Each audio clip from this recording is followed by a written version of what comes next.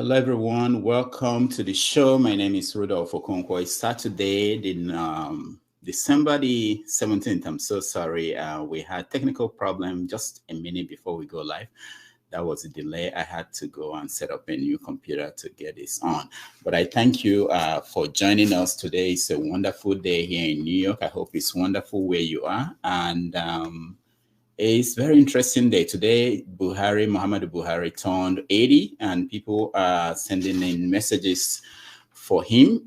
We are going to talk about that. Also, today, we know that Morocco is playing Croatia for the third place at the World Cup. So a lot of people most likely will be watching, but I hope you join us as we also talk about that. But we have several stories going on across Nigeria today that we want to discuss. One of them is, of course, the ongoing story. We know that last week, whether you like it or not, we are talking about it. But last week, Simon Ekpa ended his sit at home, 5-day sit at home, and declared that there won't be election in the East. Whatever you think about him, he's a factor in what's going to happen next. Is there going to be election? Can he enforce that there won't be election? What are the implications for the people in the East, for Nigeria as a whole?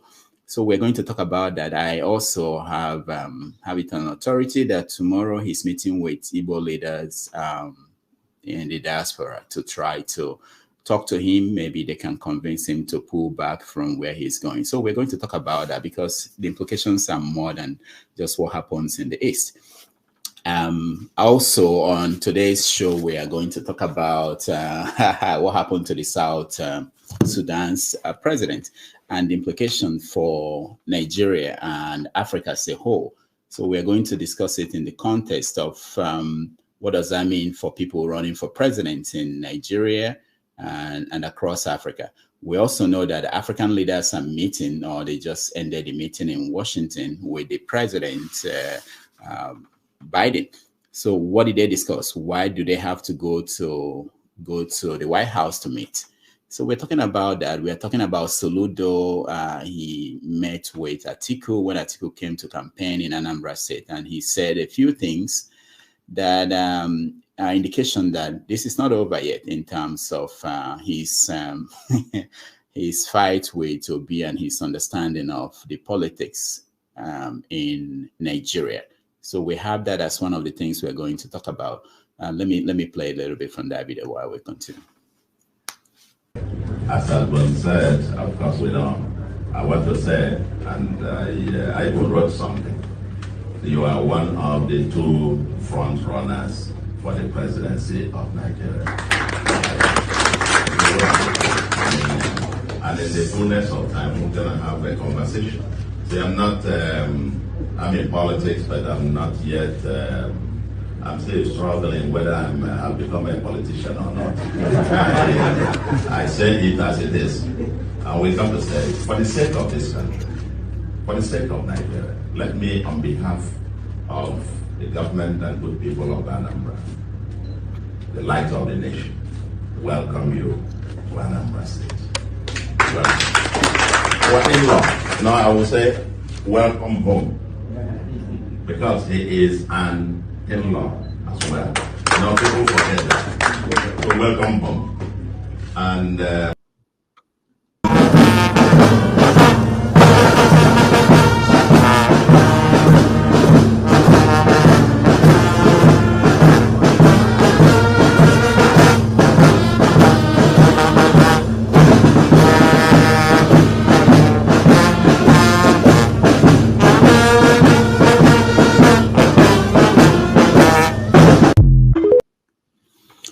all right, so let's welcome our guests, people who are here with us, and we start the conversation. Welcome to the show. OC, welcome to the show. Thank you. Ovie, welcome to the show. Okay, do. We did. If you want to join us, please turn on your camera when you come in, and we want to hear from you. IGA, welcome to the show. Unmute yourself, please. Thank you. IG, I don't think I've ever seen you. Have I seen you before? No, is that the first time? Yeah, first time on the show. Oh, welcome, welcome. We like that. Can you tell us where you're joining us from and I'm joining you from Germany. Okay, okay, nice to have you. All right, let's start from let's go around and see what people are thinking, the stories they are following, they are monitoring. Ovie, I don't know how you live your life anymore. I don't understand. But Osi, let me start with you. What stories are of interest to you? What are you monitoring? I'm not sure I have any particular area there. Okay. You know, all I can say is that the whole thing, the whole story you talked about, you hinted on, I think they all have impacts in our lives. So we'll embrace it and not shy away from it. Okay, very good, very good. Ovie, what are you looking at? What stories of interest to you? More of a disturbing story. What's his name? This House of Rep that revealed the scam that is going on with CBN and the CBN governor. Oh yeah, the stamp duty. The stamp duties, yes. Yes. So, I'm trying to remember the man's name. Kazuri. Kazaure. Yeah. I have him. Yeah, so that's and a friend of mine will say that is a state capture. And no, we need to understand someone who understands what's going on. I don't really understand that story well, but I haven't paid much attention. But we're going to touch on it. I think it's a lot of something is going on. If Shore is on that case, then that is enough for Nigerians to take to the street and actually take the state down. If it's a big thing. If it's the figures I'm saying. Paul, welcome to the show. Thank you and good morning. Yeah, nice to have you. How are you doing, Arizona? Yeah. So, Paul, we are checking on people. What stories are you monitoring? What stories are you following? Well, I'm still concerned with the CBN and the money thing and this withdrawing of $27 a week. That don't make any sense. You know, it just kind of bother me a little bit for people in the country home. Okay. Yeah. Okay. I thought we discussed that, but you know that people were saying that it doesn't impact people who can do digital transfer. So it's only people who withdraw cash. That's true, yes, but doctor, like I could remember when I traveled this year and last year, the POS business is a very big business. So the POS people themselves that happen to be the new job, how would they even access so much funds if they will also charge them?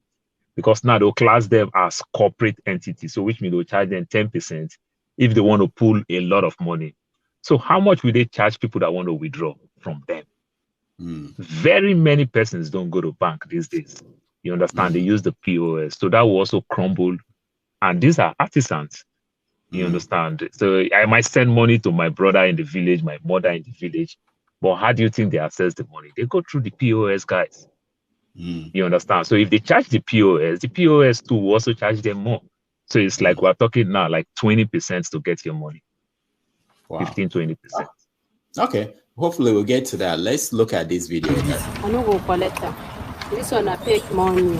Not to do like Jesus Christ. Now new money where them bring come for Nigeria. Now new money. Now today them bring the money now. This money, all this money for this Yahoo boy. I no go collect that. Help me. Now only 1,000 now they my hand. Why carry come? Abeg, bros. No be new money where them bring come this Nigeria where they just bring today. What's up? I come buy something for the woman. Madam, you never see this one before? No, I never see this one. See wetin cause confusion for Nigeria. Na new money. See, no be even one. Now plenty mama. No be cheating. No, na new money. See, mama, na new money dem just bring for Nigeria. No new money. Na new money dem just bring. Abeg, madam, no worry me. Even say na Yahoo, in this same now. Give us better money. I don't buy something in come collect for my hand. No collect for my hand. I no go collect this money or this money. Jesus Christ, mama, no do like this now, abeg. I no go collect am. Come. You get confirm one. I beg, give me one. See the mama, why they do like this? Okay, you need this one. HBC country. We are finished. Mama, give me change.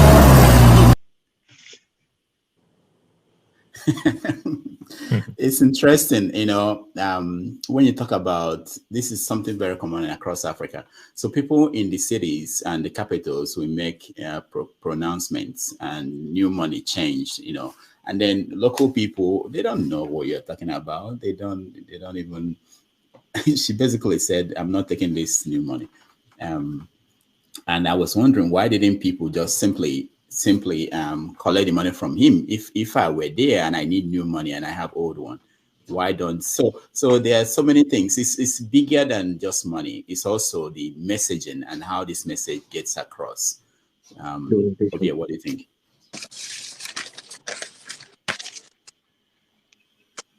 Okay, you're muted. I thought you have your show now. Who do you blame for that gap between the people in the city and those in the local the villages? Who do you blame for that gap? Because I think we are responsible for that, me and you, because we failed to actually hold our elected officials at that level accountable. Because they are responsible to actually disseminate that information from that top down to us in the local area.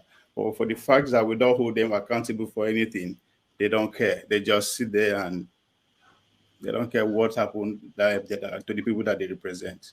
So there we start, me and you start holding the people that we elect to represent us accountable, how they spend our allocation, and in fact, what is even going on? What is the meeting for today? What is our interest? Are we able to talk? After we stop studying, the earlier we start asking them those kind of questions, the better for every one of us. That's the only way we can actually benefit for what democracy is all about. Okay, Janaba, welcome to the show. Thank you, Dr. Rudy, and fellow panelists. Yeah, Janaba, we are starting by checking in with people. What stories are you monitoring? What are the stories you are interested in? Whatever Dr. Damage is interested in. All right. So nothing is bothering you. Kingsley, welcome to the show. Thank you. I appreciate it, Rudolph. Yeah, it's nice to see you. So is there any story you are monitoring, any story that is of interest to you? Well, I'm not monitoring any story per se, but I've been seeing some postings and stories making round. Like which one? Like the one Igbo Achebe going to welcome Atiku in Oka. Okay. He pained me because I've forgotten when APC when Tony Moye was flagging off his campaign in Oka under APC. Buhari came to Oka via helicopter, landed at Ekwueme Square. And Achebe didn't come to welcome him. And people were blaming him. I thought personally, physically, I said, why should you blame him? Why wouldn't he go to Onitsha to pay courtesy call before he will come with him to the venue? I'm a member of APC. But lo and behold, today, Achebe arranged all the stools, chieftaincy stools in Anambra State to welcome a presidential candidate in Oka. My heart bled. I felt myself in a daze because this is a man I have so much and enormous respect for. He has been everything that needs to be, and he condescended to that level. I've been wondering if it was Soludo that stampeded them. You know, these Igbo's are known as Ajib, any government in power, and all those things. So I've been wondering. So that's what. All right. All right, we'll talk about that because what I heard also is that he didn't know that that was what was going on. But we can touch on that. But he made a statement. Why would you make a statement if you didn't know that was what it was a coup palace, a palace coup? He would have been annoyed out. You just walk away. Why would you make a statement? That's me. Oh, okay, we are going to start from the beginning, but before that, today is Buhari's 80th birthday. So let's remember Buhari for just one minute. I'll go around and hear what you think will be his legacy. Let me play this before we do that. Can you honestly, truly say to yourself that our country has changed for the better? Are our children safe when they go to school? Are our parents safe when we leave them at home? Is the Naira in your bank account of greater value today than it was 4 years ago? I, Muhammad Buhari, am urging you to have your PVC, and on election day, you go peacefully and vote and make sure your vote counts. Thank you very much. So let's go around 1 minute. Just what do you think? How will Buhari be remembered? OC, you're first. OC, you're muted. Yeah, so I don't even know how to start with this question. This was a guy who, before he became president, held out so much promise to most people, including yours truly. But he presided over a nation that we're not even sure if the 2023 election, that after 2023, that Nigeria will be the way we know it. So the man came, the man saw, and he didn't conquer at all. As a matter of fact, he was overwhelmed, by the duty of that office.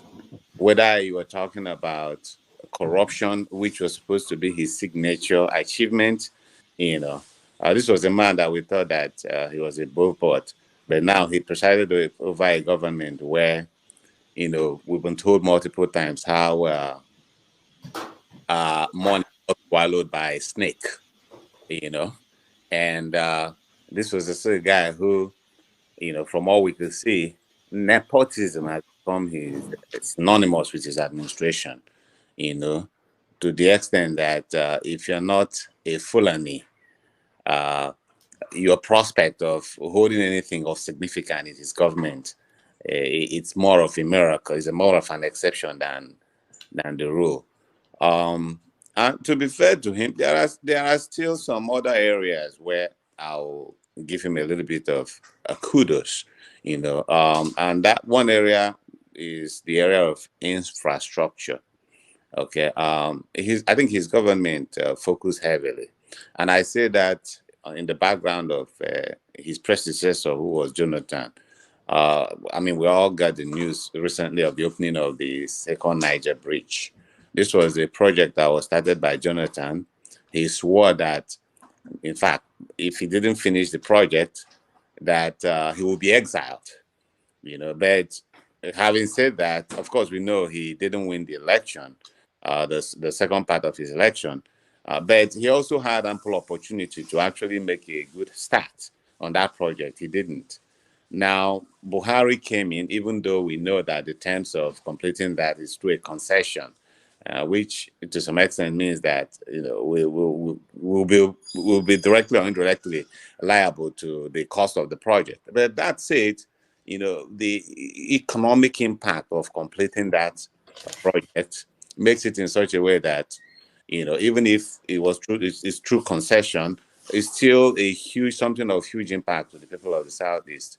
And then also when you consider some of the road projects like the Enugu-Port Harcourt to Enugu-Onitsha, during Jonathan time, we had very, very strong Igbos in that government. Ayo Ogweze from my state of Enugu was the chairman of the Senate Committee on Works.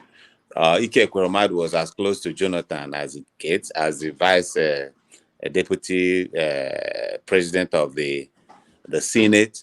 And I mean, a whole lot of other functionalities were there, yet they were not able to even convince that government to embark on some projects like that. Yeah, so above all, so the summary of it for me is that there are some flashpoints of some positivities, but overall, if I have to grade him on a scale of 1 to 10, overall, I'll give him a solid 3. Thank you.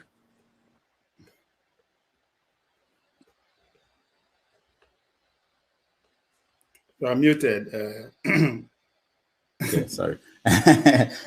So this is the headlines here. The vice president, talking about Buhari, said that he served honestly and selflessly. Garba Shehu is saying that Buhari, 12 things that Nigerians need to know about Buhari at 80. And we hear people saying that he is never found to be corrupt. If you are the person who is the Minister for Petroleum, which he has been for 8 years, and at this point, NNPC is basically not making any money for the country, can you say exactly the same thing, that Buhari is not corrupt? How do they define corruption? Ovie, what's your assessment? Just give us a general assessment. Oh, yes. I never actually thought of it like, but I judged a few things that why the first person was speaking. I think overall for me on foreign policy, I think to me, for this new democracy that we are practicing, I would say is one of the most it's among all the presidents that served so far. I put him above every other person as someone who have the national interest at us above every other thing. I mean, if you could remember, during Obasanjo, even the whole back party was still there. But a Buhari impact in that regard, how we actually put Nigeria first, protected Nigerian interests across the board, might not be seen now until maybe after I leave office. Because if we pay attention to the international policy or regional policy, you understand the foreign interest that across our national borders, especially those Cameroon, Niger, and all that. If you pay attention to what is going there, how the international community are going after each other just to make sure they are in a strategic position ahead of only God knows what is coming, then you appreciate what Buhari is doing and has done so far in that regard to make sure that those countries, we have a very solid relationship with them, that it will not be that easy for them to compromise when they have a choice. So with time, we got to understand. So I rate him above every other president so far when it comes to that. I mean, the life or the way they support our own sister who's heading the WT now speaks a lot of volume of the kind of person that he is too. Because we could have just decided to look the other way around when the Trump administration decided to say they don't want her, they prefer the lady from Japan. But if you look at it from that angle, you rate Buhari high. On the home front, I mean, the electoral bill, that would be part of his legacy. Infrastructure, just like the first speaker said, the train, whether not Jonathan initiate them, but they all come to life under Buhari. That will also go down as one of his legacy. The second Niger Bridge that has been, maybe not before they bomb himself, and they don't fly that thing over, but today, more to the cross arm. So that will also go down as this democratic process. It will also go down as one of the first presidents so far who has never interfered with what goes on with the Senate or House of Rep. It will go down as one. So Obasanjo changed like 10 during his 8 years. That's 10 Senate presidents. What is the game? Yeah, on that, I mean, if I see from that angle, I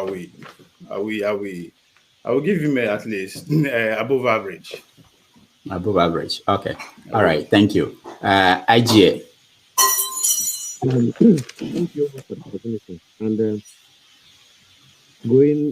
I happened to last 1 year from April last year. Can you speak up a little bit, IGA? Speak up. Okay. I can hear you. From April last year to April this year, I happened to travel to Nigeria about 6 times.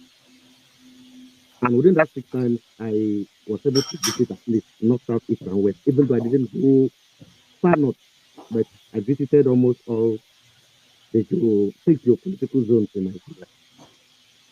So you can give it to him, give it to Buhari in terms of infrastructure, at least from what I saw. And I happened to be driving myself, despite the security challenge. I drove myself by day and I drove myself by night. So almost every state in Nigeria has one legacy project of Buhari, no matter how that state is. So you give it to him. Then, of course, we are all outside. We have seen how Nigerians used to be abandoned when it comes to when they have issues. From COVID-19, some people went to Libya and co, and those who were stranded. No Nigeria can now say, I'm stranded in any country, and then they will not have, you won't have help. So he tried. So he tried in infrastructure, economy. He didn't do so well, but I will still give it to him because from what we all saw, what inflation has caused worldwide, not just in Nigeria, the value of every currency has not just fallen, but what the purchasing power of so many currencies, including euros, which we are using in Germany. What I used to buy 1 kg of rice for 89 cents. Now we're buying 1 kg of rice for the normal popular rice. We're buying for €1, 49 cents. Cooking oil we're buying for 99 cents is over €1, 99 cents. So in economy, he also tried to hold it. Otherwise, I don't know what if it was another government. I don't know what they could have done better than what it is now. Okay, IJ, we have to let you go. I know for now. Fix your audio. It's not very good. People, I can't hear you very well. I don't think people can hear you very well. We'll come back. Huh? Can you hear me? Okay, it's a lot better. Okay. So, in a nutshell, I think if I am to weigh him, I'll give him 7 over 10.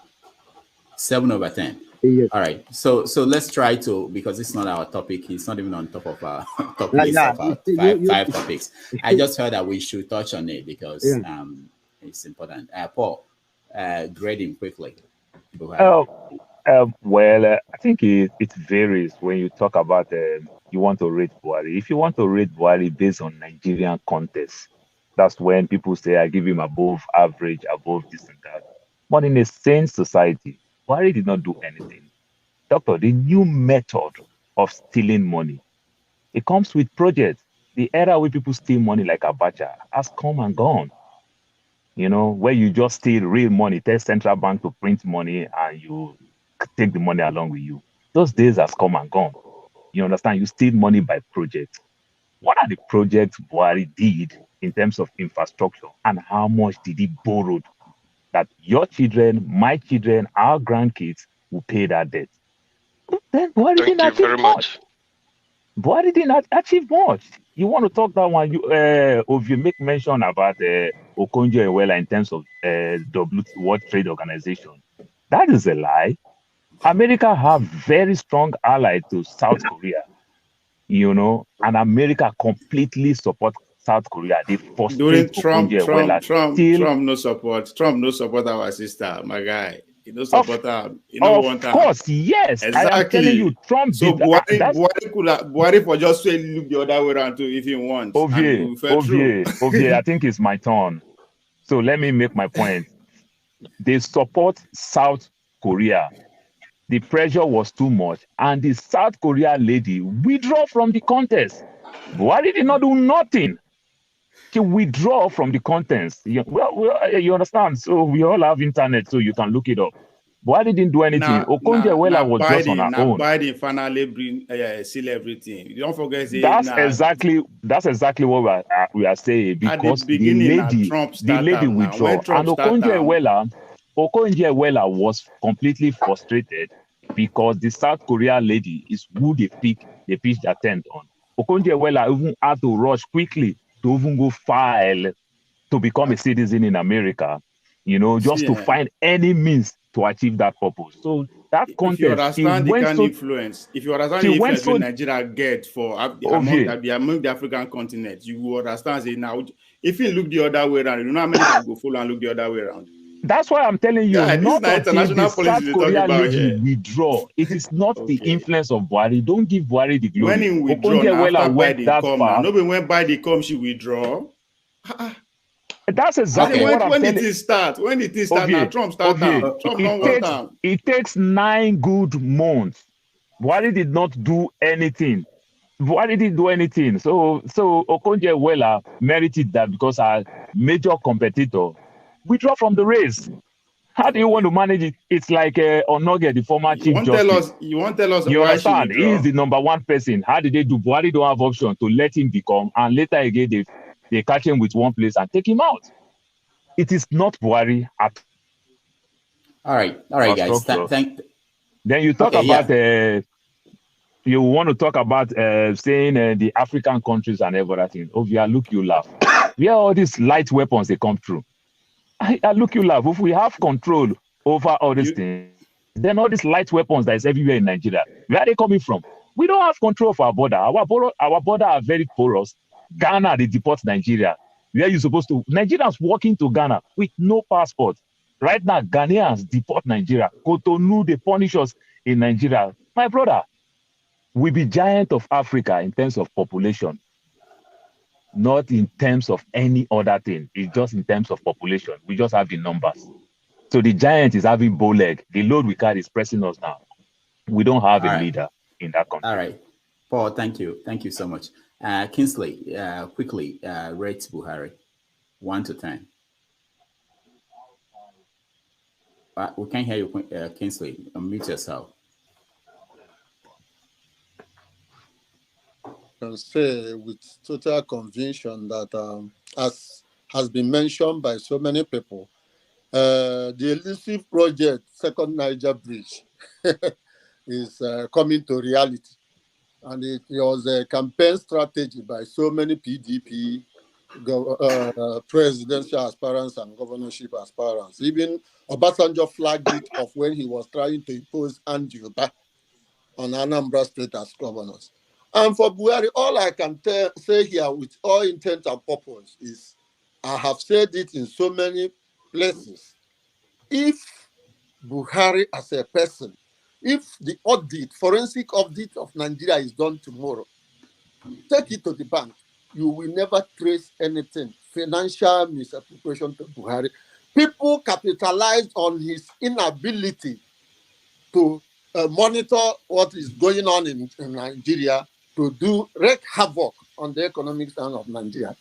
He's a modest man. If he wanted to be the other type of leaders we have, he has been a military head of state. He has been a minister of this thing under military government. He has been governor in many states. And after that, he still has his house in Daura and all those things. But unfortunately, he has said it. I wish I have never been this sick. I have never been this sick. And that the both Senate and Federal House in Nigeria is an impediment to anybody that wants to move that country forward, unless we take care of those people, those bicameral legislatures. You must always settle them. And Buhari is not the only he's the only president that is not ready to settle you for you to do your job. Let me tell you, under him, his own governors in so many states, like Anambra State, nobody, they thought they would rig the election for him. He will come and flag off your campaign and go. And we not give you just instruments to rig that election. He will just keep quiet. So the unfortunate thing about our Nigerian predicament is that that man, 1, is not at his best health-wise.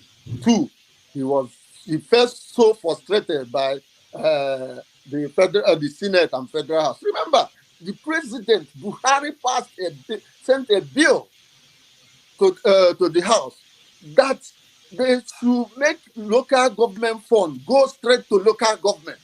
Governors concerned with senators and frustrate that. They frustrated it.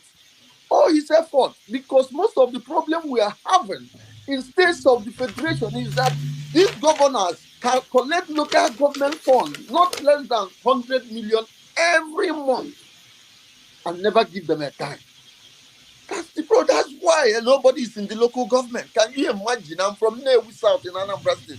I've been imagining what 100 million a month will do to that local government. People will not be moving to Oka or Lagos or Abuja.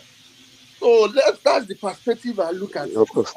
I agree. All right. Thank you so much, Kinsley. Jonaba, you're rating. You didn't rate him. Oh yeah. Okay. Yeah. I'm confused in rating, but I can give him a 50% because of the major war he fought against this. As I always maintain, he cannot be a president and will hold the vice president, call people like what's his name? The former vice president was held responsible for the dredge in Nigeria while Shagari was released. I don't want to come to that terms. Okay, all right, thank you. Janaba, quickly. When you come to my turn, you always give me that hip, quickly. What? I want us to go to other topics. I've been trying to get other people to be quick. You can ignore me the way they ignored me, so you can do that. I can't. And you always do that too. No, I never. Okay, go to your Baba landlord. Buhari is one of our best presidents. We will forever miss him. Nigerians do not give him the chance. He tried under the possibility within his own. My thing is echoing. What is going on? Yeah, let me see. If you are not speaking, can you mute yourself? Okay, go ahead, Jonathan. Okay. So, like we all have said, under these circumstances that Nigerian is, Buhari have done his best. I will consider him as one of our finest. Of course, he have his own shortcoming like any other leader or any other person in life. But I believe Buhari's intention is pure and he wants Nigerians to succeed. If I'm to rate him, I'm a little confused how to categorize the fact that the economy is not doing well. And when you are you are in charge of anything, you cannot be throwing blame. You take the responsibility for whatever is right or wrong. You take credit for the good one, and then you take also take responsibility for the one you did not do right. But I believe his intention is pure, and all the political talking point of trying to demonize him, plan enhancement, all those political talk, we'll see that will come and gone when the next president will come in power. It's a political talking point created by the wicked people who want to hold Nigerian hostage. Unfortunately, the Nigerian majority that are not used to this manipulation accept it and run with it. But history will judge him as one of our best. Thank you. Okay. Just so you know, Janaba, your audio is not very good, so you may have to look at it and see what's wrong. All right, thank you. 18 more. That's not the name you used to use. I forgot, but sorry, it is mine. I log in with my Gmail account, and it automatically pick up this name. It's mine Gmail account because I'm using a different browser because my Microsoft Edge is giving some problem. Okay, I don't know why. So how do you rate Buhari? Okay, I will look at it from this perspective actually, because one thing I believe that if you are the head or the leader, or let me use maybe a project manager underneath a project, right? And the project is failing, instead of taking responsibility, there is blaming the team. So every leader has to take the blame, right? And for me, Buhari have not done very well because of the suffering the people of Nigeria are going through. We know that no matter the project, the infrastructure, and everything, but when they are still suffering, when people find it very difficult to feed, to have their daily meal and everything. So all those achievements has no meaning to the people, right? You can do every bridge or every road and everything, but when the people have not enough to eat, not enough to feed on, then for me it is not an achievement. Because I see that all those infrastructure like bridges and everything, just they are basic amenities that every leader or a president had to provide for the country, right? And so rating him on those things that he did well on those things, he done that, he done this. But the most important thing is life and security, right? So those areas he has totally failed, right? Corruption on which he campaigned on, is failed woefully on that. The exchange rate, Nigeria naira to value to dollars, he failed woefully, right? So for me, if I have to rate him, I would rate him maybe just 3/10. 3/10. Thank you. Yeah. And that's what I want to hear. 3/10. Dozier, you are next. Unmute yourself, Dozier. That quickly. Okay. Yeah. Rating Buhari. Excuse me. I'll give him a 2/10. A 2/10 is even. I'm being generous. I'm very generous indeed. Okay, can you in one sentence tell us why 2/10? One sentence.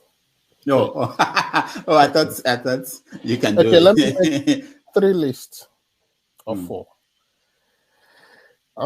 He has a 0 or -5 or -10 in security. He has -50 in corruption. He has -100 in communication. And maybe he has a 0.5 in infrastructure. Even though I traveled Enugu to Port Harcourt before he got into office, it was awful. So when I rate him 2/10, Jonathan is -5/10. So after his administration, I saw the road. It was well built. I saw that road. I liked it like it was. I saw it to be like it was before when I was younger. The airport, Port Harcourt Airport. Thank God. Not thank God because it's great, but well, Lagos Airport, okay, with the new construction, yeah. Onitsha Enugu Road, yeah, I'll give it to him. A few other things.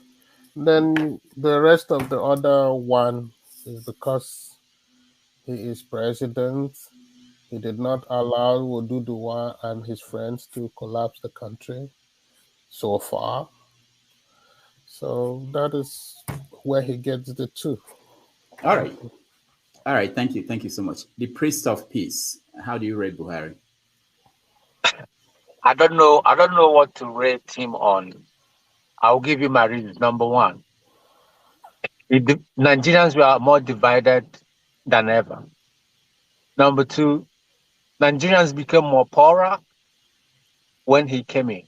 Number 3, the economy is completely in shambles.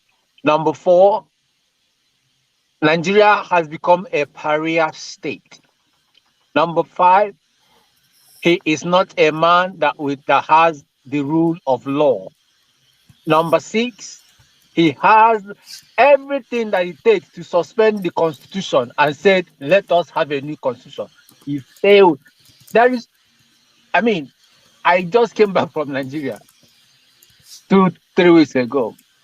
There is nothing. Is it security? It is the number of deaths every day in Nigeria is quadruple to the last 15 years. So if somebody is being generous, giving him 2%, I'm like, that 2% is, sorry to say, I'm not, I'm just giving reference. If you're giving him there's nothing to give to these people.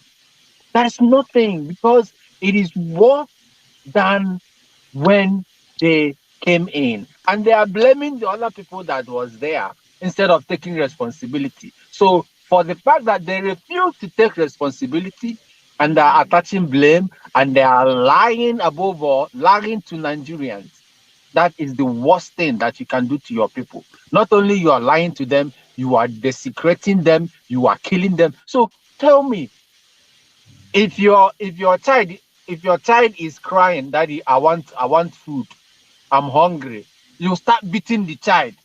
Why are you hungry? At the end of the day, you beat him, the child will cry, you tell the child not to cry, and you at the end of the day, you will not give that child that food. I mean, that is disingenuous and unconscionable. So there is nothing to rate him for me. All right. Yeah. All right. Thank you. Go ahead, Osi. Unmute yourself, Osi.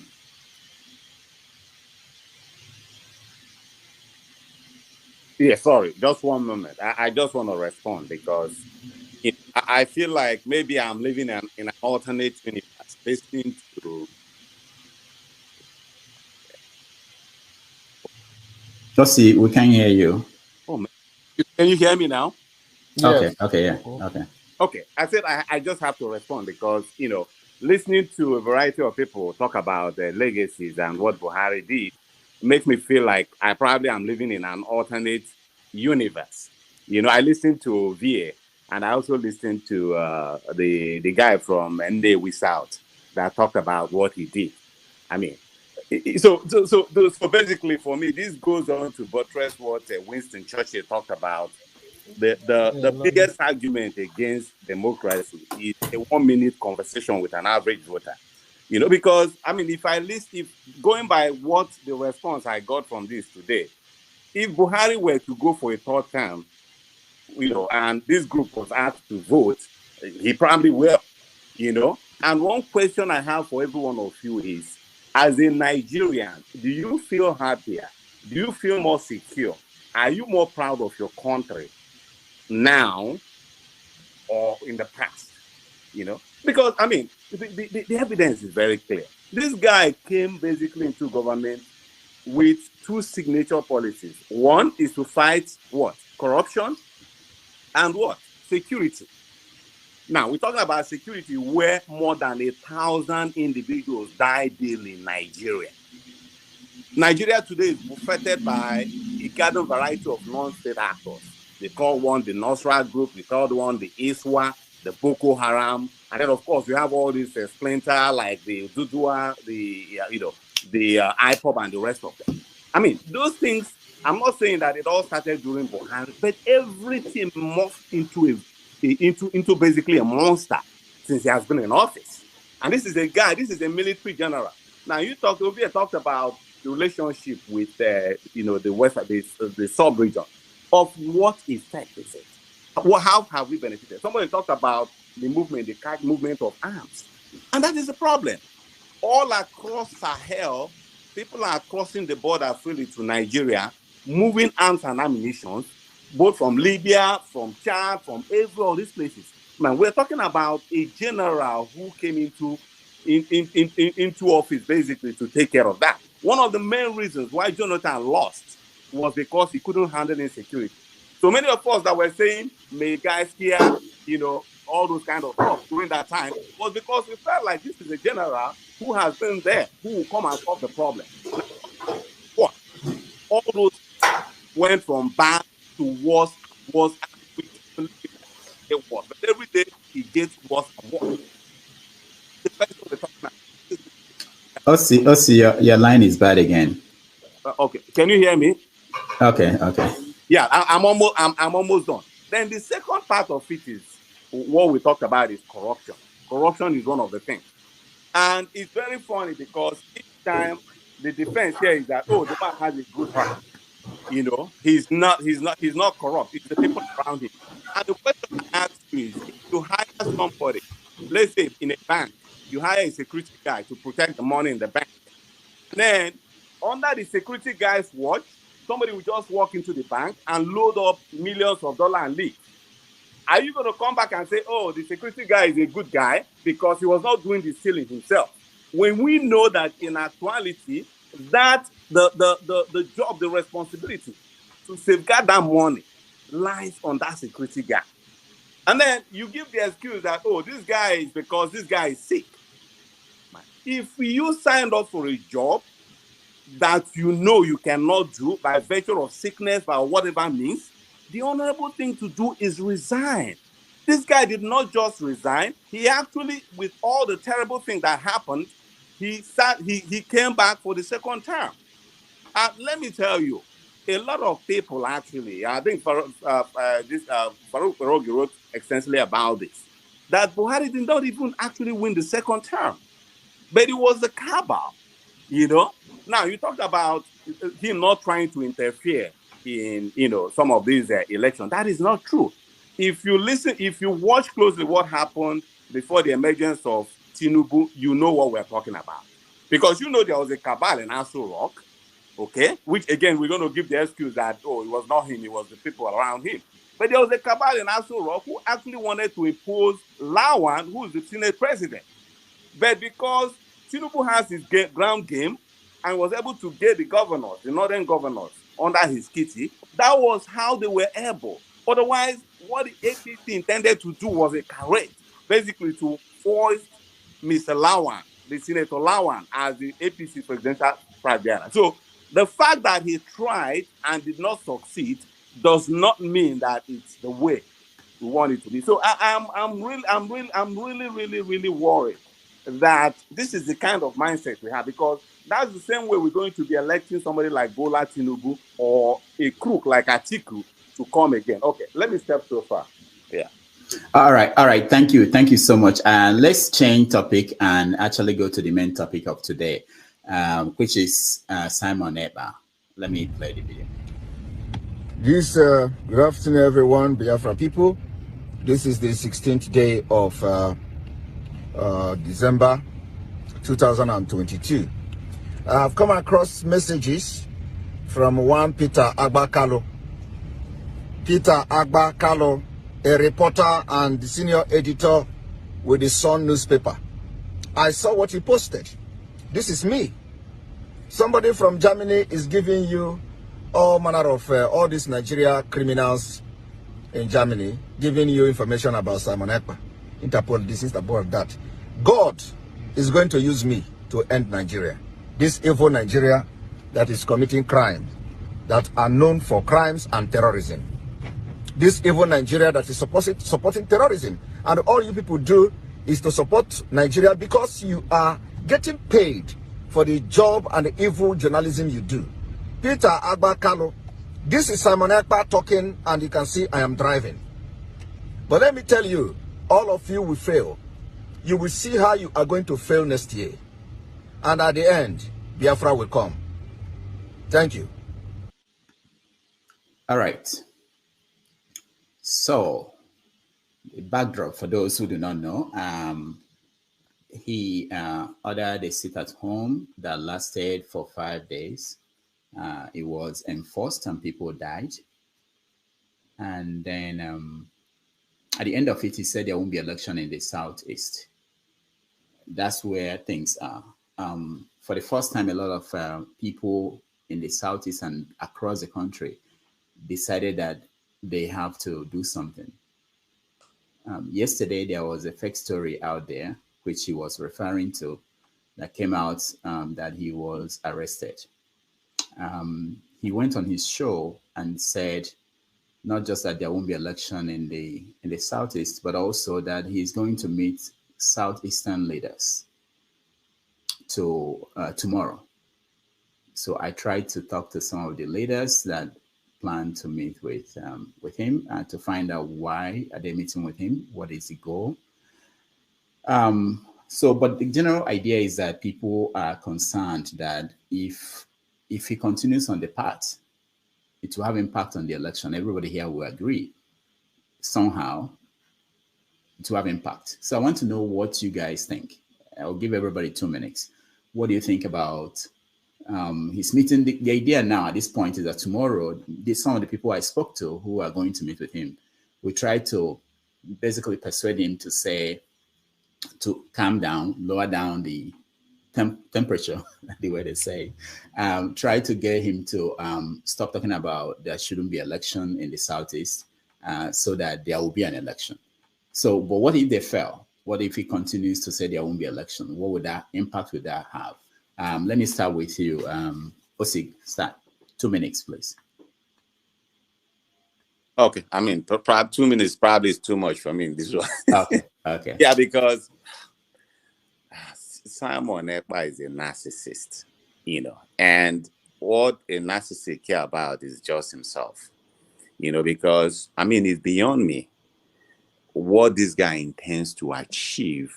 It's like I've said it over and over that what they're doing is making the medicine more dreadful than disease itself. I mean, you're going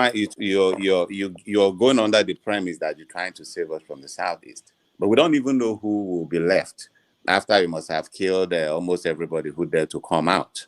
But by the time you end up with your Biafra, I don't know who will be left to continue from where you stop. So now, so when I heard about this meeting, first of all, I wanted to know who are those Igbo leaders, because this Igbo leader has become so loose a term that we use. Who are they? And what actually, who do they represent?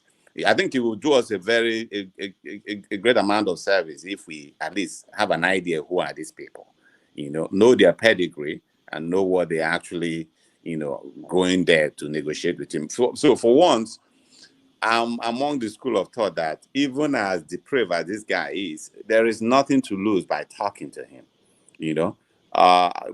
Rudolph, I shared the brief encounter when he came into your show the other time, and the kind of reaction that was elicited from that among the people I spoke with wasn't very favorable. They felt like you were giving this guy a platform. And my own response is, I don't think anybody is giving him any special platform. But the fact remains that you have to engage, because the alternative to engagement is when, especially people like that, when you ignore them, the only way to prove their relevance is more dastardly acts, more criminal acts, more disruption.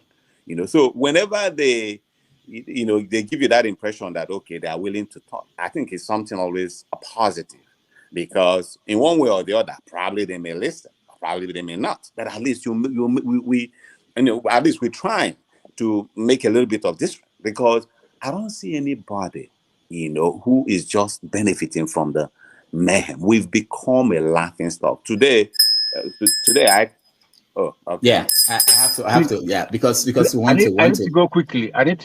No, you can't go quickly. No. Blessing, welcome to the show. Let me go to Blessing, because Blessing is in Nigeria, actually. So, good evening. Blessing, good evening, everyone. I'm in Onisha. Onisha, okay. All right. So did you hear that Simon is going to meet Igbo leaders tomorrow? No, I actually heard it from you, Doc. Oh, okay, good. I actually heard it from you. So, but how did so where are things? Give us something from Onisha. Well, for one thing, I'll say that the temperature here is a bit tense. It has gotten so bad that my sister went to buy bedspread the other day. There's this place called Biafra Market. So it's here in Onisha. I don't know if people know about the market. They sell clothes there. She went to main market to buy bedspread, and she saw another person there that was pricing. So there was this particular bedspread, according to what she told me, it had green, white, green. So the person was like, I like the texture of this one, but the color. She was like asking the person, what is wrong with the color? He said it's Nigerian color. And she was like, what do you care about Nigerian color? If you like it, take it now. She said it's a gift. He said no, that he wants nothing to do with Nigeria. And my sister now told them that if she wanted to buy something, she would buy it regardless of the color. She wouldn't care if it had green, white, green, or anything. And that somebody told her that she could get beaten for wearing it. And if you think this, if you think it's extreme, I'll tell you about my experience yesterday coming back from main market. Oh, we got to a very busy place where makeshift traffic wardens were passing keke people so that they won't cause traffic over there, hold up over there. When they let us pass, they were praising the, I think the Senate, the person represented them at the Senate, One Ibazu, I forgot her first name. They said they're not like the useless man in Noka that has brought nothing but hardship. I said, who is the useless man? I said, it's Soludo. I said, okay, that's good. So you guys will take him out. They say, no, they don't want that. The only solution now is Biafra. And whenever I'm in Onisha, anybody that is in Onisha, you have to be careful about how you talk about these things, because Onisha is like one of the hot spots when it comes to Biafra agitation. So I pinched myself and told him, for Papa, he's an elderly man. I told him, but Papa, what happens when the desirable is not available? Can't we make do with what we have? He said, no, we are tired of these people. We are going. I said, even this man that is the governor now, that you people are saying he's taxing you to death, because he was telling me that every month they pay 15,000, whether you work or not, whether your keke is fault or not, whether you're sick or not, you have to pay 15,000 every month. So he said, I said, but this one is also an Igbo man. He's not a Biafra, and he's making your life miserable like this. So what's the guarantee? He said, B. I said, Papa, why don't we do it like this? Why don't we, since we already have one of our own, why don't we try and see if we can get him there? Maybe he can listen to us. He said, I've never really thought about it that way. So it's just to give you a sense of how deep, when people do not realize, when people talk as if Simon Ekpa is just making noise on social media, they do not realize the impact his words have on the streets. There are people who listen to this man. They listen to him like his word is the holy grail. They take his words to heart. They act on his words. And these people are everywhere. So I am hoping that whoever these leaders is meeting with that something good comes out of it. Because as it stands now, this is no election in Biafra land is going to cause a lot of panic in people. People are legit scared as it stands already. I don't even want to imagine what February will look like. I have heard some people saying they're not going to vote, that day will be bloody. So I'm hoping that for whatever it's worth, they talk some sense into him, if he will show up, if he will listen. All right. Thank you so much. The priest of peace, let me come to you. Okay. Thank you so much. You have to go or something. Yeah. Go ahead. Thank you so much. Well, and Doctor, please do me a favor too. I have to go too. Maybe after him. I'll come to you next. Thank you. Paul. I love what Blessing said, but the problem is what Simon is attaching himself to is not what is a negative. His words are in a negative form. It doesn't have a human face. It doesn't have humanity in it. And he is attaching himself to with a name, to another name. And that name he's attaching himself to is a general name that has created a background and an impact in a positive way. He is attaching himself to that name, and people are bent to listen to him in a negative way. So nothing is going to come out. Let me tell you something I discovered about him, because I am one of his ardent followers. I supported him. And when somebody came on his platform in the earliest time, I said, it is now your time to test your popularity. I said, Simon, don't do it, because it will lead to self-destruct for our people. That was when Nandikan was rendered. I said, this will lead to self-destruct, and that is exactly what is happening right now. Nothing is going to come out. He's high-handed. He is ambitious. He is immature. And somebody who could come up and blackmail one of our ladies without, no matter what she has done, bring her note picture is not somebody I am willing, in all fairness, without fear of favor, to listen to, because he has nothing to give us. He has nothing to give our people. His word, it will amount to nothing. So the priest, let me ask you, just so let's say the meeting holds tomorrow, and at the end they couldn't persuade him to stop talking about no election in the East. What do you think will happen next year? Because he's going to go on and continue his rhetoric, and what he's doing right now is he's going to go times 2. He's going to double it and triple it, because he's already creating fear in Southeast.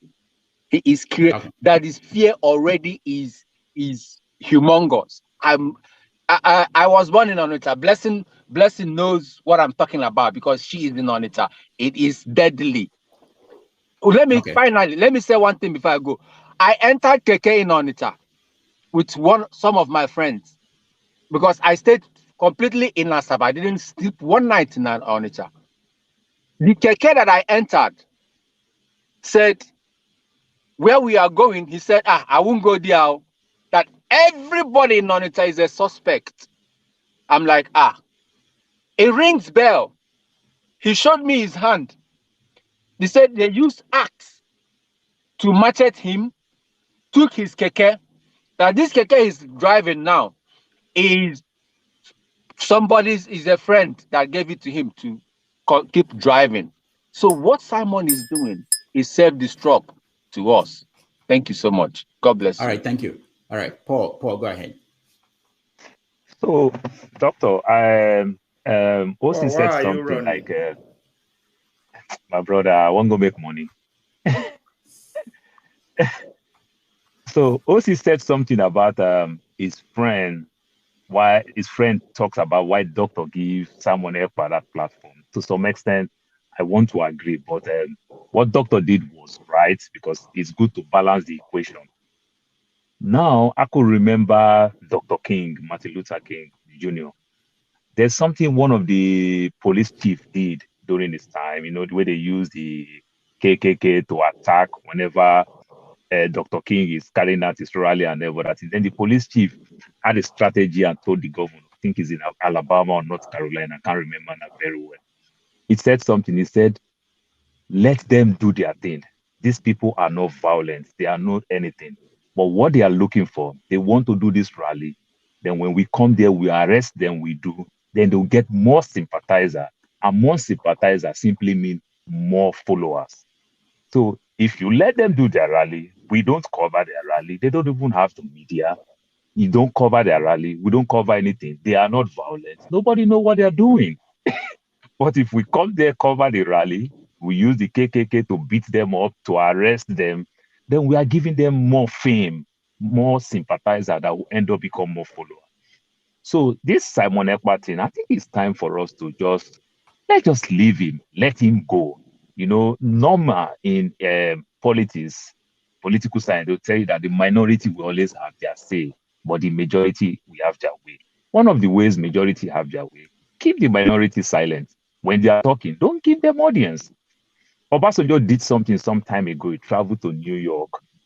So John Kerry asked him about this gay thing and why the year that Nigeria is trying to pass a bill for gay people to stay 14 years in prison.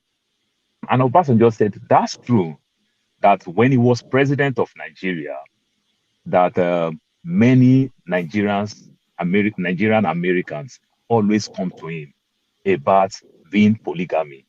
Their women are not complaining. Nigerian men want to marry more wives like himself. But America refused. It's bigamy. So Obasanjo said, it is easy. He can speak with the president because the president right now also married 2 wives. It is just very easy. Give Nigerians more wives in America, then we'll give you your gay. It's simple.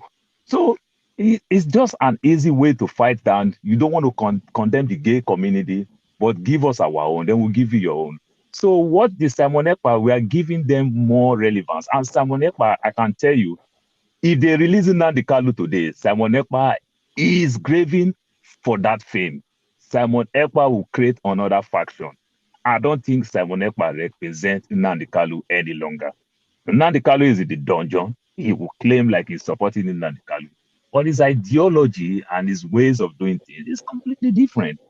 He's just enjoying the fame to himself. And this is the height of stupidity. I feel for my Igbo community because these people work so hard. They travel far and wide to take this nonsense that is going for them. That's all I have to say for now. Let me stay on the background and listen. All right. Thank you, Paul. Thank you so much. For those who are on the comment section, I'm reading your comments. I'm seeing them. And thank you for commenting. All we do here is that we don't start conversations.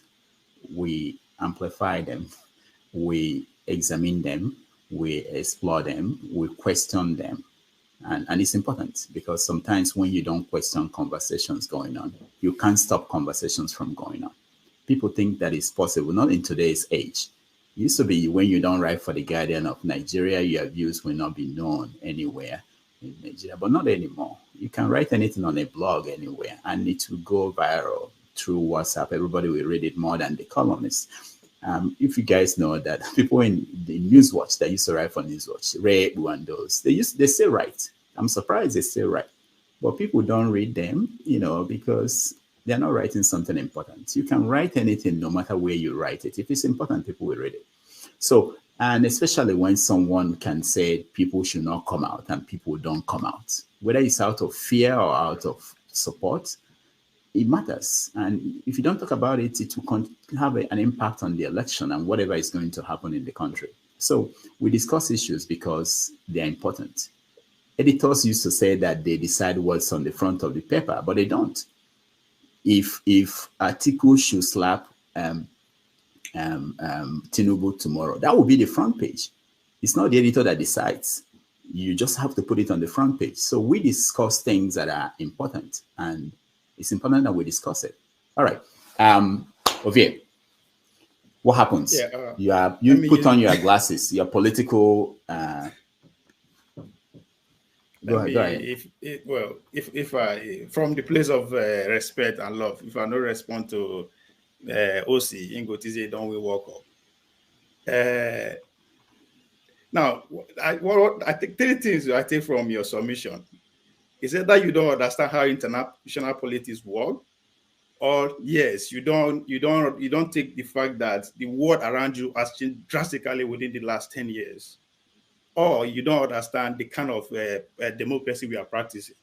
Take from that of America. If you think that the power that run America today reside in Washington, D.C., think again. Then I will tell you the interests that actually come together that give us the president that we are seeing today. It's all about interest. So that is when you say Kaba, because they call them Kaba, it's all about interest. That is the #1 route to capture power.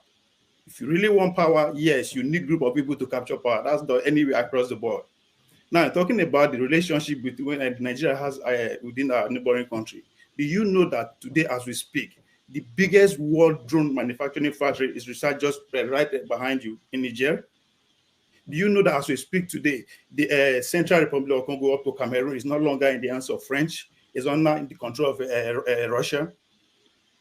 There's a lot going on that meets the eyes. You understand? If you factor all this into correct, it goes on that even the war that we are fighting within the Northwest, it is not the way we are saying it. There's more to it than meets the eye. There's a lot going on that we can. If you but I'm not a fan of Buhari. You understand? Then November 2014, when they give this Buhari the ticket, when they give him the ticket, even before we win, I say it's going to set us back economically 30 years from now. And exactly that's what is happening.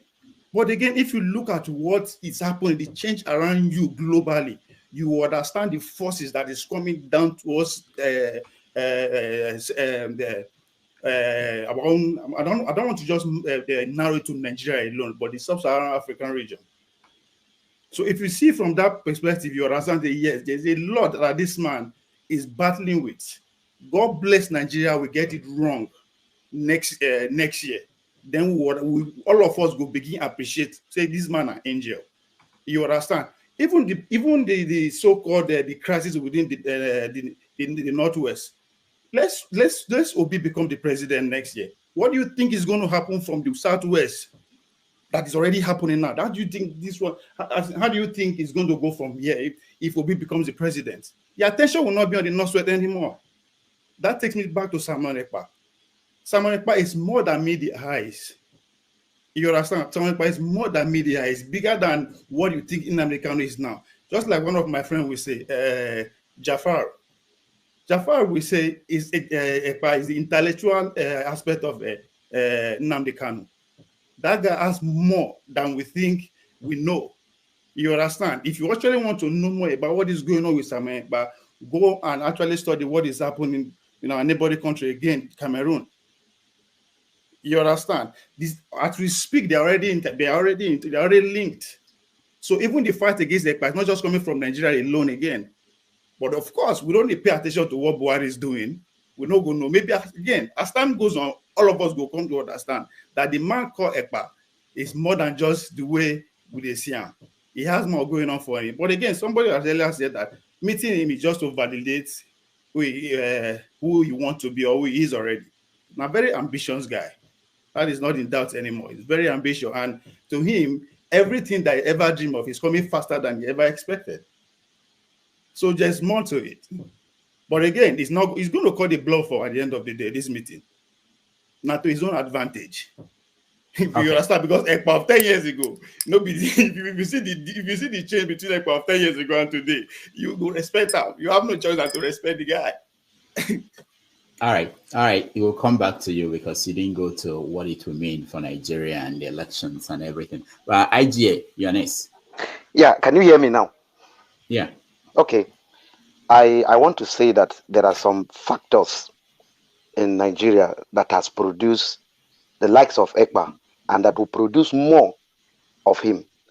Even if you go through the comments, you will see that Ekpa is not acting alone because he has support from not people outside, even the people within Nigeria. And like Blessing said, number one, it is the fear of terror, the failure of the government. It means the national government, the regional government, and the community government, or the fear of leadership, the failure of leadership. And then the frustration among the populace. In other words, the people within the Southeast. And the fourth factor is a vested interest. So I will try to say everything under these 2 minutes. It is because terror thrives in fear.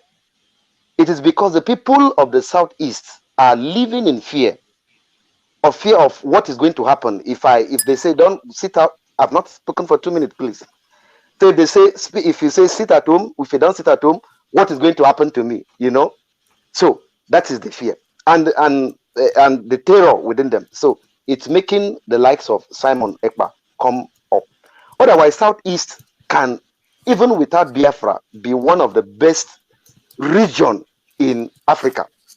Two, the government. If the government of Nigeria and the Southeast leadership and the community chief decide that we are going to end this fear of terror among our people, it will end that very day. Simon Ekpa is not coming from space or from Mars. If the government want to put a stop to his activities, if they want, they will. I cannot. A U.S. citizen cannot be in Turkey and be issuing threats to the United States, and then it will be okay. Or a Turkish person cannot be in Germany or be in any other part. It is only in Nigeria that this kind of people agitate for freedom, but to stay and begin not just to agitate for freedom, but to instigate violence if you do not follow up. And the violence is among even the people. If you do not do what we say to give you peace, to bring you freedom, we are going to kill you, we are going to maim you, we are going to do this. So if the government know what they want to do, sincerely, and the community chiefs and the Southeast states want to do, Simon Ekpa will not be our topic this evening. But like you said, if you remember, I was one of the, maybe you don't remember, but I was one of the people who sent you a message last week on Facebook. You replied immediately that you gave him time. You said thank you for your observation. I said you made him popular you gave him popularity with your platform. So if I think those in diaspora and those within, we cannot do much than talking like we are talking now. But the whole box lies with the people. And if the people want to have peace themselves, because right now there are people who are supporting Simon. There are people who just want to see that the whole Southeast is destabilized. I don't know what they're gaining, but they will tell you if there is no gain, there is no pain, there is no gain. So there are people, if like the sister said now in Onitsha, not just Onitsha, if you go to Abakaliki, go to Enugu, just go to any popular place, beer parlor, and say anything against Biafra. If you escape with your life, just thank God. Or say anything positive against the government. If you escape with your life, just thank God. They will watch you, and if you still want to argue with you, they will break bottle on your head. So it is and Simon listening to all these things and is capitalizing on them and bringing this havoc. So it is not the matter of when two elephants are fighting, the grasshopper, but it is when it is. This one is it is like the elephant coming, not two elephants. It is like the elephant fighting itself and just turning around and destroying the grasses around. So and that is it. So the I don't know, like somebody said, we don't know who are these Southeast leaders that are going to speak with him. But it will be fine. Like you said again, it is important because anybody now can create news and create terror. You cannot limit terror to one person or any good thing to one person. The terror can come from the least person you expected it to come from. And same thing with peace. So whether there are people that are going to be the diasporan leader or they're going to be the leaders there in Nigeria, I think it will be a good development if they can tell him that, look, your SSs, for the sake of our people, your SSs is too much. Let's curtail it. So let's look forward to see, and maybe Saturday again we'll see the outcome of. We'll hear again the outcome of the meeting. All right, thank you, Kingsley. You're next. Kingsley, we can hear you. I think his microphone is. Yeah, unmuted. Yeah, please. I want to say something because I don't want to belabor myself with Simon Ekpa and all those things. Evil thrives where good men do nothing. Of course. So I want to believe that we have given him that leverage to be doing what he's doing. If you ask me why, I have written somewhere, I've forgotten which forum, that when we are saying about Simon Ekpa, that he's copying the playbook, how it all started. I followed myself. I have personal agreement with Wazirike, especially in Texas, where he was selling Nigerian Biafran passport. I said, this is insanity. How can you be selling Biafran passport while you are using Nigerian passport? You see, we get things wrong, and we get carried away by stupid ideas that we have not structured and strategized how it can come to be. Biafra. I remember telling people, Biafra is an idea, it can never die. But if you are sensible, you know that you cannot sacrifice your people on the altar of stupidity, that you are fighting Biafra. No arms, no police, no army, nothing. You have nothing. Gathering people, and we'll be singing. I said, what is that? Ojukwu of the blessed memory achieved a lot that he did because they were already in the military, part and parcel of it. They have the structures, they know the structures. And he has his own people with him who said, let us do this. That was why it was able to last as much as it lasted. If you study the history of revolution and the people who are fighting for their own survival, there must be a government behind, from Che Guevara, from Fidel Castro, and all those things. You don't fight it from empty space. You do not. You do not. So when you now begin to say Biafra, Biafra, you are no more Biafra than I. But it is a systematic issue. What we failed with God we can achieve with diplomacy. And what do I mean? Hold their own people accountable. Governors, senators, because this unity will start from home before going outside. And that's what I'm saying. I don't believe in Biafra of fighting where a war I cannot win. I don't believe in Biafra of massacring, killing my people. While you don't fight in your own backyard, you are fighting for your interest. Then you are fighting it in your own backyard, in your own neck of the woods, in your own house. How can you survive? So Simon Ekpa is not divorced from Masop. It's not divorced from Nnamdi Kanu. As far as I'm concerned, whether we shy away from it or not, reality is reality. Because that was how it started. We know how he moved from IPOB, moved from Masop. And we know now Simon Ekpa, whether he's calling Nnamdi Kanu or not, he's trying to use it to legitimize his autopilot. Take it from me. He's trying to use IPOB to legitimize his autopilot. He has ulterior motive. And the time, look, he don't give audience to a fool, because as somebody have stated in this forum, he's trying to legitimize himself. Once you call him for a meeting, they say, hey, he bluffed the Igbos and all those things. And I get carried away and get angry at the same time over these people who are saying they are representing the Igbos. Please, who are they? That's my question. Who are they? We are Republicans. All right.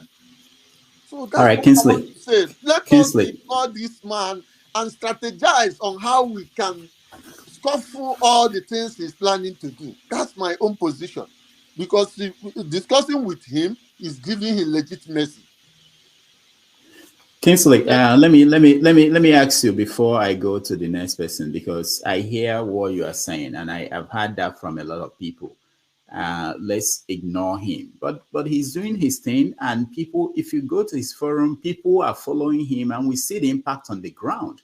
How do you say let's ignore him and things are happening? Well, that's what has been going on.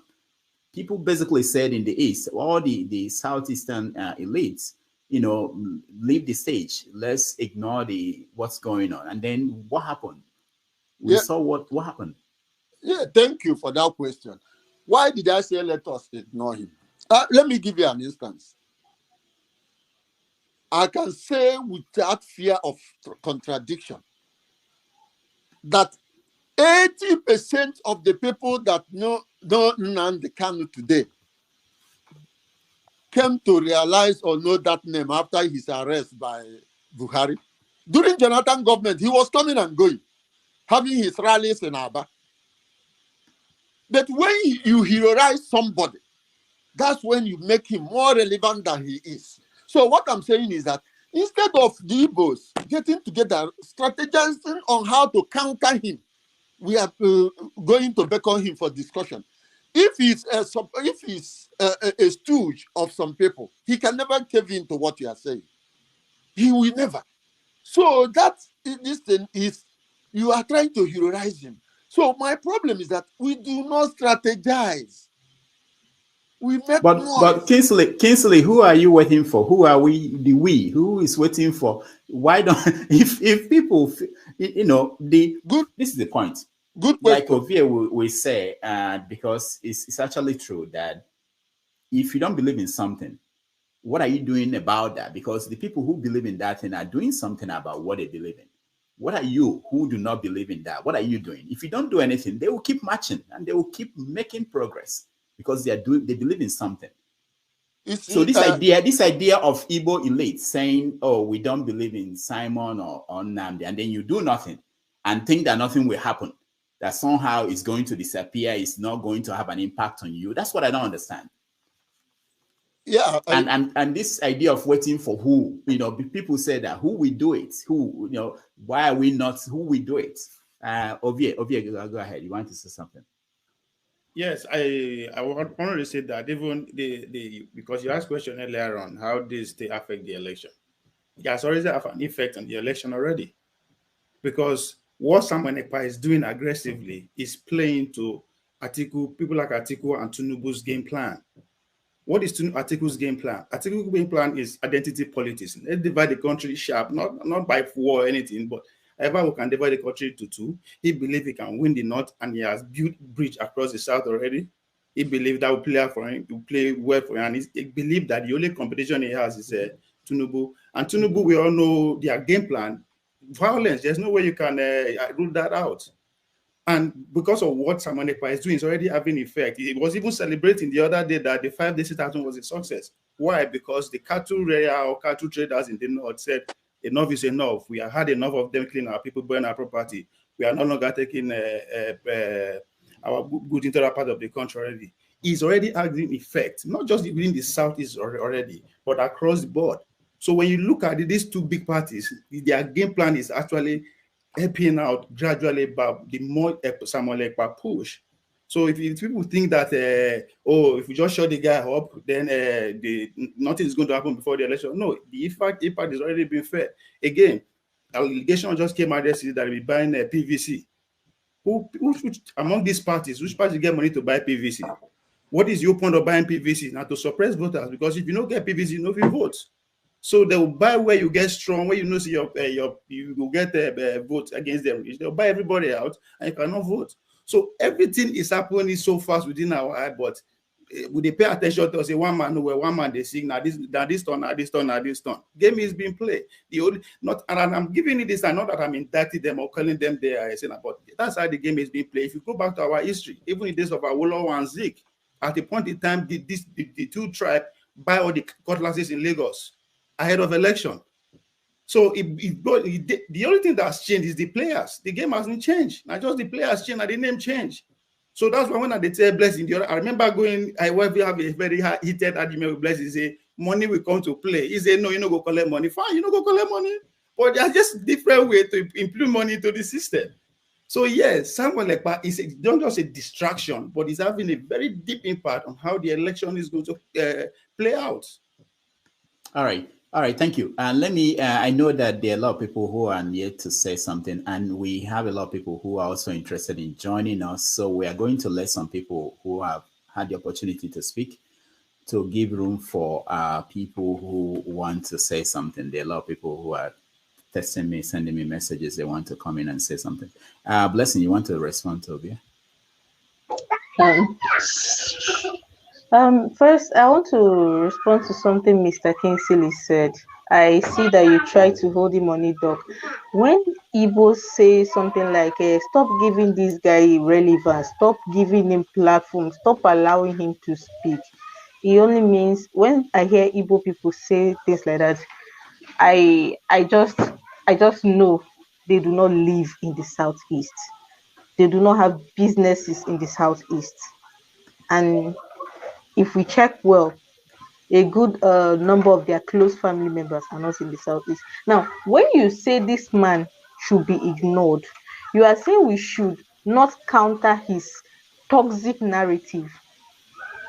You are saying we should allow these people that do not know any better to hold sway with their propaganda, because that is what they have. Propaganda. When you get to know how seriously they take this man, and if you see how seriously they take him, you understand why at every point in time I'm all for having him say his piece and countering him immediately without even giving him a chance to say his piece and leave. I was a bit unlucky I was not on the show that day he came on, because I wanted to ask him just one question, just a single question. IPOBians, I've always said this, you people have the people, you have the number. IPOB people, there are many. The ones that are registered are not even half of it. There are many people that sympathize and associate and support these people, because just like the average Igbo person, they believe in Biafra. I do believe in Biafra. Anybody that knows me knows that. And I've always said this, you people have the people, you have the support, and you know the country you want to secede from has no respect for the rule of law. They are never going to grant you this referendum you're looking for. So what do? You go about killing your people, terrorizing your people, telling your people to sit in the house 5 days in the middle of December. No, why don't you form a political bloc? Yeah, That is the most sensible thing to do. Form a political bloc. Get people with your own interest. Put them in those seats. Put them at local government council chairman. Put them as commissioners. Put them as governors. Put them as House of Rep members. Have them represent your interests. And when that fails and you start shouting Tibo Zobo, every other person will say we've exhausted every other opportunity. But they will never. Because why? They keep listening to this man that is sitting in Finland. This shout nonsense. I don't know how he comes up with some of these things. Sometimes when I hear them speak, I'm like, why is this like onion do see? Autopilot to see. This is what you hear, and I'm not making this up. I saw somebody in the comment section say blessing is with her lies. It is not lies. Yeah, somebody was saying I move a lot. I have families. I move a lot. These things are realer than you think. You cannot, you dare not enter Keke now and say Simon Ekpa. Even as I'm speaking, my sister is telling me to please lower my voice. It is that bad. I cannot go. They don't bomb me where to go downstairs, and you are telling Doc not to bring, not to give him spotlight. Let them give him spotlight. So when he says it, so we'll counter his lies and his propaganda. Please. Thank you, Blessing. Let me also mention this again. It's very important that we have conversations. Right now, I'm getting. Someone told me that Simon has about 4,000 people listening to him. We have about maybe 1,000 people watching us on all the platforms. So he doesn't need anybody to get his views across. What we want to do is to have this conversation. Maybe people who are in the middle can listen to other people and hear things they wouldn't hear. Because what happens is that in such platforms, people basically, they are in an echo chamber. You are hearing the same kind of thing you want to hear, nothing different. What we do here is that we challenge whatever position, whatever idea, whatever conversation is going out there. We challenge it because people are different here. We didn't handpick people who would come here. We have different opinions and people say things. And maybe you hear something and you make you to think about what you believe. All right. Dozier, what's your take? Well, nobody should make me talk about Biafra by force. The United States Constitution was drafted in secrecy, and that led to war afterwards, and gave birth to a very strong and powerful country. It was drafted in secrecy because the Constitution was intended to be that of a constitution of 13 nations. Instead, they went in secret, closed the door, put out guards, all armed, and made it to be we the people. You understand what I mean if you did history. My prayer to some of us is to understand that there is no perfect union. There is no country that stands that you will not see a part of it that was connived into forming that union. So my plea is for understanding. As for Ekpa and the group, I would simply tell them a story. I don't want to talk about them, but ignorance is plenty in our place. When I was in secondary school in Nigeria, in Imo State,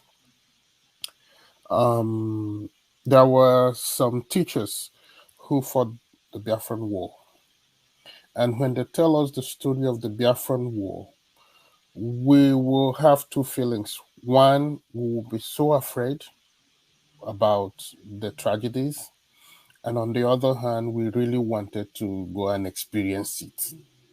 We wish we fought the Biafran War like they did. I think that is what is going on now. And I'm not going to tell them positive or negative. I just wish them good luck. All right. Thank you. Thank you, Dozier. 18 more. You're next. Thank you. Anyway, like Dozier said, I don't like to talk about the Biafra war or about the Biafra IPOB or something like that. But sometimes it comes to a point that you can't just ignore it, so because it affects everybody. Let me say, let me say it affects my friends who are living in the East. Like I said last time, most of 95% of my friends are living in the eastern part of Nigeria, Igbos, you know. And when we talk and when I discuss with them, I feel the pain that they feel, you know, the lack of freedom, the lack of joy, you know, and all those things that is taking place over there, you know. So it only boils my heart, you know.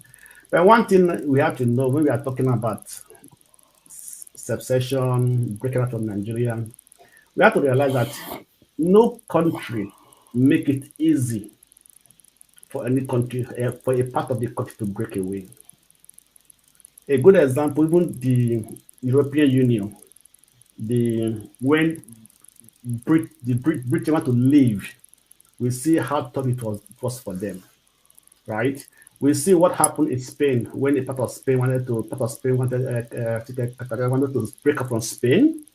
When they had a last demonstration, the government went after the leaders and arrested some in Italy, right? We know what happened to Northern Ireland, fighting for their freedom to break away from the Britain, from the UK. We know what happened. Today they are still part of it. So breaking away from it, no country allow other part of them to just break away like that. They will fight back. That is there. Though it is right for you to agitate.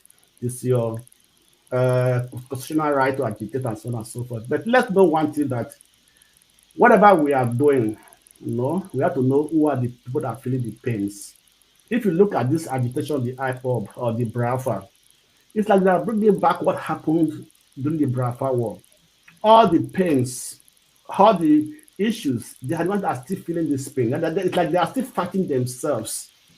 That's where pains me. That's where I feel very bad about the whole situation. Sometimes you have to think twice. You know, like somebody said last time on this program, that you can't be saving your people and be killing them. Because you are fighting for your people and you are killing them. You know, so coming to the meeting with the Igbo elders and things like that. But one thing I see that Simon Ekpa, there's no other group that has rised up within the East to counter this other group. Because it's like everything just centered on this Biafra IPOB. Well, Biafra can be there. We can talk about Biafra, you know, but there must be other groups that are fighting against this with their toxic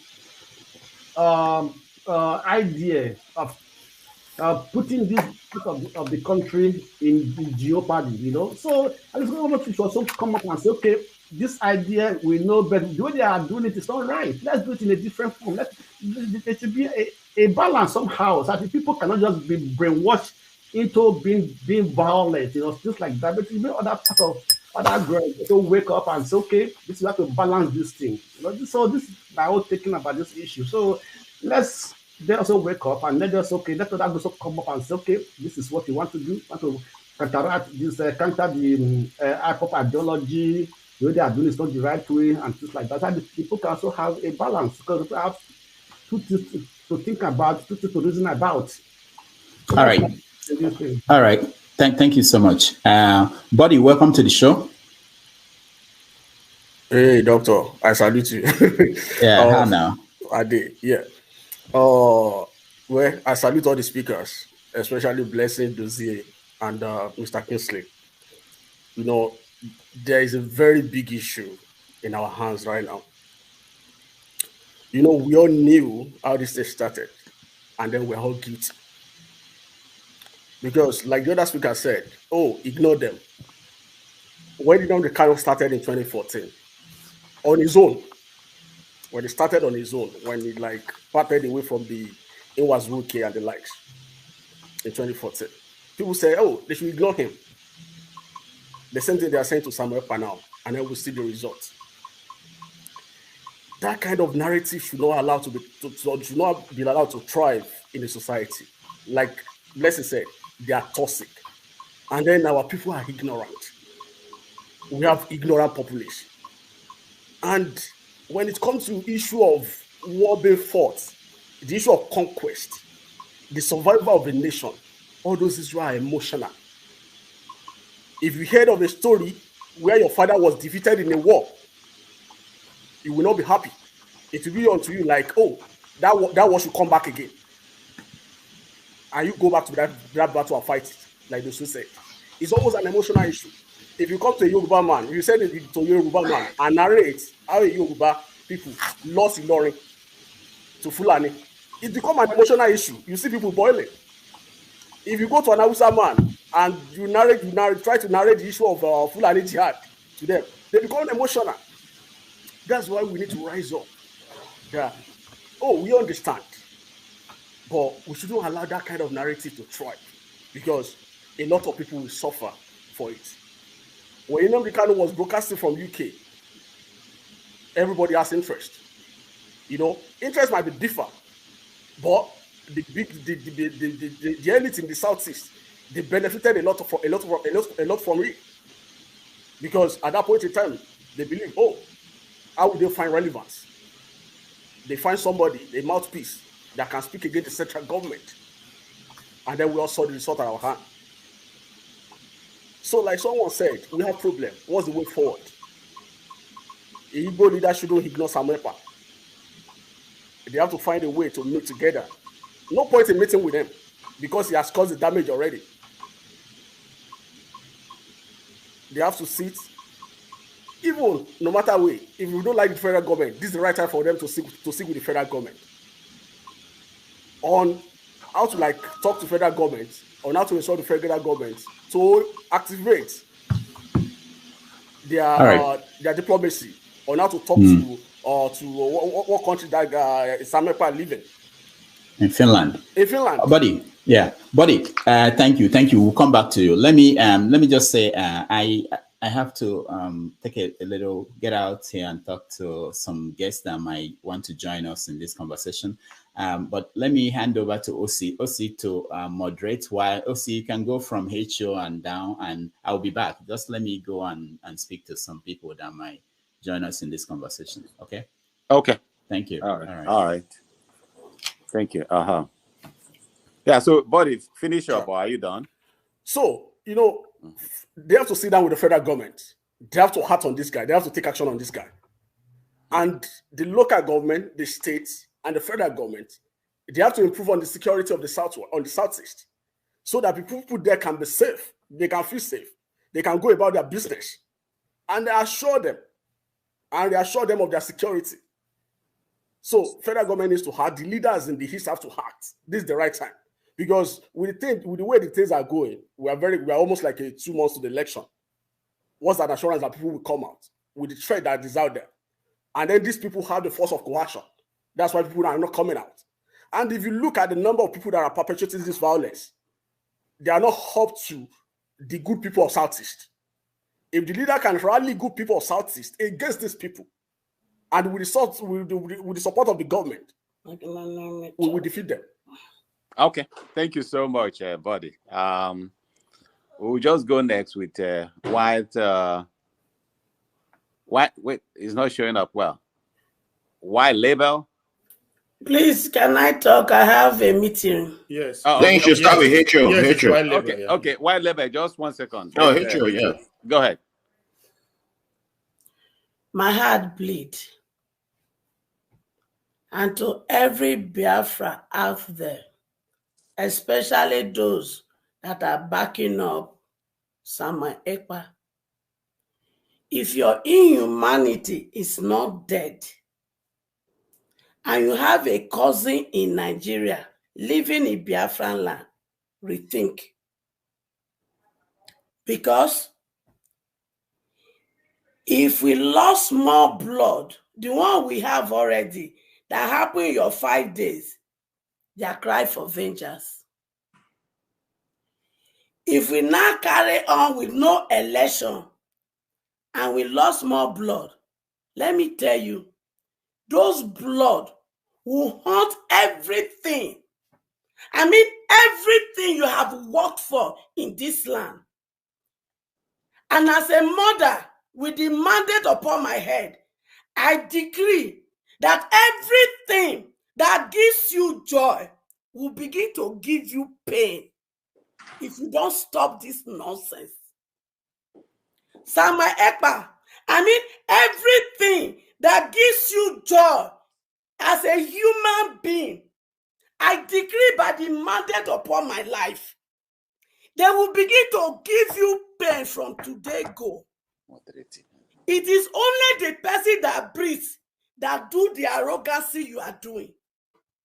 When you sleep, you don't wake up. Will you be able to do this?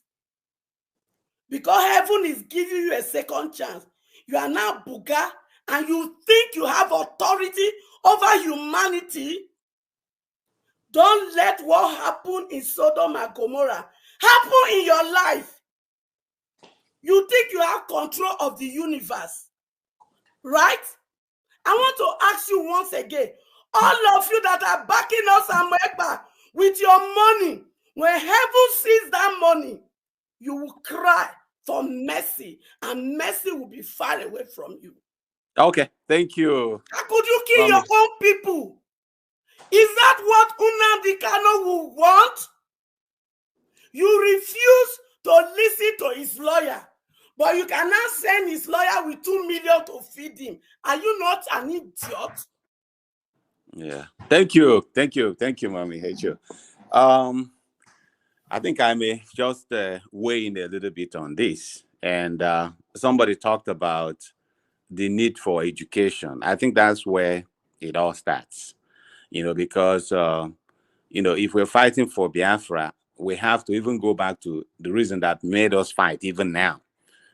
Because even after independence, if we have the opportunity to go back in history, we'll begin to situate the position of Igbo. Then we were occupying the top echelon of Nigerian society. We were basically running the country.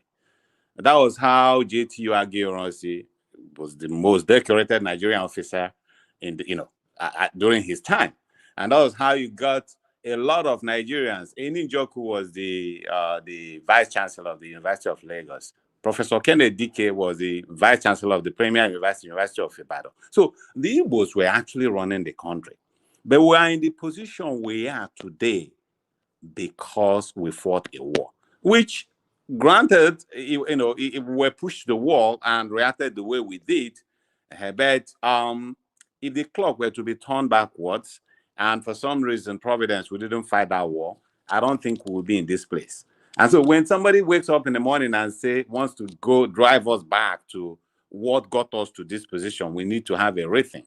But then education again, because what all these people pushing, whether it's Simon Ekpa, whether it's Nnamdi Kanu, what they're basically doing is, they cash in on people's anger, the frustration we have in the Southeast, and they run with it. They weaponize it, So, and it's very easy because, again, the average man is not very critical, is not very philosophical. They can't really think beyond what they're at. If they feel angry, they just want to lash out.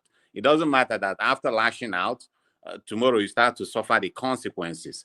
We have to go back a little bit to even how Nnamdi Kanu and Simon Ekpa became relevant, because we can all agree that they were not the first. They were the Wazirikes even before them. But something happened, and that was President Buhari, because Buhari came in and IPOB was just going about their business. I mean, they were winning disciples, but not to the extent that we have today, because at the time they were not violent at all.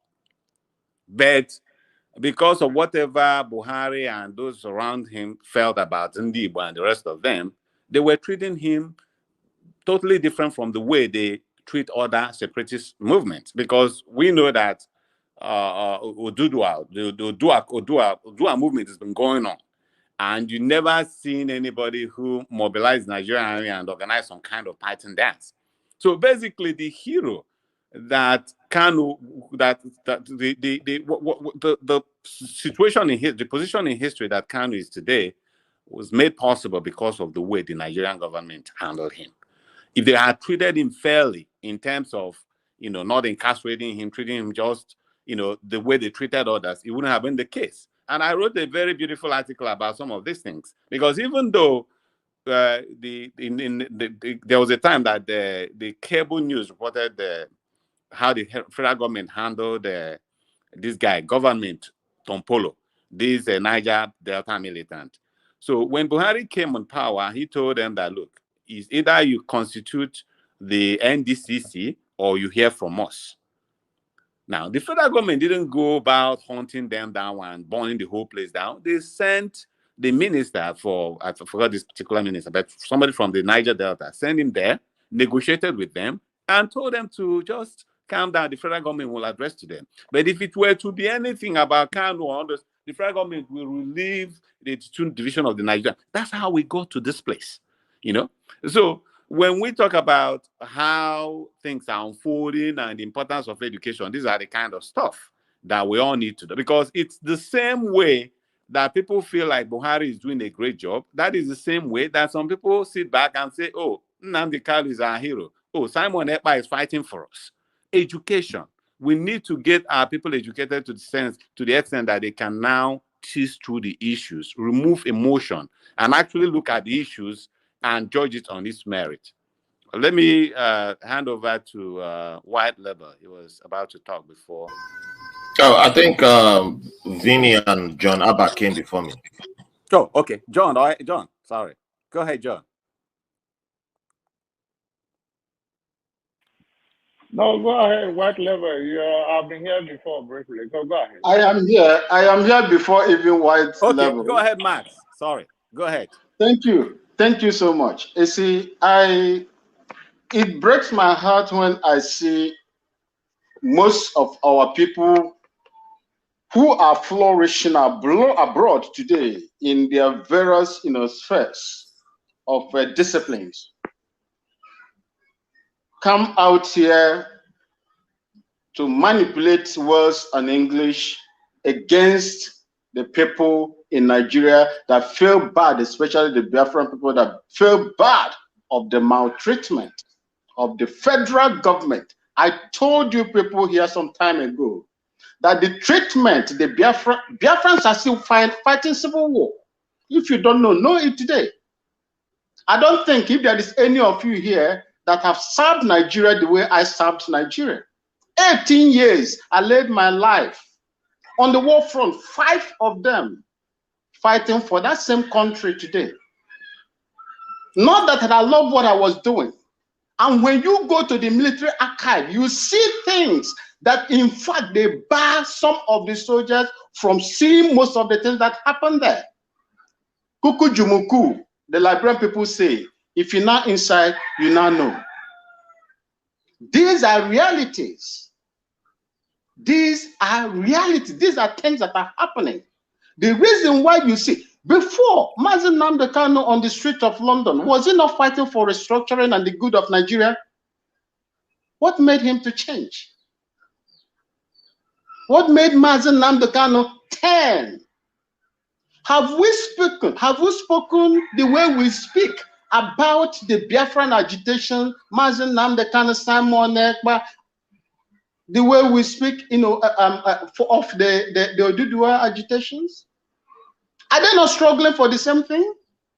Do you want to tell me that these 2 agitators will be wrong at the same time? Haven't you seen how they treat the people that are going around unauthorizedly carrying automatic assault rifles, killing people anyhow, until they meet you in the house? Until they come and meet you in the house, before you will realize that what these people are doing, they are not just doing it because they love to do it. They are doing it because they are being forced to do it. How many of us remember the 3 R's? How many of us remember the Southeastern development? Is it a development? What they put there? Bill. Was it passed in the National Assembly? Where you don't have the numerical advantage? Will it pass? Do you see the speed at which the Northern Development Bill was passed in the National Assembly? When we come out here, we leave the main cause of us, most of the things that you see there today, and we are addressing individuals that just woke up to see the wrongs that they are making out on their people, and we begin to condemn them. They lay curses on them. If curses work, curses will have been killed Nigeria. because over 3-point-something million people died in that war. They did not just die through the barrels of gun. They died by total blockade, starvation. White people were dying, setting themselves alight because of what they were going on. What they saw happened in Biafra. And when we come here, we live outside where you see democracy practiced. Where from 1959, election has been rigged from the beginning of Nigeria. Okay, thank you, Matt. Thank you, and God bless you. Rudolph is here. Before I'm also going, I'm rushing for a wedding, but just before I hand over to him, just a follow-up to your point. So, Matt, I want you to understand, because I think a lot of people are conflating the issues. All the points you made are 100% correct, okay? And then when you start talking about people who live abroad and are trying to chime in on what is happening in Nigeria, there are some of us who live abroad who are more present in Nigeria than those living in Lagos and Abuja. And I don't say that lightly. Okay. Okay, so, I am sorry about that. Accept my apology. That's fine. It's just to put things in perspective. So, but the point I'm trying to make, that all those things you enumerated are correct. You are 100% correct. We all are Igbos. We all believe that Nigeria is changing us.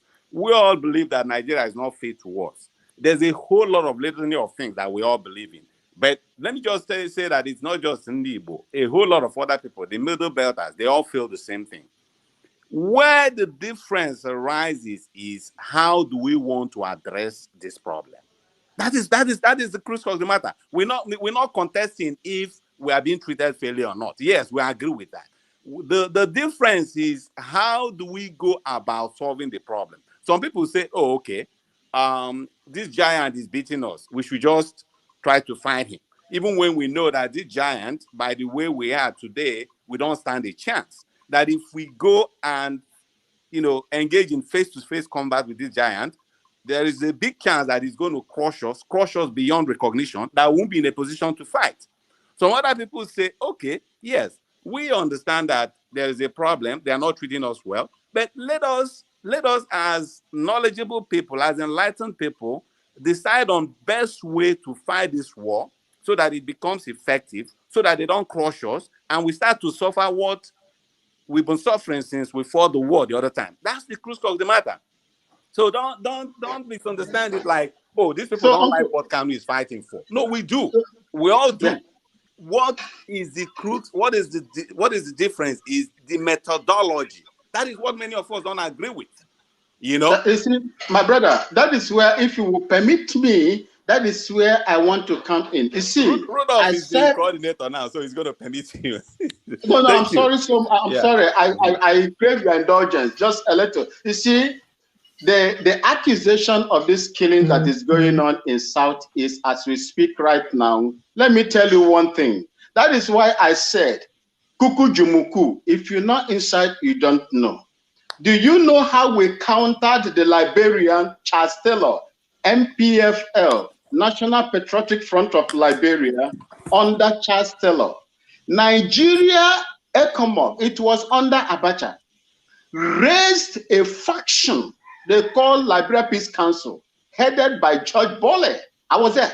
We supplied them and we equipped them, and we used them to fight these people.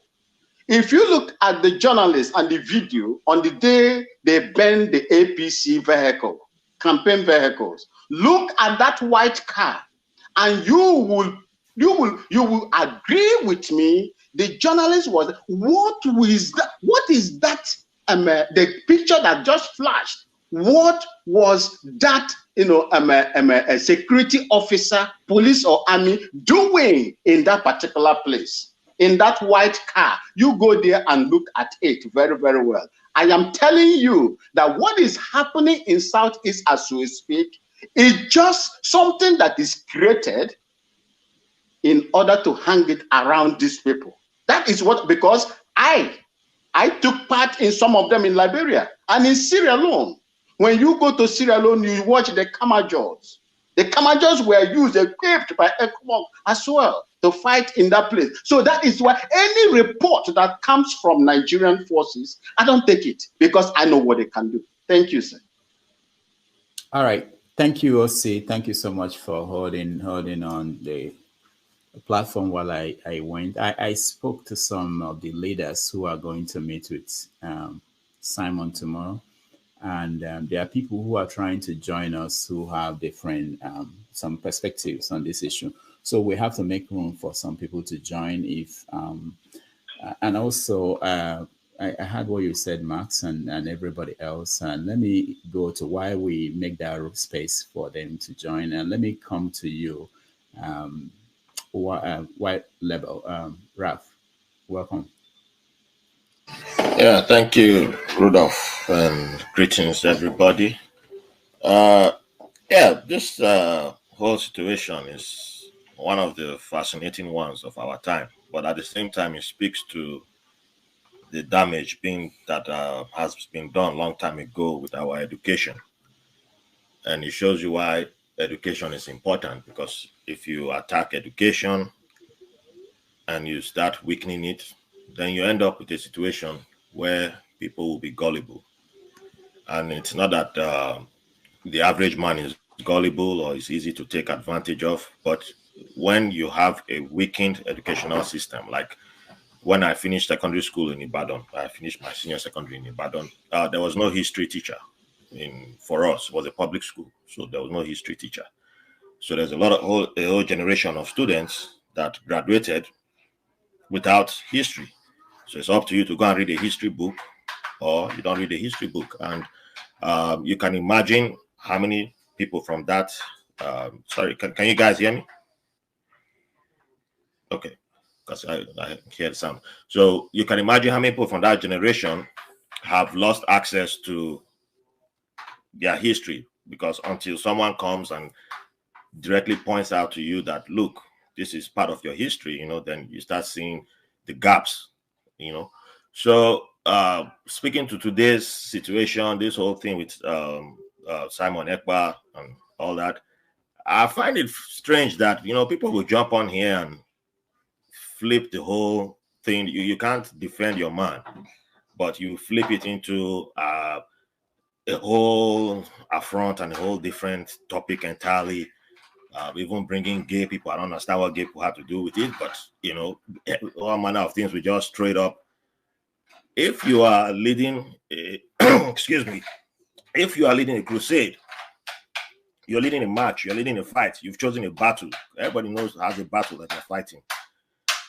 You choose a battle, but your strategy is, I am going to make my people suffer more than the enemy that I'm fighting.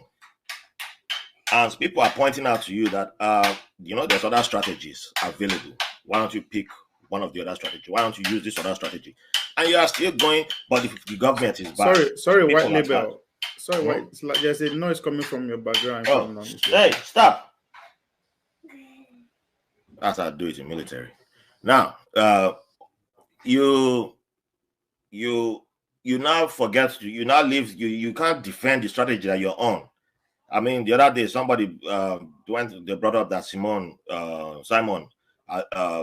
even brought out in woman's nude photos and put online, which is that is an attack on a human being. You put someone out there, you've led to the death of people.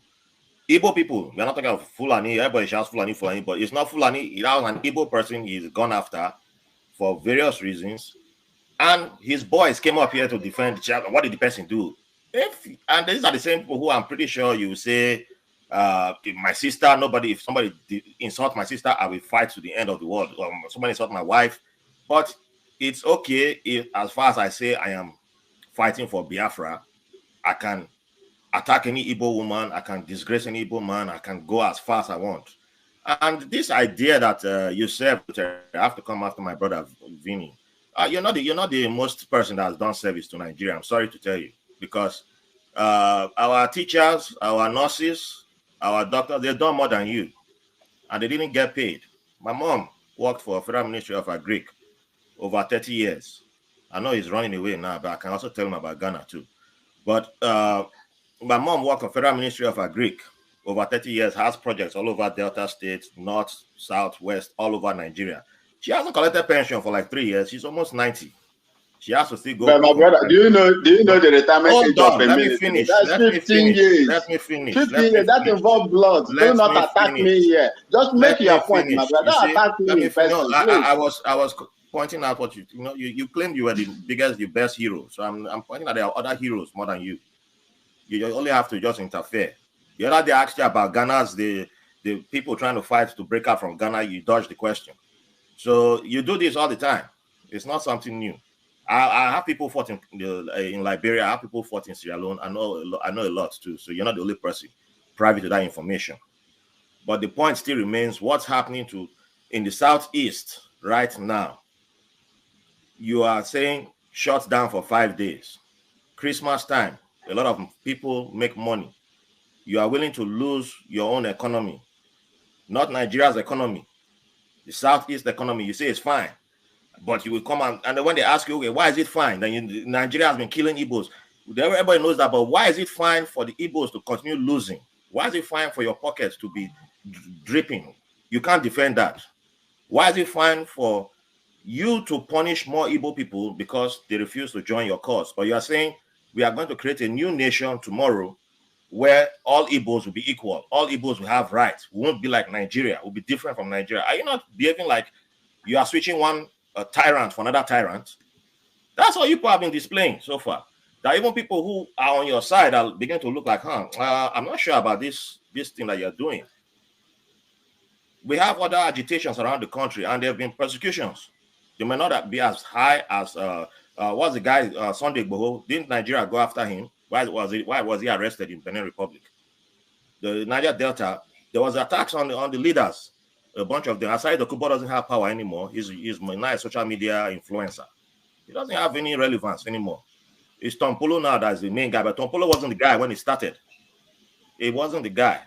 But since we have military experts here, you can tell us who's the guy. But people know, we know the people who were the guys, So it's easy to just come out and shout.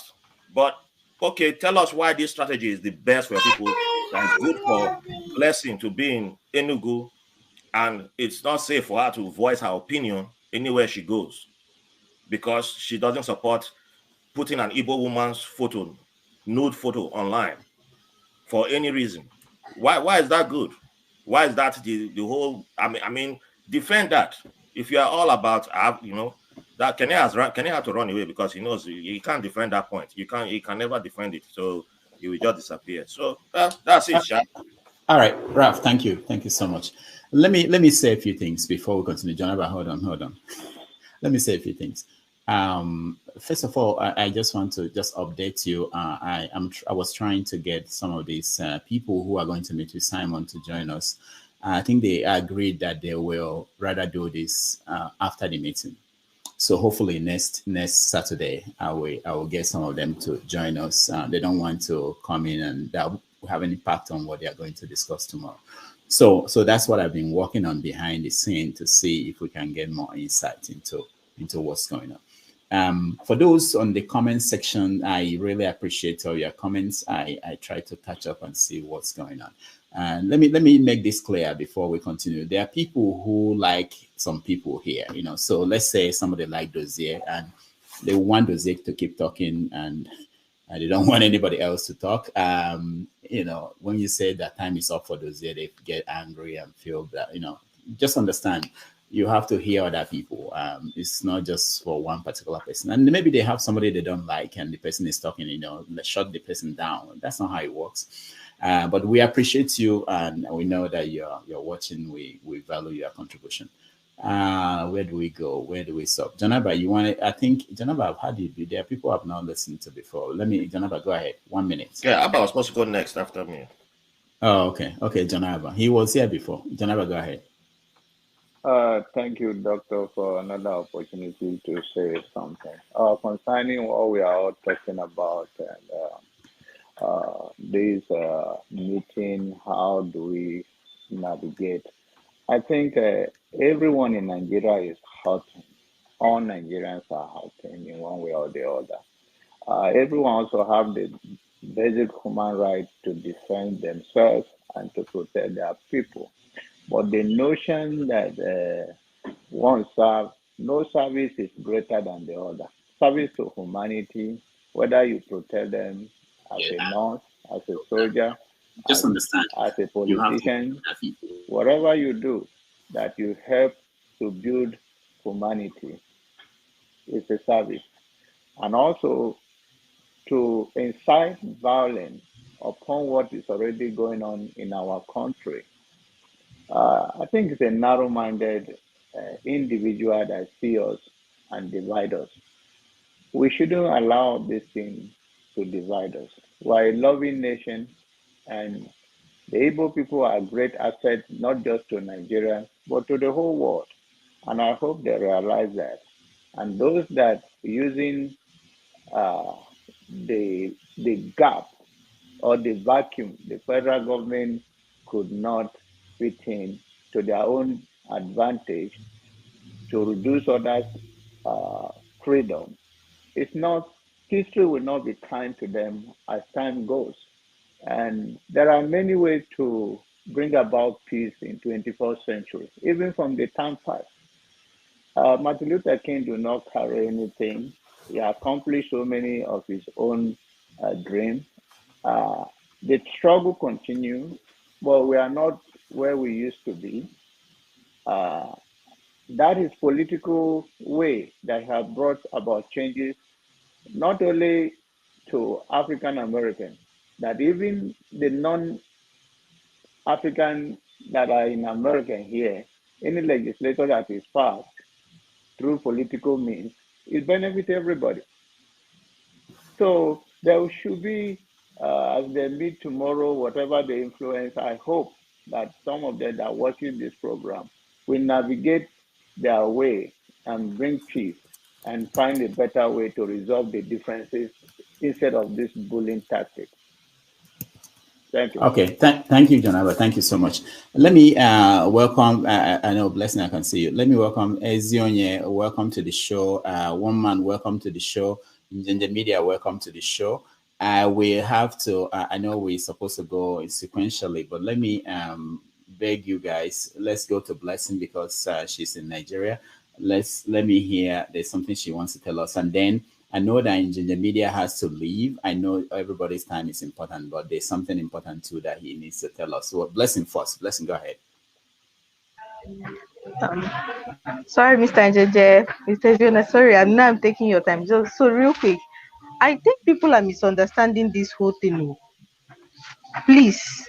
Because it is no longer for the talk. I don't know if I've told you this. That I do get some threats when I talk here, and they carry it to my other social media accounts. So what I'm saying, I'm going to say this without any apology.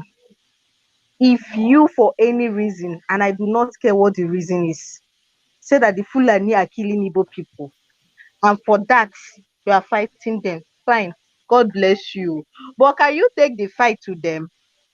The people who were killed in Enugu, I am from Enugu State. The people who were killed in Enugu that day are not Fulanis. Only Igbo Potaroka have made. So when you keep on with these rhetorics of and the Fulani, when the Fulanis are killing, what did you say? When they are killing your own people, what are you saying? Your people are killing your own people. What are you now saying? Let's not mix the two issues. Oh, Fulanis are killing Igbos, fine and good. Go and kill the Fulanis that are killing Igbos. Leave your own brothers alone. Stop killing your own brothers. And when I say stop killing my brother, you're telling me that I'm a saboteur. You are the saboteur. And to whoever is supporting all these people that are doing this nonsense, you are part of the problem. And I do not care who you are. You will repeat. Good night, everybody. I need to go and do some anti-duties. Okay, thank you, Blessing. Thank you so much. Let me come to Ginger Media. Just hold on, one man, please, and Ezionye, hold on, okay? Ginger Media, you are next. You are being before you speak, you are being accused of being a one Nigerian and being a saboteur. I just want to give you opportunity to defend yourself and go ahead. You know, for those of you who know our great leader, who died about 2 months ago, and that is Mbazulika Amechi, the boy is good. In one of his memorable quotes, which I cherish so much, is that we wouldn't have fought the war in 1967 if they had listened to some of us, unquote. He was referring that some of them, because their views were considered so mild that no one listened to them, and eventually led to a war where we lost over 3 million people. Question is, was going to that war the only option? I know emotions can be high. I know when you see your people being massacred, a lot could come in there, but the question remains, just like what we see happening in Ukraine today, when everything is destroyed, you must still come back to a round table. These days, it could be a square table, but you must definitely come back to a table to sign those agreements, to bring back peace. Question then is, if there is any way you can bring peace, why then the destruction ab initio? Had we not gone to that war in 1967, where the Igbo is today in the Nigerian trajectory and in Africa as a whole, shouldn't be their position. Now, to what is happening today, you know, it beats me and it beats me silly. And on this, I have no apology. You know, make up your mind, call me whatever, but I'm a free thinker, I'm a free born. I'm a proud Igbo man. And I have no apologies. If you don't like it, go look for the next transformer and do yourself a justice. Proud in the sense that I am Onyebo, the ancient one. Ndibo, Ndibo, the ancient people. What it means, people, if we listen to ourselves, is very simple. That the ancient people are thinkers, and thinkers are not destructors. It beats me silly that our brothers and sisters will be in the diaspora, a place that they've gone that they should learn and bring good things back to us at home. And they stay there and set ablaze their own house. It is only insanity and the madman that can go to his Umunna meeting. And because he has an argument with his fellow Umunna, he will go home, lock up his household, and stab them to death. And tell me, by locking down the Igbo nation, what you're doing, you're starving your own people to death, and that is insanity. There is no other way to define it. I do not sugarcoat it. Whoever is engaging in that is nothing short of a madman. This truth must be said. Yes, there is insecurity in the country, everywhere. In the Northeast. I mean, I've taken in the last 3 weeks, I've taken time to travel and traverse Nigeria. Do you know when we talk about bad road in the Southeast, I'm not making, you know, argument for anybody, but for Christ's sake, have you ever taken the Newman Mobi Road? This is in the Northeast. And you ask yourself, why would the people live like this? Go to TVC and the channels and watch Babachi Lawa, the grass cutter of invasive species. He said something that, you know, sometimes we can look ourselves in the mirror and listen to others say something.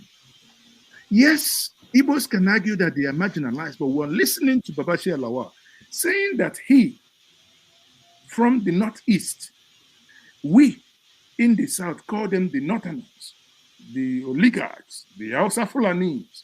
But he's telling you that his own people in the last 60 years cannot dream to become the vice chancellor of any of the northern state or federal universities. When you talk about marginalization, the question is, if they're also marginalized, like you are marginalized, but why would you then go and burn your house? I've always advocated, if you ask me in my own thinking, because I recall when I said this sometime many years ago. Many people took offense. I studied in Germany and I studied political economics. I wrote my dissertation on the Nigerian Biafran War. Specifically, though, requested. And that gave me 8 months of my life to immerse myself within the university, within the Maastricht University in the Netherlands and University of Bremen in northern Germany, to immerse myself in various literatures, many of them written in German language, to actually understand what happened before I was given birth to. Yes, people, you ask yourself, how do you then juxtapose that today? The killings that are happening today in the Southeast to what happened in 1967. And I can tell us free of charge. For those of you who may want to comment and hate me, you can go ahead and do that. But truth, as they say, is an open wound. Truth is an open wound, right? The rest is history. What we have to now know is those of us not at home are causing trouble at home.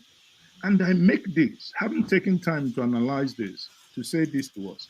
Whenever I hear one of my brothers and my sisters say, oh, they are killing us, they are killing us, they are killing us, I always ask, my brother or my sister, when was the last time you visited home? And in most cases, I'm not wrong. It takes, they'll tell me in the last 4 or 5 years. 4 or 5 years. You see where the disconnect is. Last year, on my way to England, and I was, the guy who I met lived in Hamburg, Germany, accosted me at the Addis Ababa airport and said, Mazi, I didn't like your program. I hated you so much. I said, okay, thank God, at least you were searched. At this airport, you can't shoot me. Now, tell me the truth. What's happening? He said, but I have stayed in my house in Enugu. This was happening last year, December. He said, I spent 7 weeks in Enugu. I now know and can understand the things you say. I say, when people stay too long, when you stay too long in your cocoon, you begin to have all manner of nonsensical and useless imaginations, that suddenly you begin to see things and feel things, that where there is nobody pursuing you, everybody is pursuing you. And you want to begin to have utopic ideas.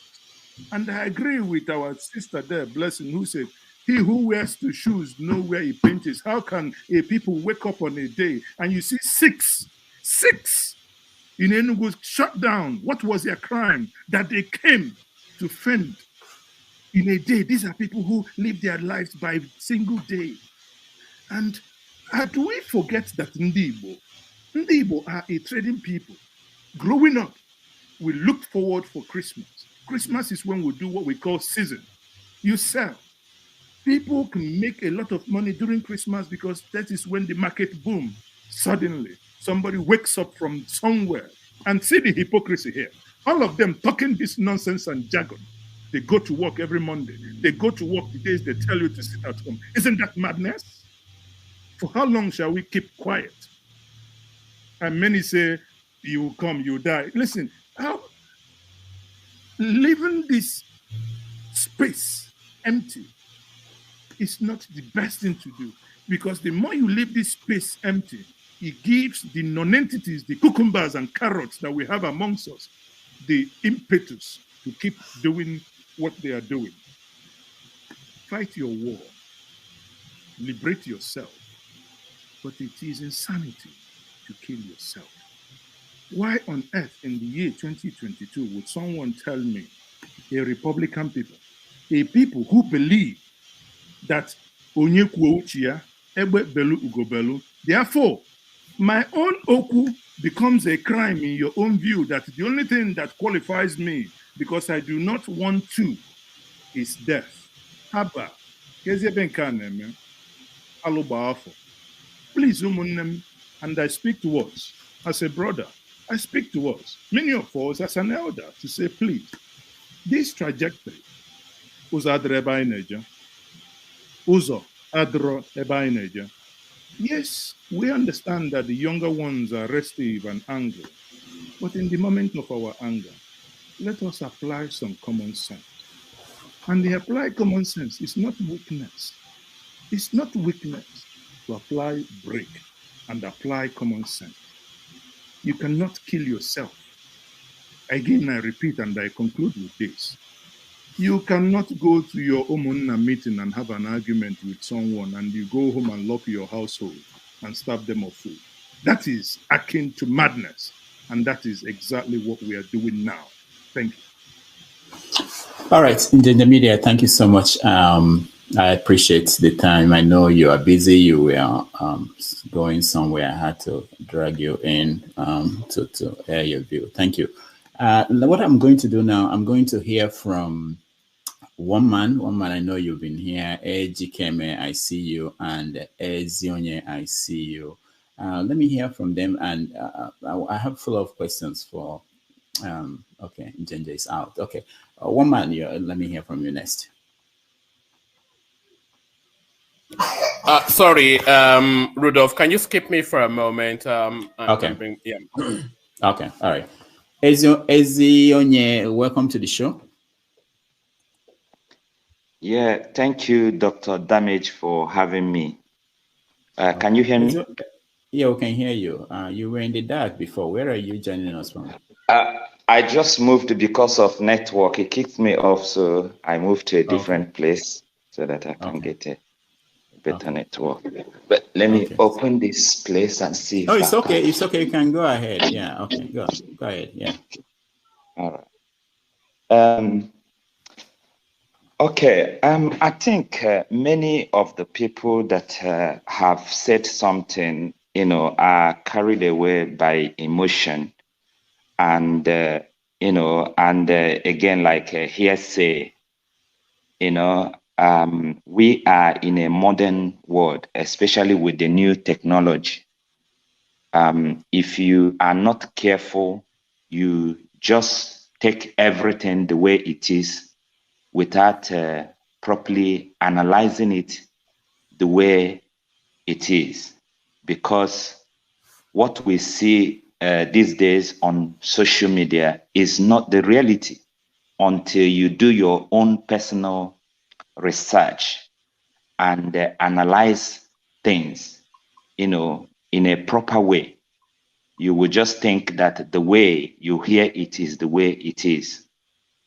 I'm just saying this because I've listened to a lot of people trying to condemn one person or the other. And I want to say that this agitation didn't start today. It has been ongoing even before I was born, and even till tomorrow, people will still be agitating. And you cannot stop anybody, from agitating. You can stop them, maybe at the street, but you can't stop them online because of the technology that we have at the moment. People have talked about Simon Ekpa, but some of them don't really know who Simon Ekpa is very well. They have not done any research, to know who this guy is and why he's making this kind of progress. And if you look at IPOP today, you find out that the man, Simon Ekpa, actually joined this movement less than 3 years ago, and since I've been listening, nobody is able to come with an idea that can counter his own narrative or his own idea. We are just condemning, saying that he did this, he gave order to kill his people and all that. But if you look at these things in detail, it's not really true. We are all just carried away by hearsay, because if you analyze it by yourself or look at things that have been happening, killing in the Southeast did not start today. You know. Okay. Hold on. Okay. So I thought this conversation will last for just 1 hour. We've gone into 2 hours, so we have to round it up. So what I was thinking is that since we've been talking about this, and you said you've been following, nobody has talked about a different narrative, the way you are presenting. I thought that's what you're going to present to us. You are giving. So can you tell us? Yes, definitely. But so I need to give a background. To the point. No, don't no backgrounds anymore, because that's what takes our time. Go straight to the point. What is the new idea you have? Okay. For me, I think if we are talking about Simon Ekpa, we should actually talk about the things that are motivating Simon Ekpa, not really the man Simon Ekpa, because it's the same mistake that Nigeria made in 2015. They arrested Nnamdi Kanu, and today Nnamdi Kanu is now a hero. And the same thing is what they're trying to do now, thinking that it's going to solve the problem. I think we should go back to the root of the problem, because it's not because of what happened today. It is because of what happened years and years ago. I have to stop you. Hold on, okay? It's killing our own people. That's the issue. That's hold on. Yeah, educate me. Hold on, okay? This is why I have to stop you. Yeah. This is why I have to stop you, okay? So sometimes people want us to start talking about what happened in 1966, what happened in wherever time you want to go. This is not how the news media works. The newspaper will not, you can't buy a newspaper today and they will leave what happened yesterday and be telling you what happened. They can give it as a background, but they have to. We don't have all the time in the world. Okay? We can have special episode, and it does happen. Special episode, like when you have 50th anniversary of this, where we talk about what happened in the past. But we're not going to sit down here and people are staying at home for 5 days because someone said they should stay at home. And we're talking about what happened in 1966, so that we will be talking about the issue. And I hear people here making comments like, oh, that we should be talking about a referendum. And that, as if when you talk about it, then that is the problem. And it's not that we don't talk about when Nnamdi was arrested, he was picked up and brought to Nigeria. When the court said that Nnamdi should be freed, we talked about it. And I hear people say things like that. Oh, why is it not being told? Why are people not talking about this? We are not going to, because you like something, because you like Amala, we are not going to serve Amala every day so that you'll be happy. The other things, other food that people eat. You understand? So I want you to tell us, what should we do now? The question we pose is this. Tomorrow, Igbo leaders are meeting Simon Ekpa, okay? And the idea is that there's a way they could make him to pull back from saying there shouldn't be election in the Southeast. Because if there's no election in the Southeast, what are the implications? That's what I wanted us to discuss. We're not going to say we should leave all those things and go back and talk about why there was Nnamdi, why there was Simon. You understand what I'm saying? And Dr. Damage, what I'm trying to say, you have to look at yesterday in order to solve today's problem. And you have to look at things today in order to solve tomorrow's problem. Now that you've looked at it, tell us the solution, because we're wasting time now talking about the process. We've wasted, I've given you more than 5 minutes. We have to go back. We have to go back. So you going back. Tell us the solution based on your own understanding. You've done the work. Okay, the solution you are looking at, is it how to stop Simon Ekpa, or is it how to stop the agitation? No, it's not that. It's about the implication of this and what's going to happen in 2023. That's what we're discussing. Okay. For me, what do you want to see happen? What do you want to see happen? Do you want election in the Southeast? Well, I don't live in the Southeast. No, so it doesn't matter. I don't live there. I don't live there. Do you want election in the Southeast? No, I wouldn't say if I want election or I don't want election, because I don't live there. But my concern is that why are you commenting on? Ezonya, we have to go. We have to go to somebody else. No, Mr. Dame, just give me 1 minute. Let me just round off. First of all, okay. Yeah, let me just 1 minute. 1 minute. What I'm trying to say is that if we go the way the leaders of Southeast are going, we are going to complicate issue. But it can only take people like you who understand, how things work, who can also think in the frequency of Simon Ekpa, to now devise a means of solving this problem rather than trying to stop him, because stopping him will not stop. Did anybody talk about stopping him here? Of course, the many people that have commented today is all about how to stop Simon Ekpa. Of course, all of them were saying. What did they say? What did they say should be done to stop him? What did anybody just mention? One person. What they said should be done to stop Simon Ekpa. One of the ladies that was here before said that she has been countering them because it's a propaganda on social media. Then one of the other guy said no. Listen, Ezionye, what did anybody say should be done to stop Simon Ekpa here today? Maybe I'm not here. What did they say should be done to stop Simon? That's what I'm trying to say. All right. No, that's a different thing. So thank you. Let me come to you, Obani. One man, welcome to the show. Anyway, thank you for giving me the opportunity. Thank you. One man, welcome to the show. Oh, all right. Thank you for having me. But first, I must object. I'm not quite sure why Mazi Njenje was fast-tracked to the top of the queue. Is it? I will give the attribution to age over beauty. So age over beauty, the attribution there. But apologies as well. I was on a baby. I'm on babysitting duties. So that was why I asked you to. So Obani, do you mind if I ask you? I saw the background. I saw the kids. And how many kids do you have? Well, I'm an Oyo man. So that does that not I am just asking how many. I am an Oyo man. So I don't know. I have a village full of children. I don't stereotype people. What do you? I have 2 boys, 1 girl. Oh, okay, not a lot, So okay. So I wasn't. Right. I didn't actually know that the camera panned to my children. Yeah. So back to the topic and to the topic of the day, a different view, of course.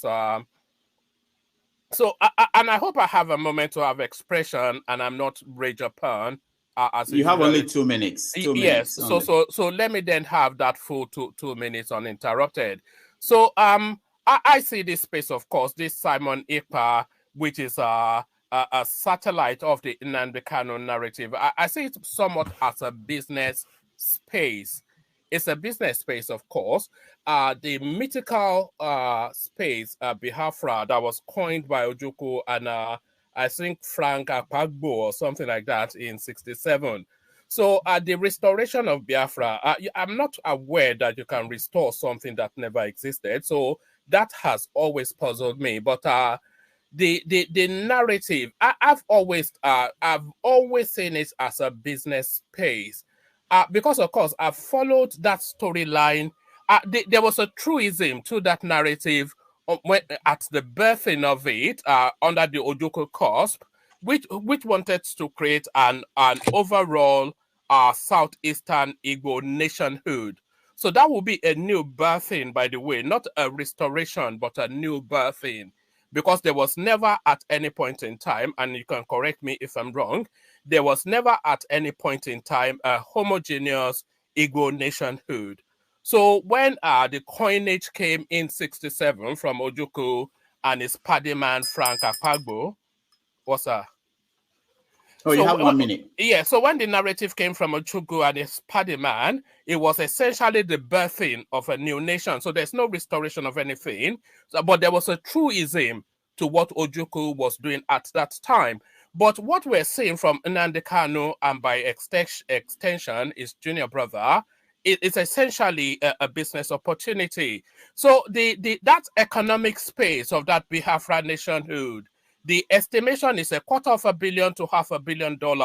And we're talking about the membership fees and all of this. The estimation of the fortune of Simon Ekpa is about $4 to $11 million.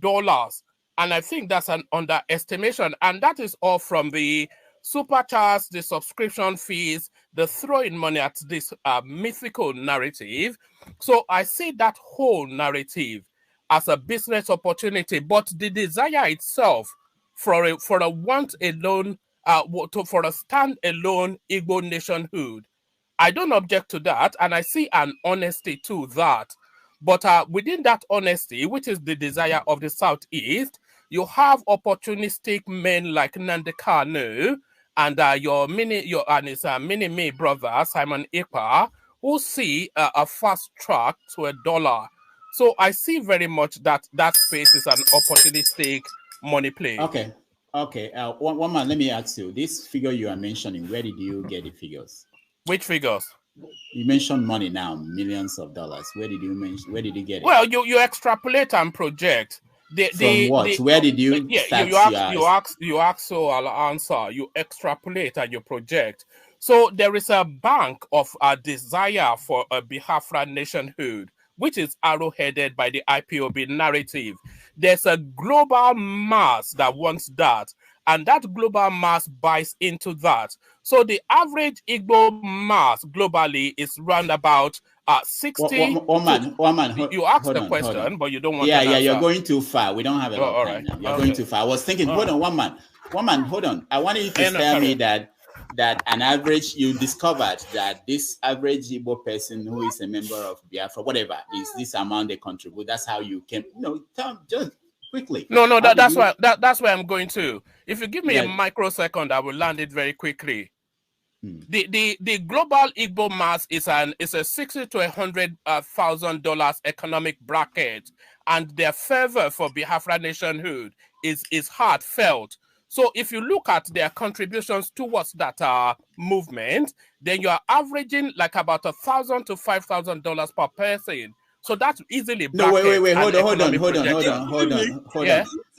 You say if you look at their contribution, where did you look at it? They don't pay membership fees. They don't pay all this. They're always being taxed. Hold on. So how much do they pay for membership? I don't know. How do I know? I'm your man from your laugh here. So why are you making projections if you don't know? You have to know the basics. Because I have a functioning brain. That's why I'm able to make a projection. Wait. I understand. One man, I understand. You have to know the basic. If you say that they pay $15 every month, $10. No, not 15. That's more basic. How much? More like 300. I'm telling you the economic bracket. More like what? Hold on. More like what? How much? I am bracketing to $100 to $150 per person per month. How did you arrive at that figure? Because I have bracketed because the average Igbo person, either through entrepreneurship or academia, they are usually at the top of the food chain, which brackets them to $60,000 to $100,000. All right. Anyway, one man. Thank you. It's a business. It's a business. I thought you had facts behind what you just said. No. I have intelligent projections. Okay, that's not facts. Still, it's not facts. Well, thank you so much. Educate me. Welcome to the show. Hecho, thank you. I know you are there, Hecho. Let me hear from Educate. He hasn't said anything. Matter, there is a time Simon Ekpa asked people to sign in for 10,000 a month not too long ago.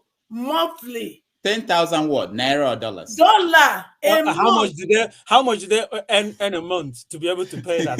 No. There was a time he did fundraising for that. And I know, just like one man has said, there are some core Igbo people that have such money that will kick in. Dr. Rudo, we are digressing. This is digressing. This is the okay. Hecho, thank you. Let me hear from Ejike. Welcome to the show. Thank you, Rudolph, for letting me in. It's quite interesting to hear, get a peek into the kind of breakfast table chats we have in different Nigerian homes about Igbos. Interesting. Anyway, the issue of Simon Ekpa, without delving too far deep into history, is that we really have to find out who is doing what. Where IPOB misstep was setting up the ESN, right? Because that's kind of opened that Pandora box for all kind of non-state actors to come into that space and act and then it can be, it could be attributed to ESN. I mean, it could be anybody. It could be anybody from DSS, EFCC, Immigration, Interpol, Nigerian Police, Nigerian Army, ESN, IPOB, Biafran Zionist Movement. It can be anybody now because it's open day for anyone who wants to wreak havoc to, get into that space and cause mayhem. It can be PDP, it can be APC, it can be anyone who doesn't want election to hold in this Southeast. How do we rein it in? First, the buck must stop at the table of the Nigerian security agencies. Without beating about the bush, if they were able to go to Kenya and spirit Nnamdi Kanu back to Nigeria, they should be able to comb the forests of the smallest zone in Nigeria and pick up anybody, wherever they are hiding, and bring them to book. End of story. If they want to do it, they can do it, and they should do it. Now, coming to the ESN, what I heard when they set up that outfit was that it was set up to fight Fulani herdsmen in our bushes. And I've been waiting since that time for them to catch one Fulani and hang him in the bush and show us one that you have caught in our bush. I have not seen any. I have not heard them engaging these guys in our bushes. One.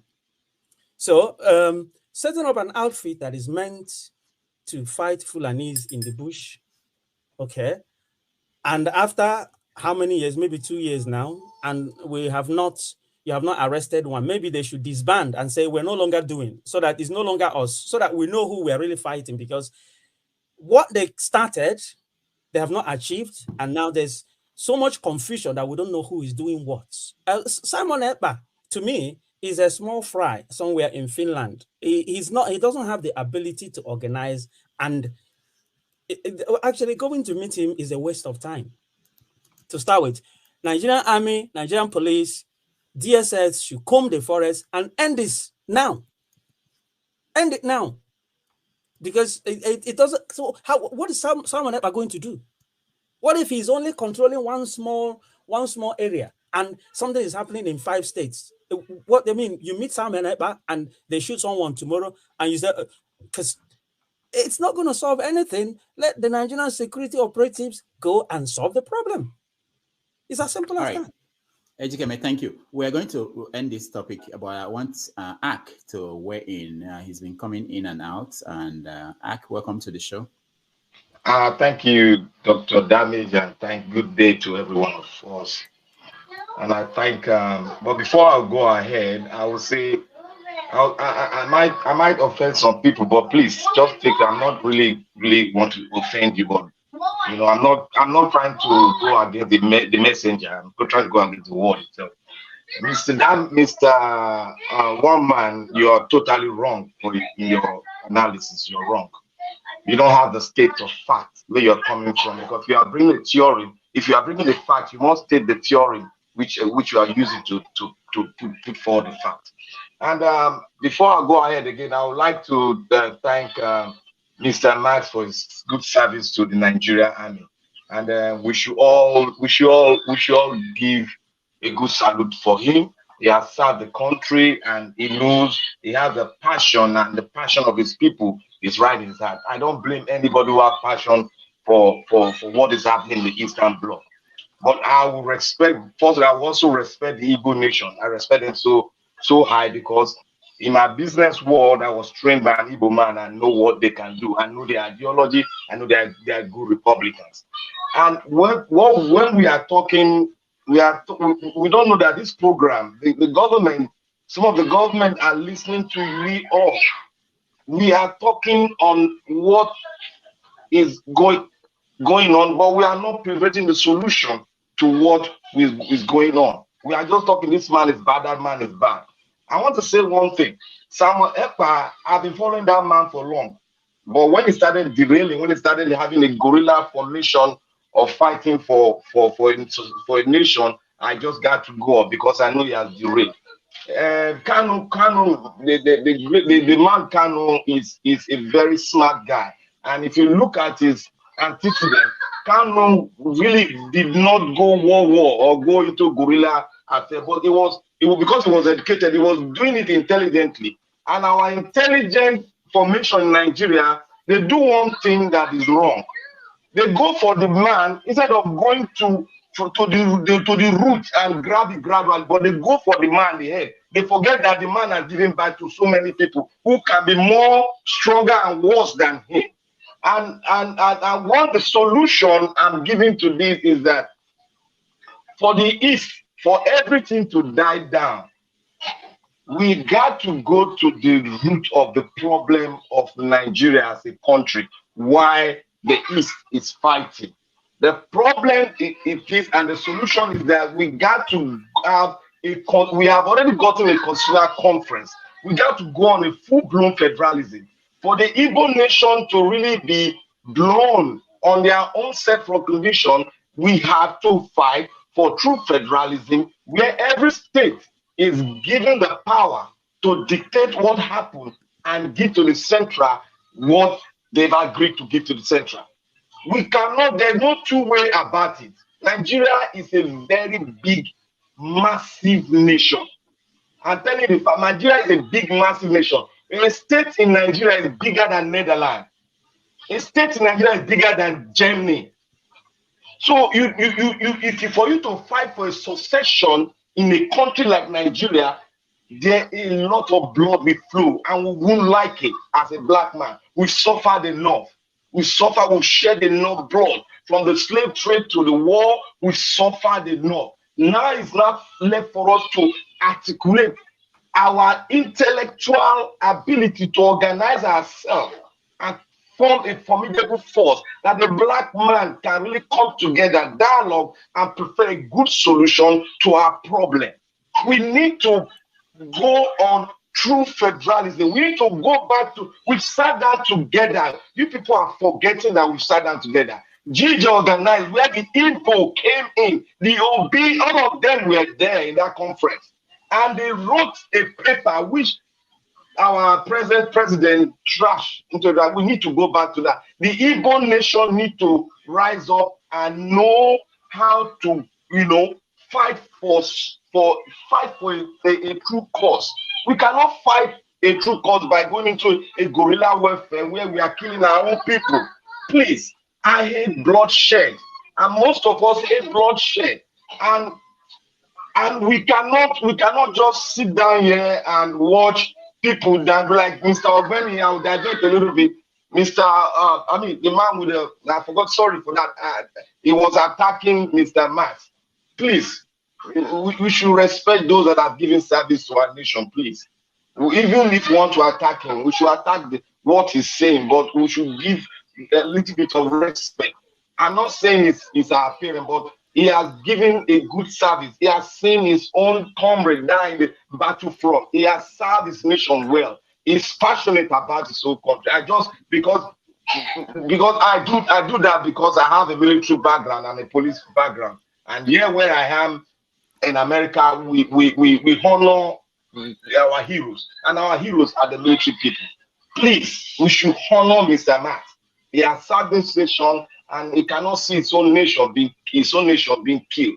We should try and prefer a solution to this whole problem, and that is we should go on a full-blown true federalism. And that is what Mr. Ekpa should be fighting for. Because if you are fighting for something, there are two calls. You have to have a plan B. If you look at the Russian nation, the Soviet Union nation, before the Soviet, if you go back to before the breakage of the Soviet Union, it took more than 50, 60, 70 years before the Soviet Union break, because those who were fighting, but we were not seeing bloodshed everywhere all the time, but they were still fighting. They were not killing their own people, but their people, they were educating their own people, educating them on what the federal government is doing and the kind of system they are running. That is what we need to do. Educate our Eastern brothers that are not educated, not all of them, but they have a good educated people. We have to bring them together, educate our people on the why and the reason we have to do this in the right way, not killing ourselves,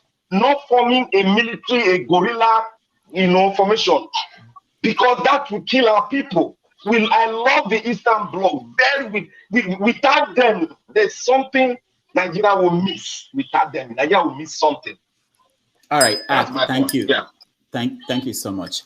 Let me just remind everybody that we came up with 5 topics. We only touched on 1, Simon Ekpa. We have topics like South Sudan's president. You know what happened to him in public and the implications for Africa. We have that topic number 2. We have Buhari's second Niger Bridge. It's open and people are using it. So we wanted to talk about that. We also have Tinubu's fight with this day and the question about who is a journalist and what are the expectations. And then the final topic is Soludo. He said something when Atiku visited him in Anambra State. So we wanted to talk about Soludo. So these are things we are going to touch on, but we can't get to that if we spend a lot of time on one topic. So now we're going to do the rant, and that's 1 minute for you to rant about anything you want to rant about. So let me start with you or Veer. Yeah, first 1 minute rant. I don't know why we are not hungry or alarmed about the state capture that is going on within the CBN and everybody around me. Talking about the state remit, trillions of naira has been missing since 2013, according to the honorable that make the revelation. I mean, I once questioned how come one man would be the president of Governor Central Bank for 10 years, going strong, serving 2 presidents. So something is wrong somewhere. So this revelation coming out, I'm not surprised, but I don't know. As in, we Nigerians, we choose what to actually follow through or pay more attention to. That's enough to actually take to the streets and make sure either the CBN governor resign or something is done. I mean, we did fly around the world borrowing money up and down while we have money just sitting in some people's private account within the country. That's the most painful thing. This money is right there in the country. It's not outside the country. But we don't just care. Now, another thing come and say presidential candidates are buying, the political parties are buying PVC. We just talk and say maybe because the people they do we are kind of in a way aligned with those people. When you are buying people PVC, that's the voter suppression. They know if you vote without the voter's card. But everybody just keep quiet because we are so focused on who we want to be president. But a lot of things is going on that will actually determine what happened, not just 2023, but 2027. Thank you, Ovie. He mentioned two important things, and hopefully we'll get a chance to integrate that in the conversation that we are going to have. Doze, you're next. Everything we've been talking about IPOB or whatever else hinges on the very symptoms that makes Nigeria unworkable. The solution is simple. We should have a law. We should have the ability to enforce laws. If you live in Germany, or you live in Ghana, or perhaps you live in the United States, I don't know very much about Ghana, but I'm going to talk about the third world countries. The specific factor about these countries is that there are laws. The laws are enforced. And whoever you are, if you break the law, you will be prosecuted. And if you are in office, whether you're a governor or you're a president, you violate those laws, you will be prosecuted. The problem with Nigeria is that we know that if you have to steal big so that you can use some of the money, not only to manage the eventualities surrounding it, but at least you can use it to fight back. Nigeria cannot work if there are no laws and there are no prosecution of laws. There would not be a IPOB if there was no Fulani herdsmen running around everywhere that would have not been even Oduduwa if there was no Fulani enhancement. So there should be law enforcement. Simple. All right. Thank you, Dozie. Thank you so much. Max, you're next. 1 minute. Thank you so much, Dr. Damages. Thank you, my brother, for what you just said. My own take is this. I have never seen a country that develops with the foundation and the system that is being practiced in Nigeria as it is today. These agitators, this unrest that is going on hinges on misrule and mistreatment of the people due to the systemic issues in that country. Dialogue is what? Call these people. What is so difficult? But by calling these people to come to a round table, then discuss the way forward of that country. If anything is happening in that country, look, let me tell you people, with my own little experience, today is not 1967. Today is not with my own little experience. Hello, everyone. Today is not 1967. So, hello? Yeah, go ahead. Okay. Okay. A lot of things have changed. Dr. Damages and my brothers and sisters that are in this house today. Nobody is ready to fight for anybody now with the current situation in Nigeria. It's fight to finish. I have such experience. Thank you and God bless you. And permit me to tell you that I'm going to my farm right now to attend to some people. I beg you. Thank you. All God right. bless Thank you for you. having me. Damages. Thank you, Max. Thank you so much. Raf, you're next. All right. Thank you.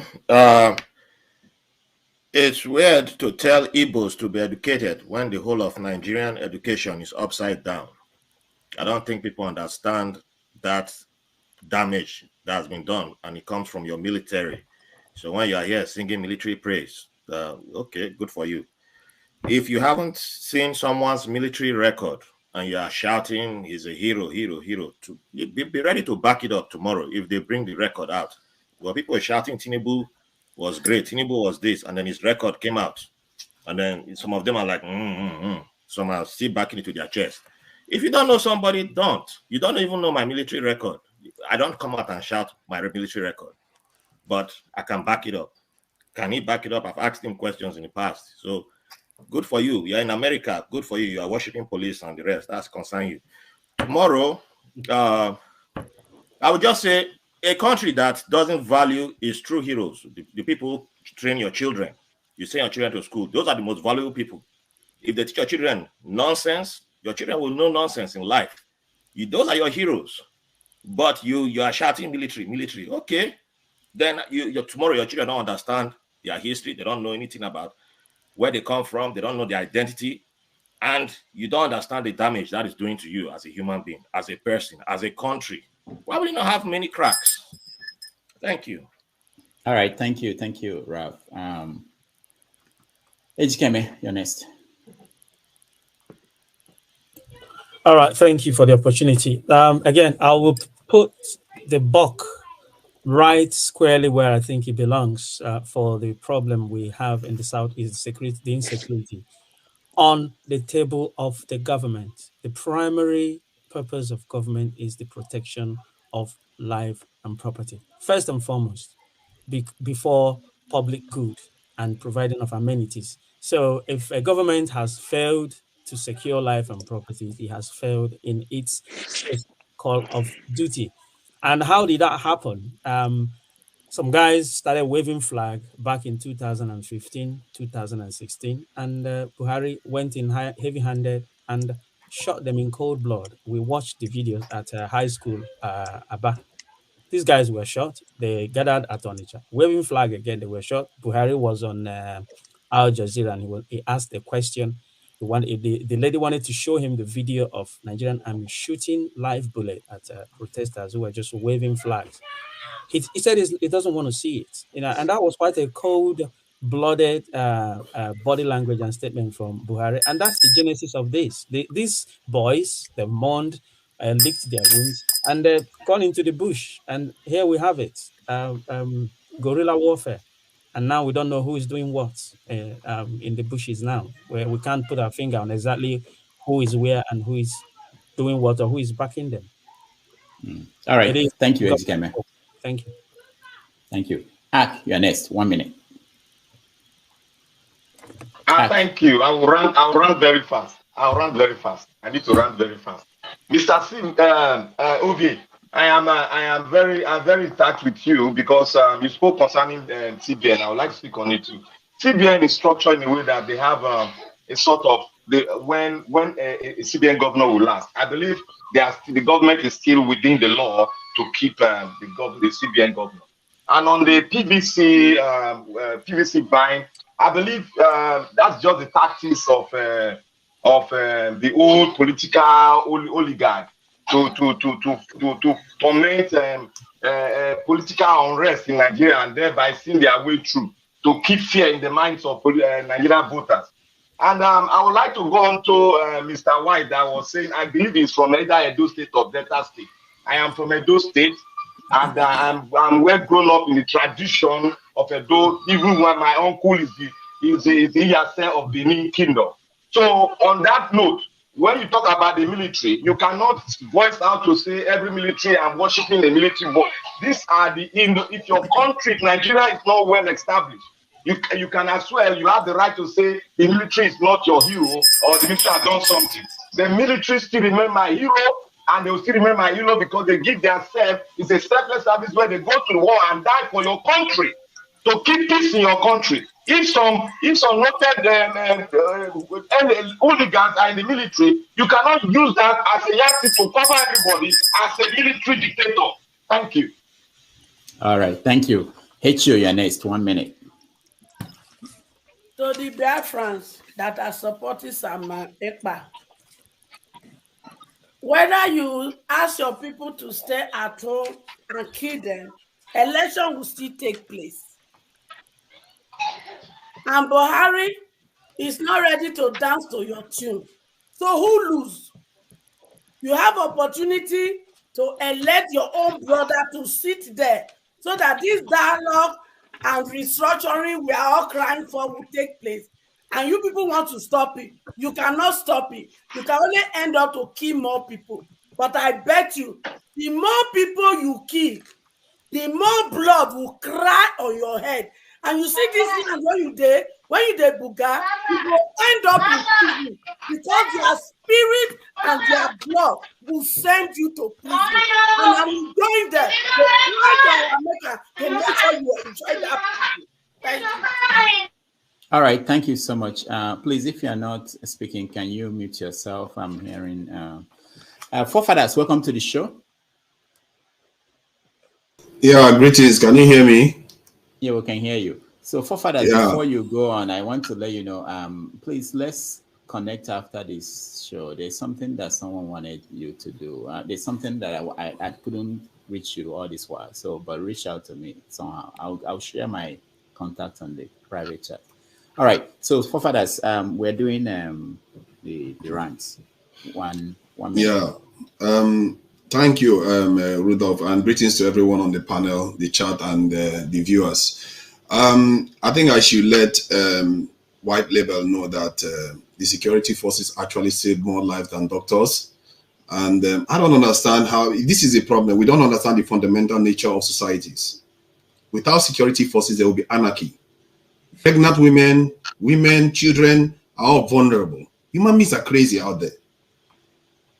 If you don't go to the basic, the foundation of societies, you wouldn't understand. And what Ak said wasn't praising the individual, he was just saying protect the institution and praise the institution itself. It's not trying to say, Brian Maxwell was right in any way. You see what I mean? So that is on the side anyway. And in terms of Simon Ekpa, I think I don't sympathize with people that are fighting to send us back to where we were before we were enslaved and colonized. It's not going to get us anywhere. And how people cannot, these type of people, I actually consider them saboteurs of the entire black race itself, because they are doing this inside Nigeria and they are trying to ensure that the continent remains unstable. How can a man not forge through his trauma and his anger, whatever you lose, and have Focus on the future of your children and your grandchildren. Europeans slaughtered each other in the millions in the Second World War. Immediately, they went on to form the EU. How did they do that? Because they stomached, you know what they did? They swallowed their pride. They swallowed everything that would have pushed them to go further for more bloodshed to forge what they have today. And people like Ekpa, they go around and act as if, oh, they are actually trying to help us. They are not helping us, and I feel sorry for people that are listening to them. Because while he's wishing for violence on the street, there are people, he forgets that there are pregnant women, there are children, there are vulnerable people out there, older people that will die for the actions that they are advocating. And he sits in a country, that country he's sitting in, if he says some of the things he says about Nigeria, about those countries, he will be in jail.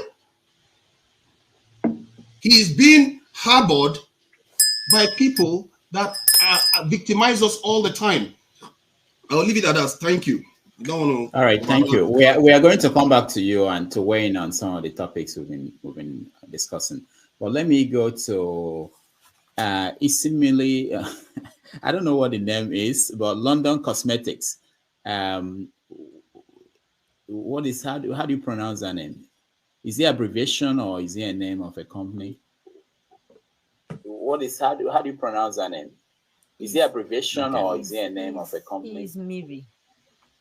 What is how do you pronounce that name? S goes by is it abbreviation or is it a name of a company? Okay. There is echo. I think you have to you open YouTube and you also join us. So close one of them so that we don't get echoes from you. Go ahead. YouTube and you also okay, let me skip you while you figure that out. We'll come back to you. 18 more. You're next. Yeah. You hear me now? Okay. All right. Try. Okay. Go ahead. 18. Hold on. Let's see how. Go ahead. I think I've lost. You're good. Okay, go ahead. Go ahead. You're good now. You're good now. Yeah. You're trying to see yourself. We can see you. Go ahead. Take off the glasses. No. Go ahead. We can see you. You're on. All right. We'll come back. We'll come. She's muted. No, she's not. Oh, she's muted. Okay. No, we can hear you now. Go ahead. Okay, go ahead. She don't froze. Now be the network. I know. I can't hear a damn thing. Sorry, I swear. Yeah, but we can hear you. I know what the problem is. You're trying to hear yourself speak to us. We can hear you. You just have to keep speaking. Keep speaking, and later on you watch yourself and see. Yeah. They are not reliable. Okay. Let's go back to 18 more. We'll come back to you and figure out. 18 more. Go ahead. Okay, thank you. I prefer your other name, but go ahead, 18 more. Okay, I will change it later. Okay. Okay, thank you. Yeah, what I want to rant about is the actual killing of the Labour Party. Some of the candidates in some of the states actually.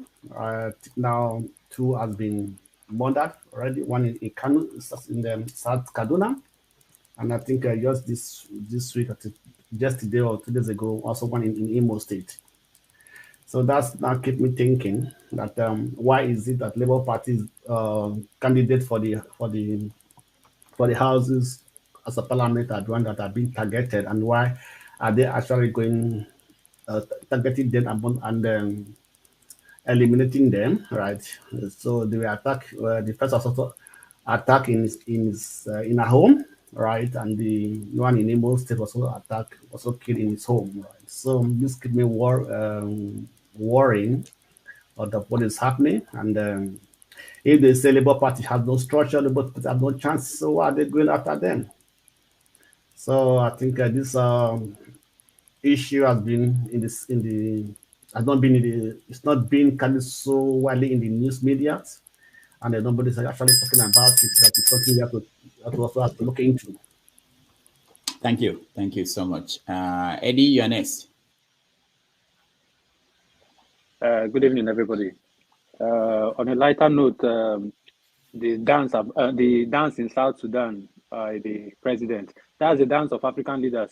And looking at it, in the next couple of months, you'll be having another president that will be piecing on themselves sooner than later. And as for the issue in the Southeast, accountability, I think, is the problem. When things like this happen, the people that suffer are the common man on the streets. The war of 1967, the people that died are the common man, are the common people on the street, the unknown people. So I think if you need to get people to sit at home, you need to get your leaders. You can't have somebody in government taking in the Senate, and at the same time you're asking the ordinary people that have to fend for themselves to sit at home. Why don't go after the government officials? Go after those people that should be accountable to you. If you need Biafra, if you need accountability, go after those people. Go after those people in Abuja. Yeah, I end at that.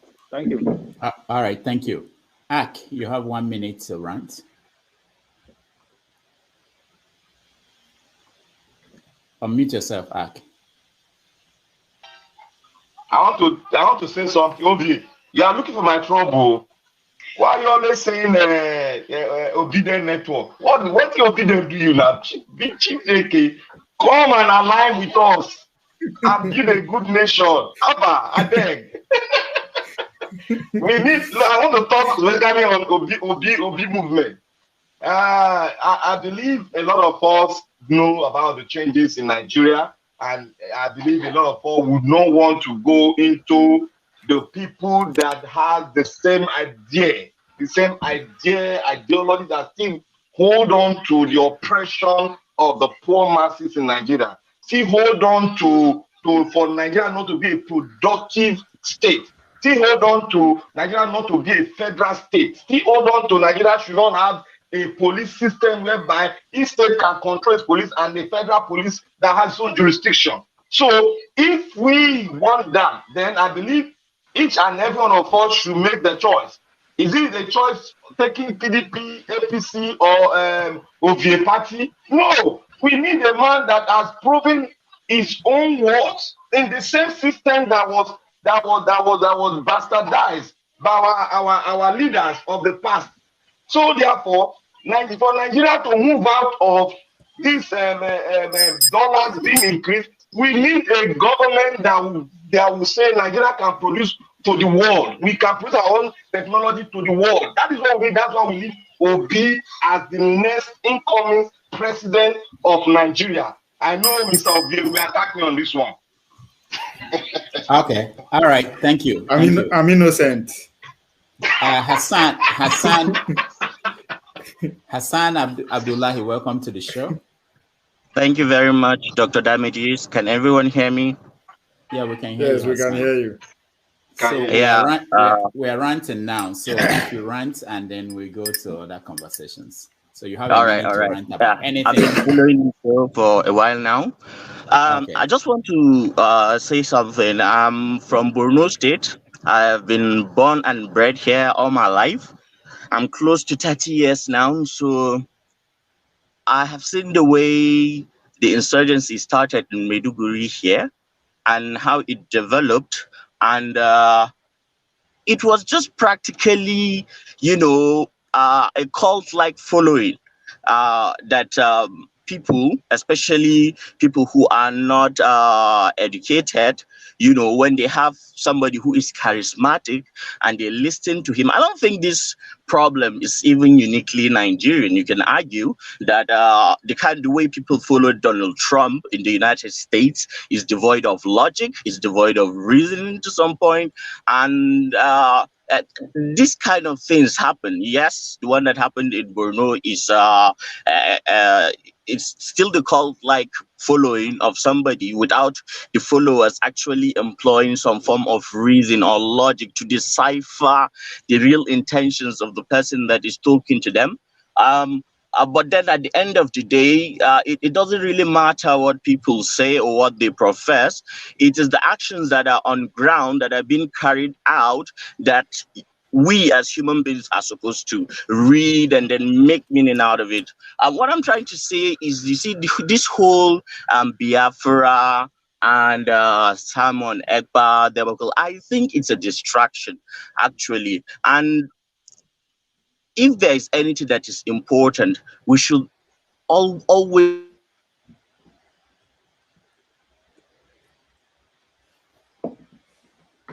All right. Hassan is frozen. We will get back to him. Hassan is Hassan is obedient.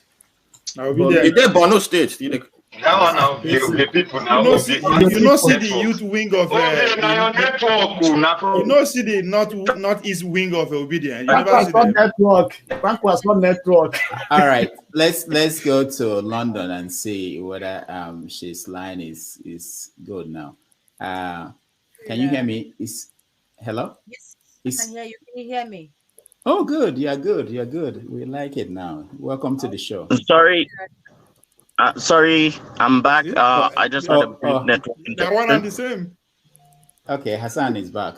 Hold on. Okay, let's Hassan. How so it's not disturbing your network? Nah, this is obedient. You go see now. You go to get hungry now. Why does he go get hungry? Go ahead. Hassan, go ahead. Finish up. Oh, it's free right now. You see, I also don't have the network again. Let me just be fast. Right.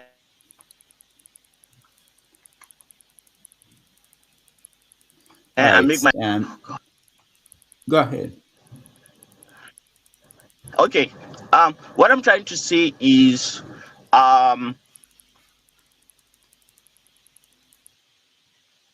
right, we do have patience sometimes for people in Nigeria. Difficult. It's very easy to destroy and very difficult to build.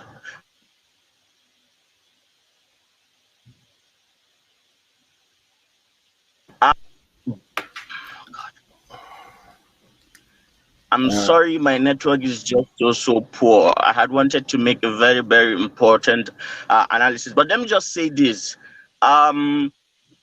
When we had insurgency within Maiduguri, Boko Haram were not wearing uniforms. They were going about dressed like ordinary civilians, and they were busy killing policemen, soldiers, and then anybody who have the mind to say anything against them. Everybody was afraid, and the government, of course, sent more troops into Maiduguri.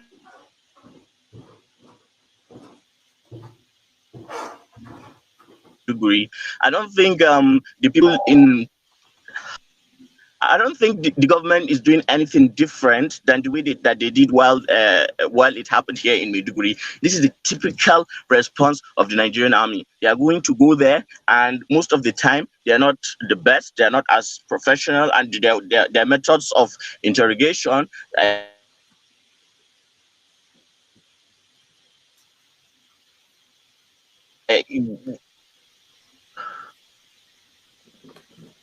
The youths in Maiduguri took it upon themselves, one day to just, we came out, we said, okay, these people that are killing policemen and burning churches, killing people in mosques, they are human beings like us, and you cannot die twice. The worst a person can do to you is to kill you. And then the youths in the town of Maiduguri made a resolve that from the day onwards, we are not going to allow anybody to cause havoc.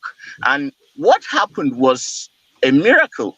Do you know, within the space of 2 weeks, there was no single Boko Haram member in Maiduguri metropolis. All of them had to flee. Most of them were caught because they lost their alibi. They couldn't go with the civilians. The civilians knew them. They knew them. They were just afraid, to point them to the authorities.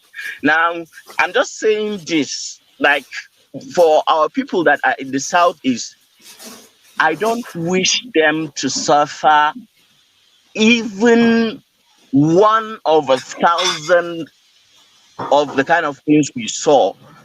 Well, there's still an active military. Here is still an active military zone. The military are here, and there was this essay and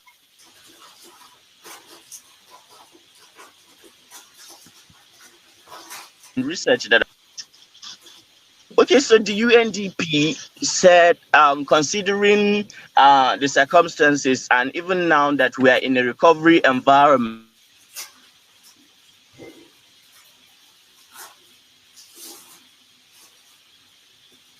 All right. It's unfortunate we're having difficulties. I think Hassan has a unique position.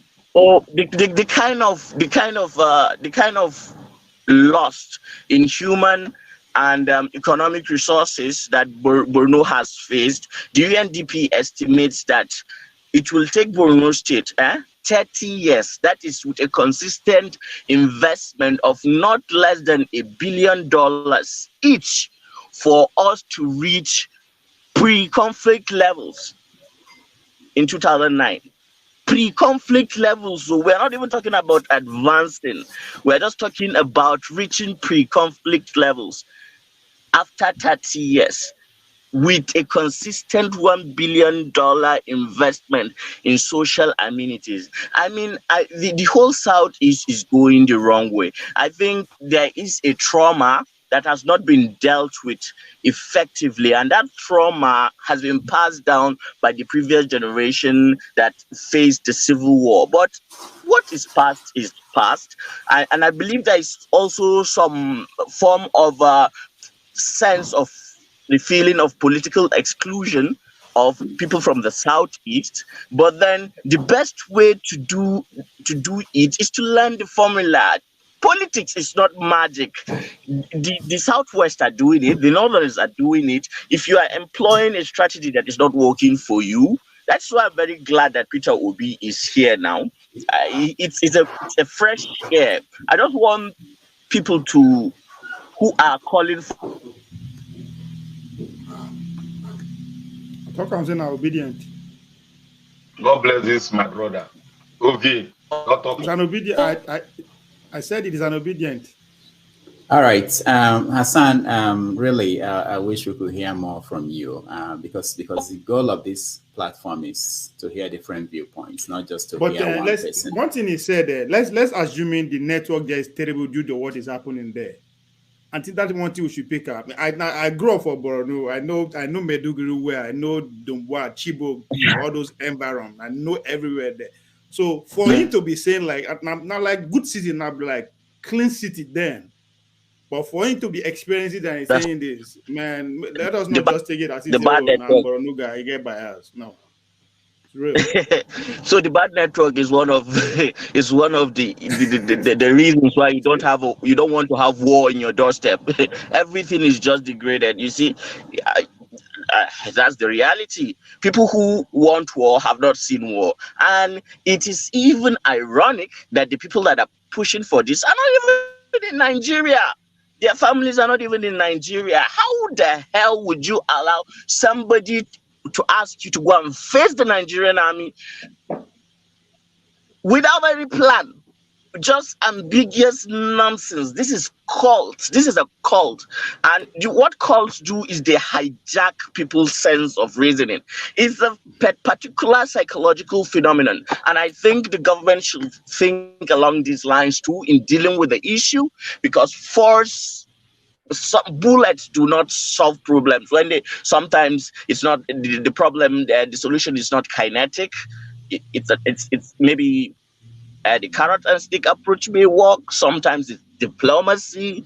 And if you see Russia and Ukraine, do you know right now there is a pressure point that is building, and more the Ukrainian side and the Russian side are willing to sit down on the table to resolve the differences after the death of close to 300,000 soldiers. This is just official. The numbers are bad because everybody is like putting down the numbers of casualties in war. So there should be a diplomatic solution, and I think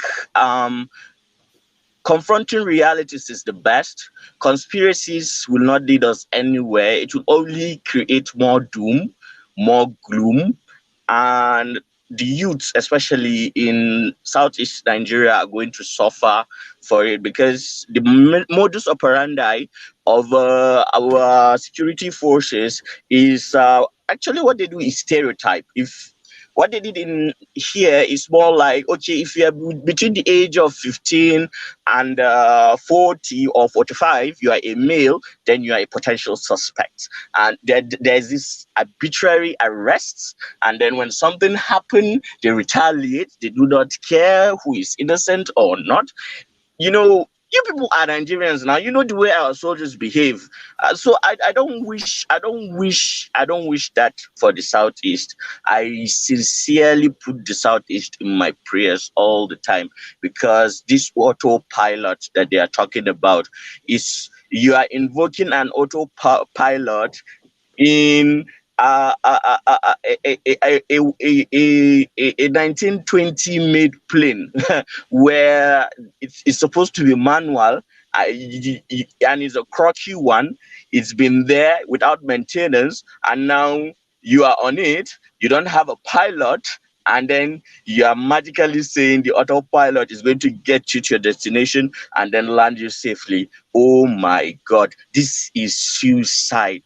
This is suicide. If there is anybody out there with who can reach the youths in Igbo land, preach to them, talk to them in their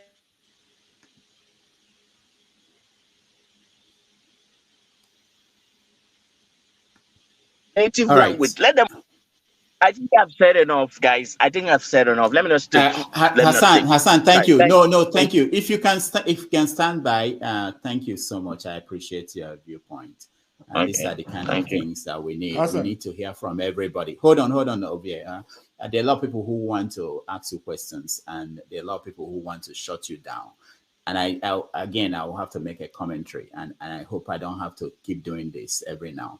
And then there's a conversation we had last week with Franklin Obunweze. I wish most people would have the time to listen to him. He answered most of these questions that are out there. The fact that Hassan is speaking and immediately people are saying, get him out of there. Because he's from Borno doesn't mean that he may not have an idea that will help the people in the Southeast to deal with the problems they have. They've gone through this. People don't want to listen. And I don't understand that. I mean, it doesn't really bother me, but the job, what we're doing here is to get as many voices as possible involved in this conversation. And we don't pick who comes here. You anywhere you are watching, you can come in and join us and air your view, you know? So I really want to say, and there were some people who already want to question you. And I wish the questions they are raising, they can come in here and raise a question. But at times you hear people say, one of the questions I saw somebody pose there is, why is it that the North is supporting Sharia? So Hassan, if Hassan answers that question now, would that be the solution to whatever problem is Hassan the Northeast? There are so many conversations that we're not having. My major point from what I see is that we don't have conversations we'll be having. If most people don't talk to each other, and that's the hope that this forum, this kind of platform, will help us to have conversations. You know what other people are thinking about what's happening to you. It's not just happening to you. Nigeria happens to everybody, as we say. All right. Hassan, can you see the private chat, Hassan? To get some question for like us. Yeah. Okay. If we want to do that, Hassan, I have a question too. Okay, Hassan, if you can look at the comment section, I just need it. Okay, let me make sure. Hassan, are you okay? Let me check the chat. Are you okay? Are you okay taking questions from people? Yeah, I am. All right. No problem. All right. I just hope the network operates. Yeah, we'll try and see what it goes or how it goes. If you can, drop your number in the private chat, please. Okay, Ovie, you can start. What's your question for Hassan? Okay. What part of Maiduguri are you in Maiduguri city, or you are within the suburb? This one. Maiduguri is a metropolis, just like New York. You know, there is Brooklyn. It's a metropolis. So Maiduguri is there is MMC, there is Jere, there is some parts of Konduga. It's a very, very big city. Right now close. Hassan, Yeah. Come Domboani. Domboalo Kiriko. Huh? Nidan Domboani. Okay, then Domboani. Yeah. But let's speak English. Let's speak exactly. English. That's why I said. That's why I told so that you don't go by explaining how the town. You want to use our brain here. No. In the explain how the city be. I know I'm so that we'll just go through the. So I want to know if you are in the city or you are in the suburb, so that I'll know how to direct my question. That's what I'm. Okay, yeah, I'm listening. Okay, is the last as at 3 days ago, last week when the APC had to head their convention in I think Gombe. The current the last speakers of the House of that Borno lost 2 of his kids while he was driving, when he was driving from Maiduguri to Gombe via Shani. Now, the question that I'm asking is that how is that road now? Because that's a major road to actually link Maiduguri from the other part of the country too. Is it safe now, or is still very dangerous? Well, there is this forum where like, there are a lot of expatriates in Maiduguri, right? INGOs, people who are working for the United Nations, because this is practically a war zone. So there is different degrees of threats depending on the roads that you are going to take. That road you are talking about is a bit dangerous because it's not far from the Sambisa forest. The Boko Harams have been known to be crisscrossing around those areas.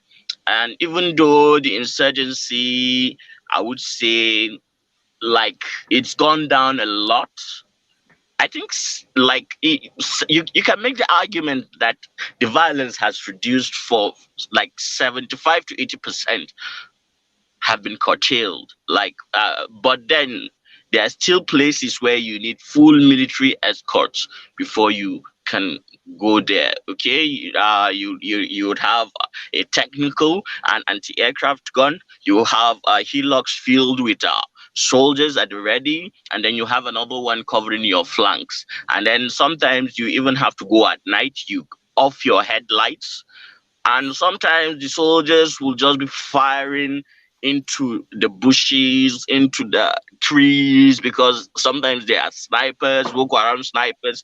So imagine, it's just like what you see in the movies, but the real thing, trust me, is it's not good. It's very bad. It's not like what you see in TV. It's worse. Okay. Thank you. Let's quickly just make a question so that we can move to other topics. Hassan, let me ask you this. This is from Cynthia Maxwell. Okay. I wanted to know, why is it that the entire northern states that they adopted the Sharia law without consulting other parts of Nigeria? Okay. I think when the adoption of the Sharia was introduced, I was not yet an adult. But I can still remember it was during Obasanjo's regime, and the governor of Zamfara actually spearheaded that movement. I just want to make something clear, okay? The human mind is susceptible. I'm a Muslim, but I follow the traditional kind of Islam that our forefathers did.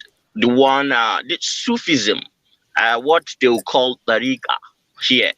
So it's different from the Salafi, which is a Sunni Salafi system, which came to Nigeria, I think, in the late 80s with Dr. Gumi, and they started Jama'at Ahl Sunnah. That Jama'at Ahl Sunnah, Jibwis, I think is the name. They are the ones that actually got control of the airwaves. So more and more Muslims in northern Nigeria are now subscribing to that brand of Islam, which there is another subset of it which follows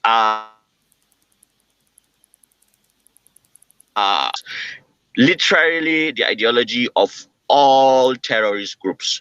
And that is why, if you notice, MBS, the Crown Prince of Saudi Arabia, have actually started working in banning some of the literature, because they actually exported these ideas, because a lot of people went to study Islam in Medina, in Saudi Arabia, and then they came home with these ideas, and they are very, very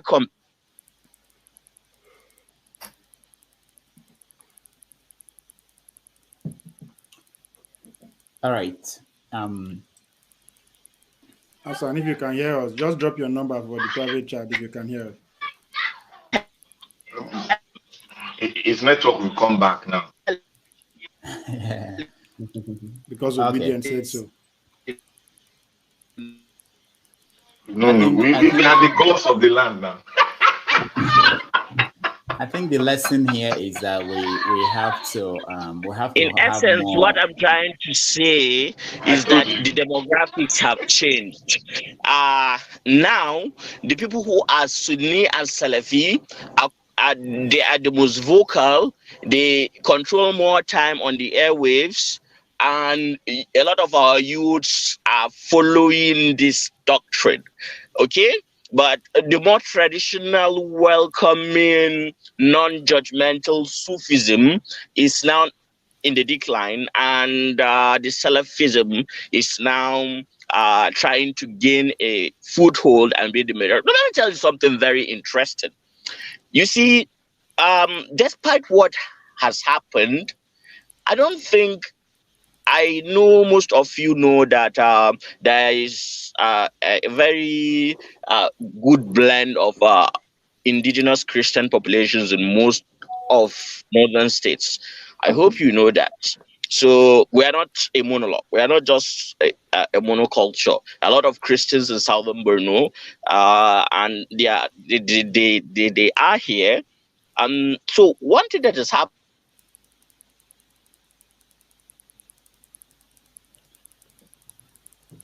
So sorry, Damage. I don't mean tell him to answer the question very short.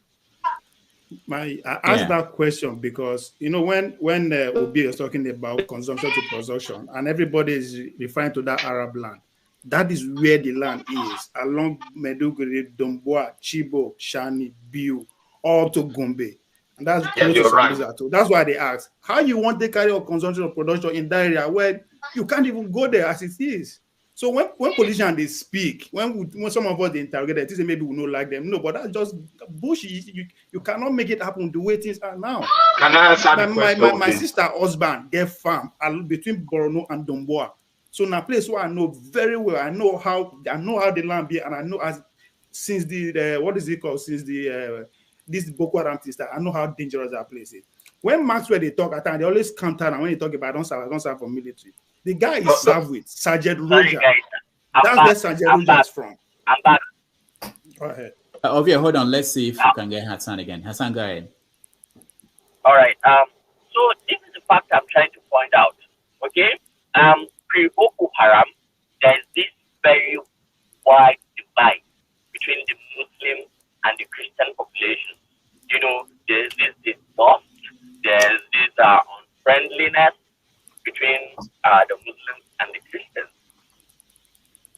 First, Boko Haram, but what Boko Haram came, you know, with their brand of Islam, they started by burning churches, killing Christians, and so a lot of Muslims thought, so these people are just targeting Christians, or we are safe. They didn't know that the bombs are coming to the mosques. So when they came and started attacking the Muslims too, then the Muslims and Christians, all of us realized we had a common enemy, that we are not actually each other's enemies, that we are more closer, we are more alike than them. So this fostered something, a very, very peaceful relationship between Borno Christians and Borno Muslims. I can beat my chest and say right now that in the whole of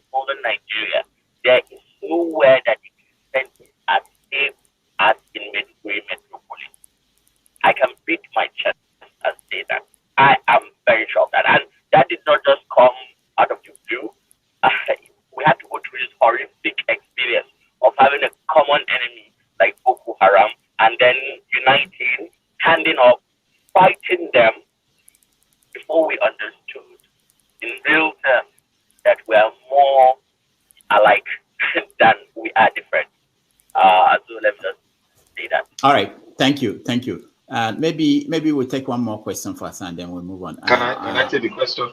No.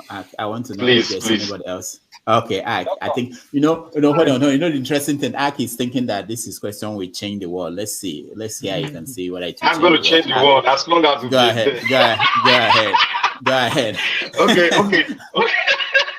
Okay. Mr. Hassan, God bless you, and I thank you for giving us a very vital information.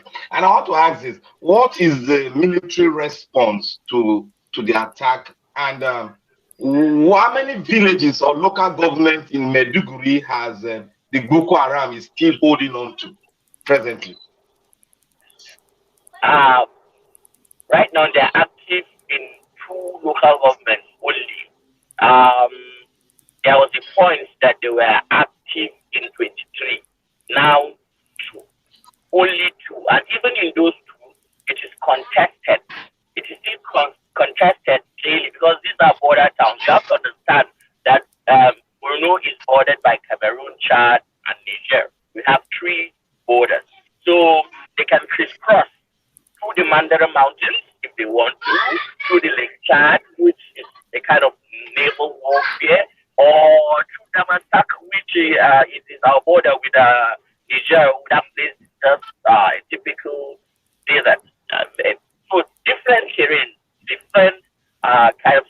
So what has aided them to survive, I think, is one of these things. But I will tell you this: the Nigerian army has learned a lot. They have suffered a lot. Ever since Boko Haram went out, there was a point that they had like 18 local governments firmly in their hands. They renamed some. But I thank God that the Muslim and Christians of the state were able to recognize the common enemy, and that brought us together more closely, and we saw that we had more in common. That is why that's what I want to speak to my Igbo brothers. You don't want to see the carnage that is here right now. I think at the last count, we don't actually know. It's an estimate. There are around 215,000 orphans. The deaths are close to 500,000. Most of these villages that Boko Haram has occupied, they practically raised the villages to the ground.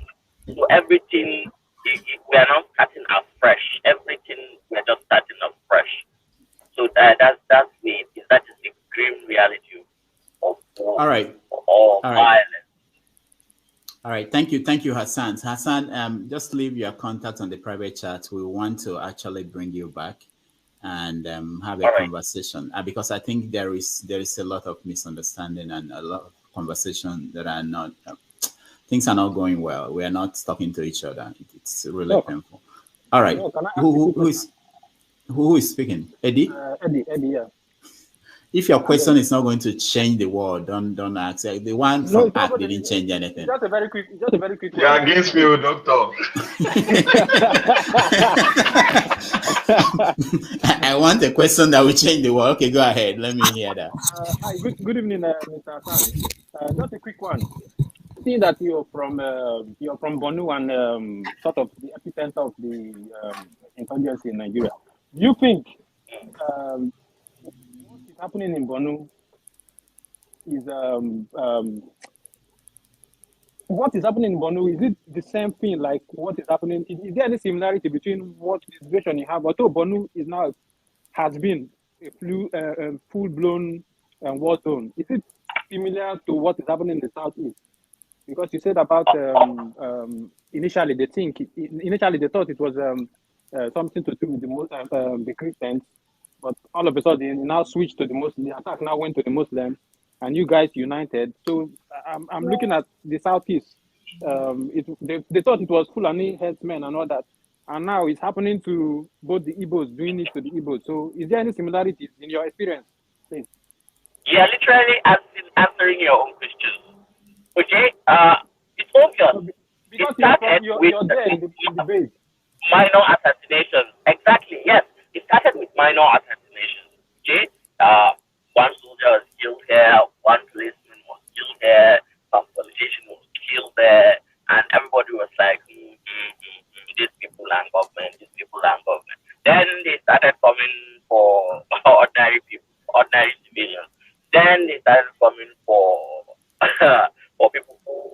because it's Boko Haram. They were against Western education. They started coming for people who teach, like university lecturers, teachers, and they started coming for even the students. So if you are Boko, you go to school, or you have anything to do with Western education, you are a legitimate target. You see how it was spiraling, and it was not an unfortunate mix of events.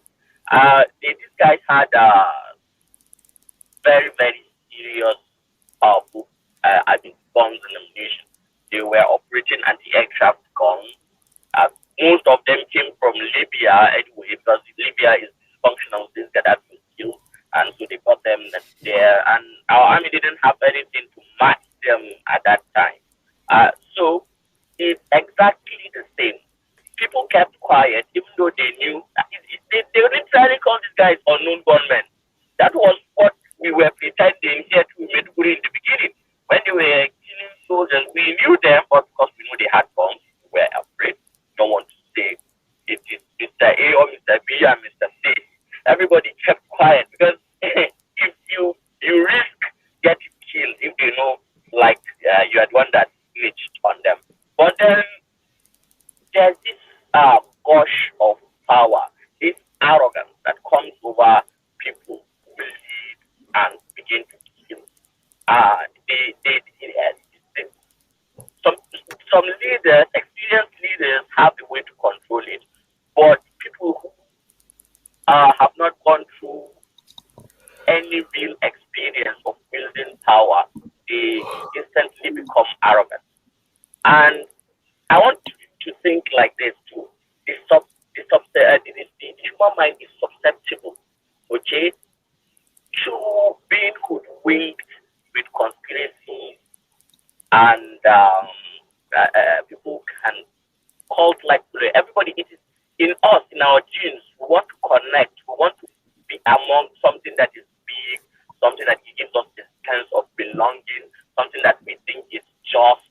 But then the lines are very blurred if you have a population that does not use logic and are emotional, or you have a population that is mostly non-educated, or you have a population that has no real guidance. You get where I'm going, okay? So it is responsibility of the people who are intelligent, to guide those who are not.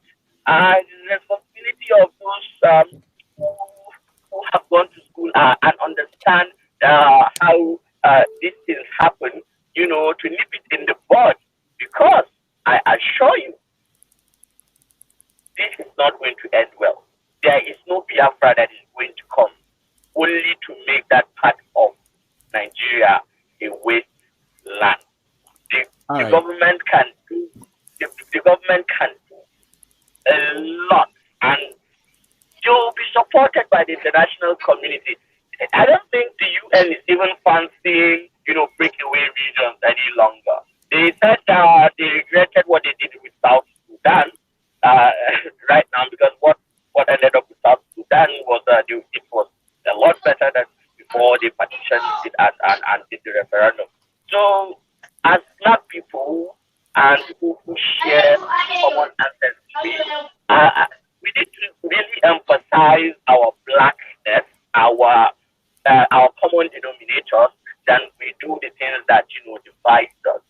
We have common destinies. Let's break these barriers. There is a bright future ahead of us, but we have to make love. All right. Thank you. And tolerance be our watchword. Thank you, Hassan. We are going to bring you back, and hopefully your connection will be a lot better, and we are going to have a conversation. I think it's long overdue. We keep hearing from one side, and also for people who are not comfortable when they don't hear what they want to hear. I'm really concerned about them. I feel sorry, because if you want to join the conversation, and that's what the platform is, you have to be able to listen to what you don't like.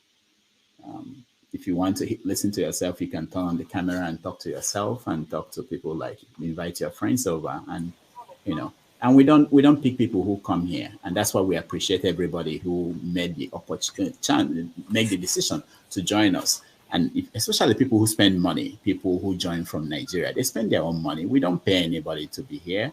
And some people stay here for 3 hours, 4 hours. We appreciate that. So if you don't value people's time and value their own opinion, we do. It's all valid.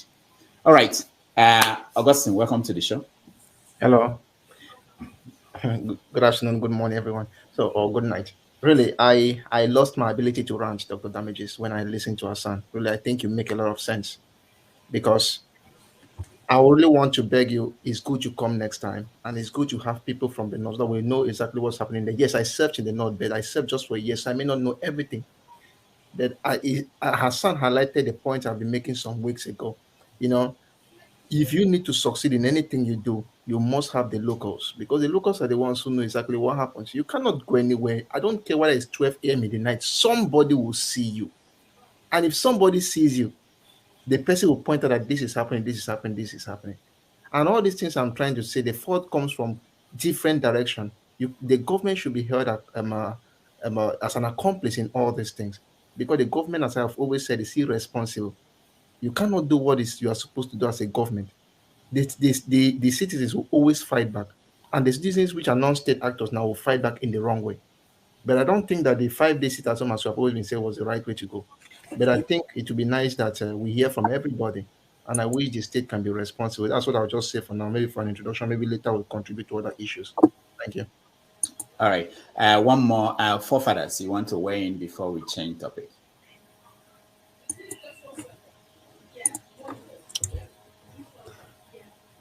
Can I say something? Yeah, forefathers first. No, forefathers first. Okay. I don't know. Yeah, go ahead. Forefathers, you are muted, or you are... No, you're not muted. Your audio is not... We can't hear you, forefathers. He's muted. Okay. Yeah, no, it's no, not... okay. You can hear me now? Okay. He said something about the Islam they are forefathers to practice, and that changed recently.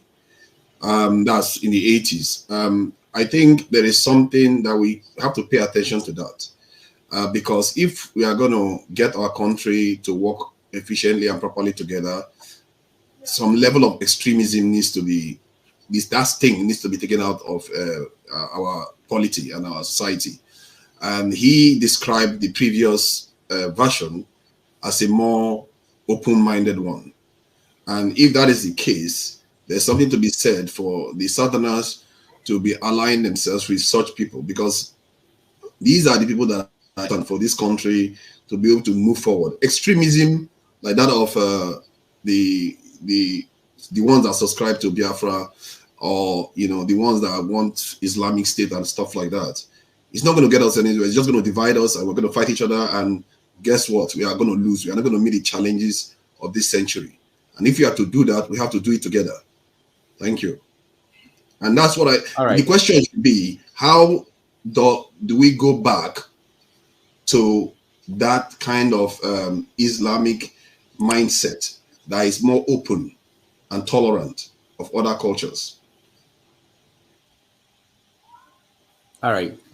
Thank you, forefathers. Who else? Somebody said you want to... I didn't get the person that was speaking. It's me. Okay, it's good. Go ahead. Okay. Yeah. I've had a lot of people make mention of ordinary Southeasterners really getting together and trying to stop what is happening. You see, that is actually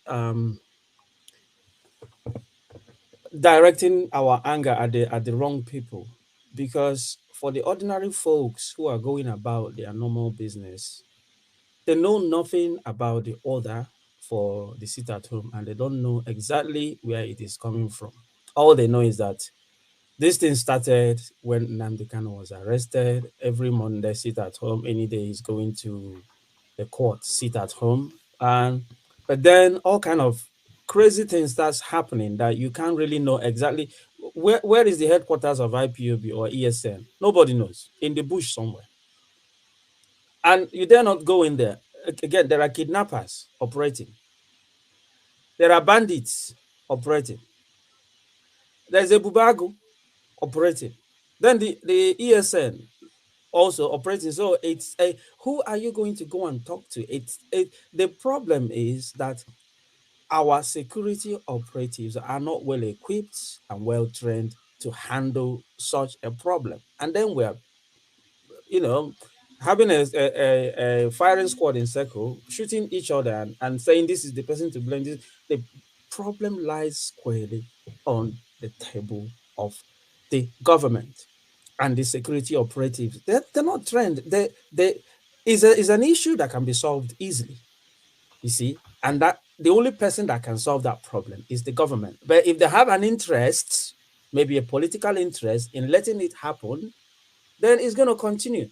These guys don't care. I mean, the hardcore Biafrans, they don't care about your Nigerian election. They really don't give a toss. And the more there is no election in the Southeast, and there is maybe an Igbo is not elected, and there's marginalization, then their case is stronger. So they really don't care, you see. So saying that, oh, Igbo should, it's not every Igbo man that is in the bush fighting for Biafra.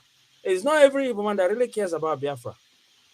All we care about is a fair Nigeria, a Nigeria that is fair to all. But there are hardcore Biafrans who don't want Nigeria anymore. Even if you give it to them on a platter of gold, they don't want it because they want out. So your election is not going to help them. If they can have their way and not have an election, they will, and you can't stop them, you know, unless you try with a superior force. So telling Southeasterners to get together, who really want election and want to elect P2B, they can't stop these guys who don't want an Igbo man as president, because that will, you know, maybe stop their course of getting a Biafra. Because the more Nigeria is poor, the more the Biafra is possible. So is it we don't all wake up from the same bed and agree in the morning on what we want as Igbos.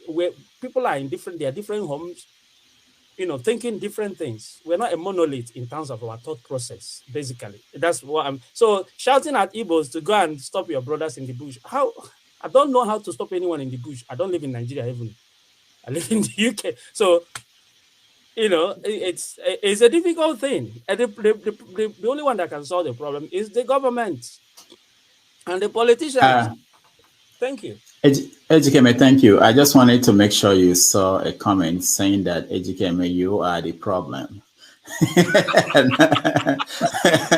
So, I agree with that comment. Thank you. Okay, you don't come again, though. You want cause confusion. How you going to agree with that guy comment now? You want cut off? See, in the talk say election no go hold. The question is that if election no hold, to whose advantage and to whose disadvantage? Do you think hold on. Do you think the Nigerian state actually care about the destruction that's happening in the Southeast? If you think they care, man, think again. They don't. We know. That's why they don't. We know. Let Rudolph control the show. Let Rudolph control the show. I beg. Let me finish this. Let me say this thing.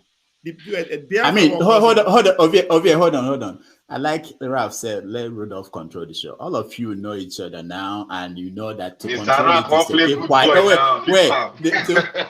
I'm not go find trouble. I'm not be good. You all know that the solution is to allow somebody to speak, and then after him you speak. But then you won't do it, and then you call on Rudolph to control the show. If I have a rope, I'll anyway. Ovia, go ahead. Do you know why it takes almost how many years? More than 30 years now since the Civil War. You know why it take that long before we start to agitate again? Because over 3 million people were killed. Now you don't start to kill again. Who will come agitate in 10 years or 20 years time? Because in case you know succeed with this agitation and you end up killing everybody within that environment, who will come agitate again? It will take another 50 years before you say, okay, we'll go see other people again. We will call remember what we are talking about now. They will say, yes, they will start again. So, so there are some countries, now history, Rap don't talk on here before. Not the way they happen now, we never happened before. That everything that is happening in our world, now we the cause, there's nothing me and you, directly or indirectly. So, and I keep saying Nigeria is bigger than Lagos, Benin, Edo, Akwa Ibom. Nigeria is bigger than that. You need to actually explore. And if they claim, say you get authority, you are marginalized, the same thing is the other person they feel. But the only way to actually make it work is for us to say, come on, I know, say, yeah, you are marginalized, right? If you say you are poor and all that kind of a thing, guess what? The bottom of our problem now, one thing, those in charge of power. That's what we have in common. Now we go into, okay, how do we now make sure we take over them? Because that's the only way. We have to go take over power to actually get what we want. We can put emotion out of here now to their advantage. They are putting billions every day to make sure me and you don't see eye to eye. Power will not be vacant. It never. Power never be vacant anywhere. Somebody must occupy it. No matter how you think.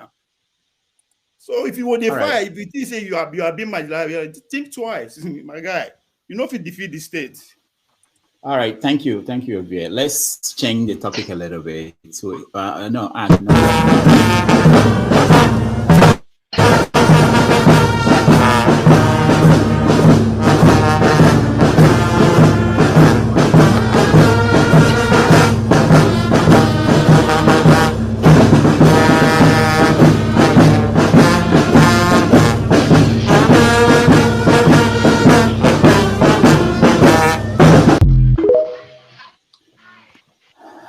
I don't know if I've ever seen something pathetic as that. It's really sad. I mean, we don't make fun of someone's health, but for you to get to this point where something like this could happen to you in public, you have an idea that it's not. I don't think this is the first time this has happened.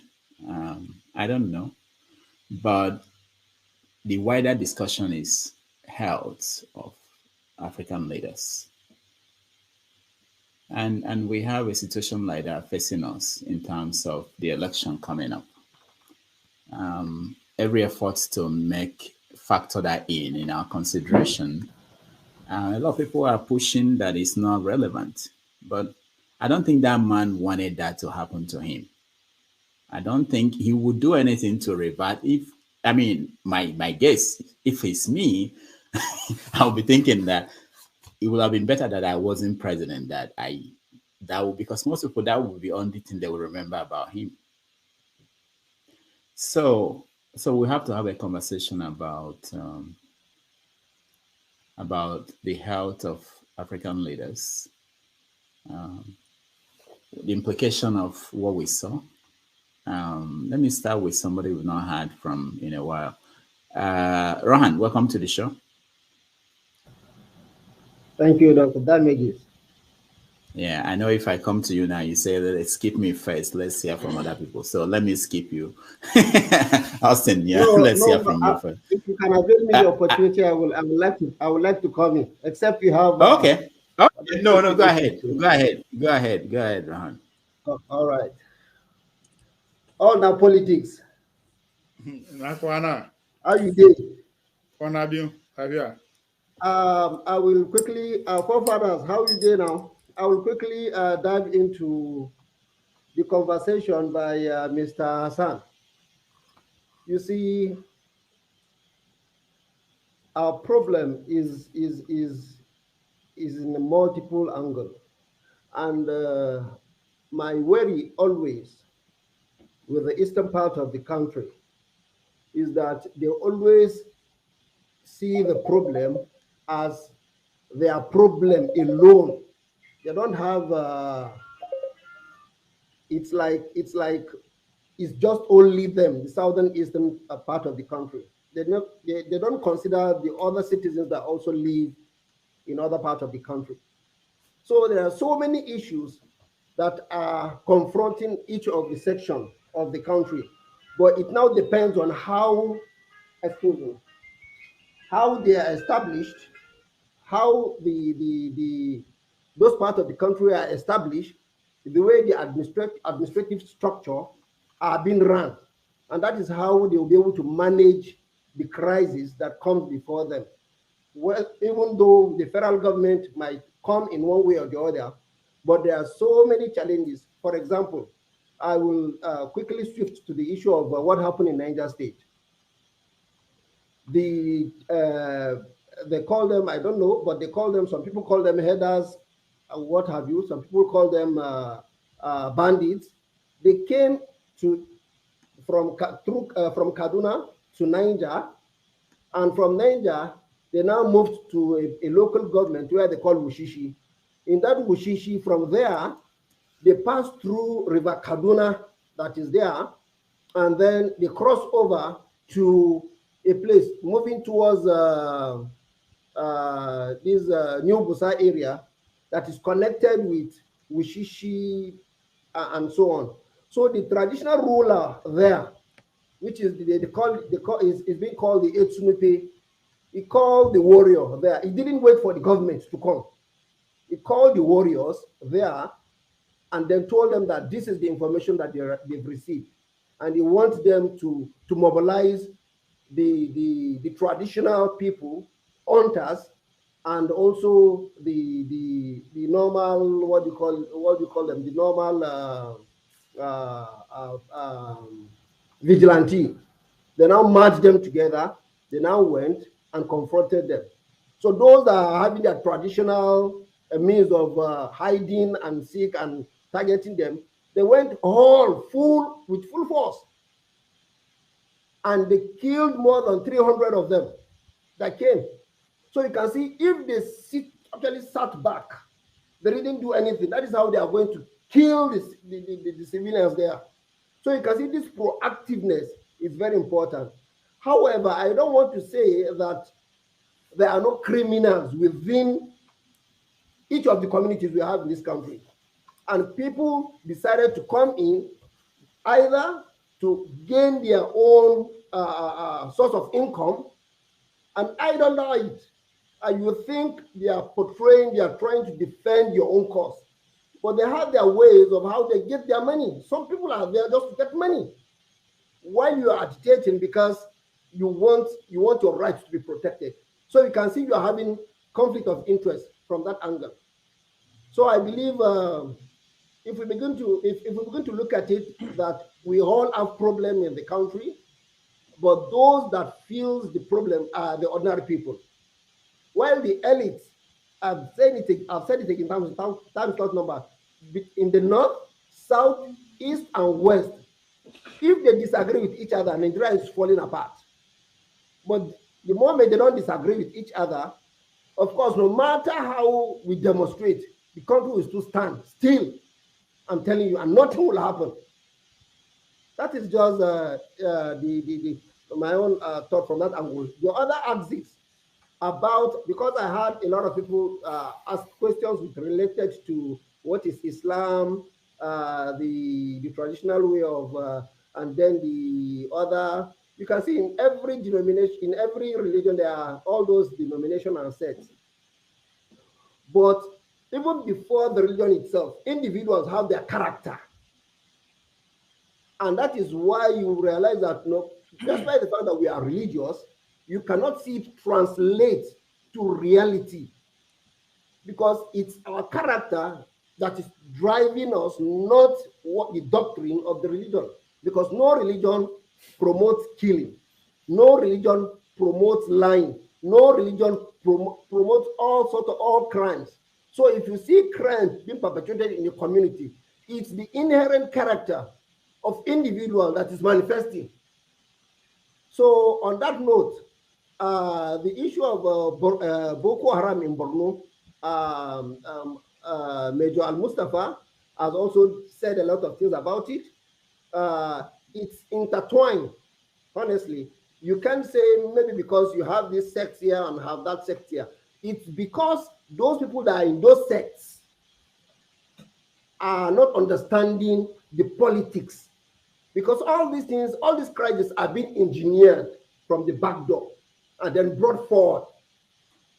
So by the time they bring it forward, you will begin to see it from the symptom, not from the real design of the problem itself. So you begin to address the symptoms, and at the end of the day, you'll not be able to address the real problem. So that's just what I have to say from that angle. All right, Rohan, thank you. Martins, welcome to the show.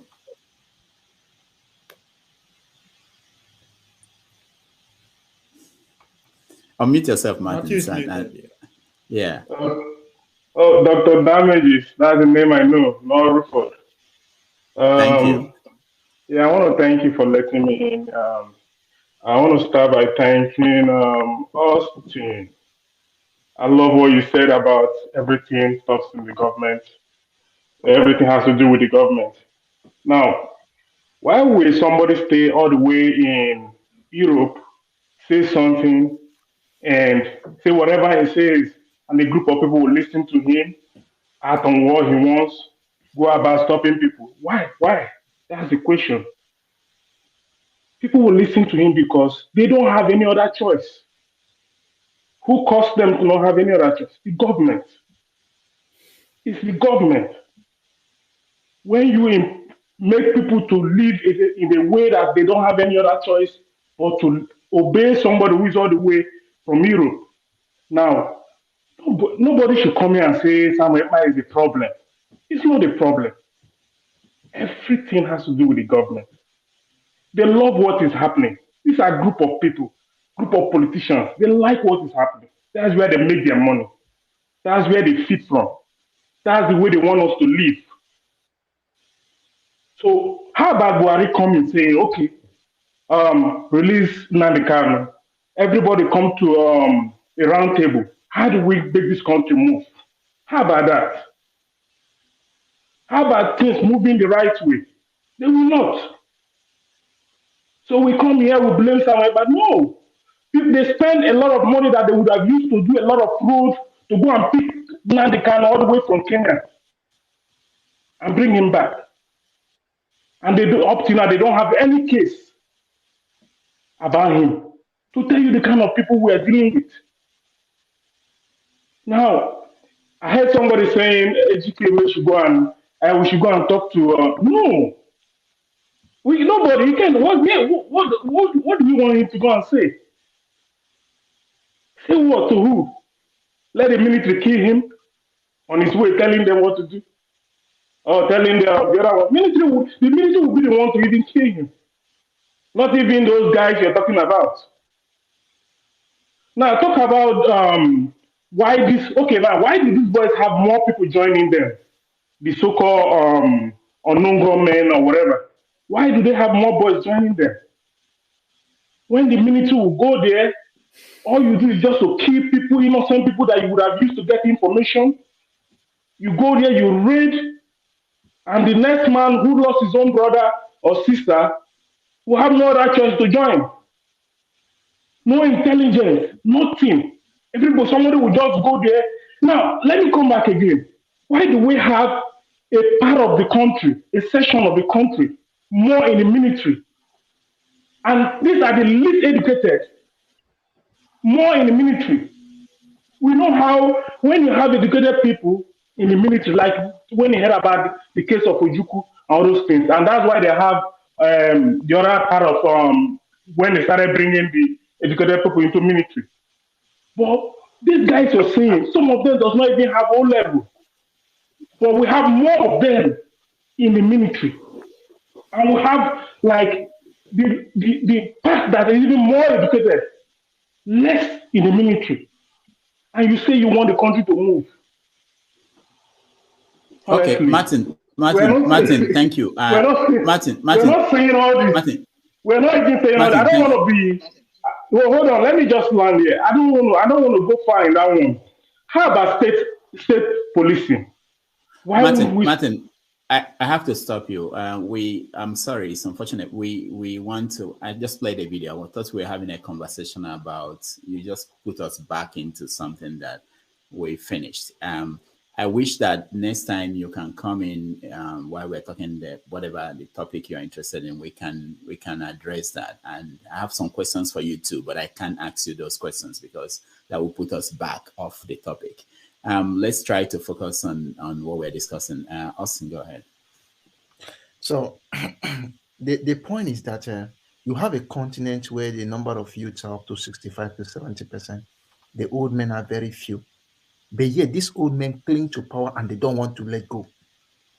They say if you clap for the masquerade all the time, the masquerade will perform more, happy that everything is moving well. I'll keep on as I keep on saying it. You see, most of these people who are influencers online and the rest, most of these celebrities, if you don't comment under their post, they will be useless. In my village, I rejected the money of a politician and the guy fumed. Who are you? How dare you reject my money? Who is your father? So when we try to make politicians like they are God, that's when they now start behaving as if they are something good. This person in South Sudan, he has followers. He has people cheering for him. And that is why he stays in power. When I saw the last time, you know, this 11 years since they took off, they had the transition government. They have been postponing the election. Some months ago, he postponed the election for another 2 years. He could not even speak English. He could not even talk. He could not. We postponed the election not because I'm even speaking well, not because I want to stay in power. But you have people supporting him. And now he has peed in his trouser and he will be remembered. And do you know that president who peed in his trouser? That's what they will remember him. Now let's go. I don't want to talk about it. Let's come home to the country. We are moving in the same direction. We have presidential candidates which we know that they are not strong enough. Sometimes people think it's just to go and sleep in Aso Rock. No. Look at the Electoral Act. In the Electoral Act, the House of Assembly members and some of the politicians, I don't know, they didn't put themselves as those who were supposed to vote to elect candidates who will be flag bearers. Do you realize that each of the members of the House of Assembly has about 2 or 3 aides? President Buhari himself has about up to 50 aides. You have up to 1,000 people who read a document and could not see the mistake. The question, did they even read it at all? Nigeria, a country where mediocrity is being hailed. If you have somebody who is meticulous, who can read and understand things, they will never employ him as an SA. You go and find one bushman from one Okwahia village and make him an SA, where he cannot even read a bill to know what's on that bill and say, no, this part contradicts this other part. No, you cannot have them. But we have people who are always there hailing them. I'm sorry to say this. If we go the way we are going, even I'm not talking about South Sudan because I don't want to go there. Let's talk of Nigeria. If we have some of the present crop of leaders that they misbehave and talk, they insult the system. You don't want to answer questions. You don't want to relate to the people. You don't want to tell them what they want to do. When they get into office, they will also pee on their trousers. And when that time comes, some of us who hail and jeer and shout at them will be the ones to still talk. Let me tell you, a president needs to read a bill. A president needs to read what they are trying to say for me to assent to. And if you cannot have the mental capability to do the work, then trust me, the system is on its way to doom. It's on its way to doom, whether you like it or not. So a situation where, I'll always say this, if a man is crippled, you are crippled, then you can sit on a wheelchair and read well and understand, I'll vote you for president. But if the problem is psychological, it's from your brain, mentally, you are not mentally capable, I cannot vote for you. So please, for me to end up now, I will push it back to the citizens. When they give us small money on our hands, we now hail them. When they give us money, we run around them because it's from my village or my brother and my sister. I'll push it back to us as the citizens. Let us try as much as possible to love our country and do the right thing, especially in the Nigeria perspective. And in the case where they apportion large money to themselves, they apportion pension for governors, they apportion this. If citizens come as a unit, let's say my state, we say, no, this pension thing cannot work. And we are thoroughly against it. And the political class that the citizens don't like this one, they will remove it. They will remove it. That's why when they want to pass a useless law, most of the laws they want to pass, but they don't want you to know, they will not make it to go through public reading. Because when people sit and they shout and they say, this one, we don't like this one, they will remove it. There's a case where we support them all the time because they gave us some money to subscribe and talk and shout over social media. Then at the end, after 3 or 4 years, they show us a pepper. They will now start complaining. I saw somebody online who was messing up, and when they kidnapped his child, he now started shouting all right. I was just looking at him. You were supporting evil. It happened to you. Now you are now crying. Let's just do what is right. All right. Thank you. Thank you. Hassan, you want to say something? Okay, go ahead. Yes, please. Okay. Regarding the president of South Sudan and old age at the president or leadership in general.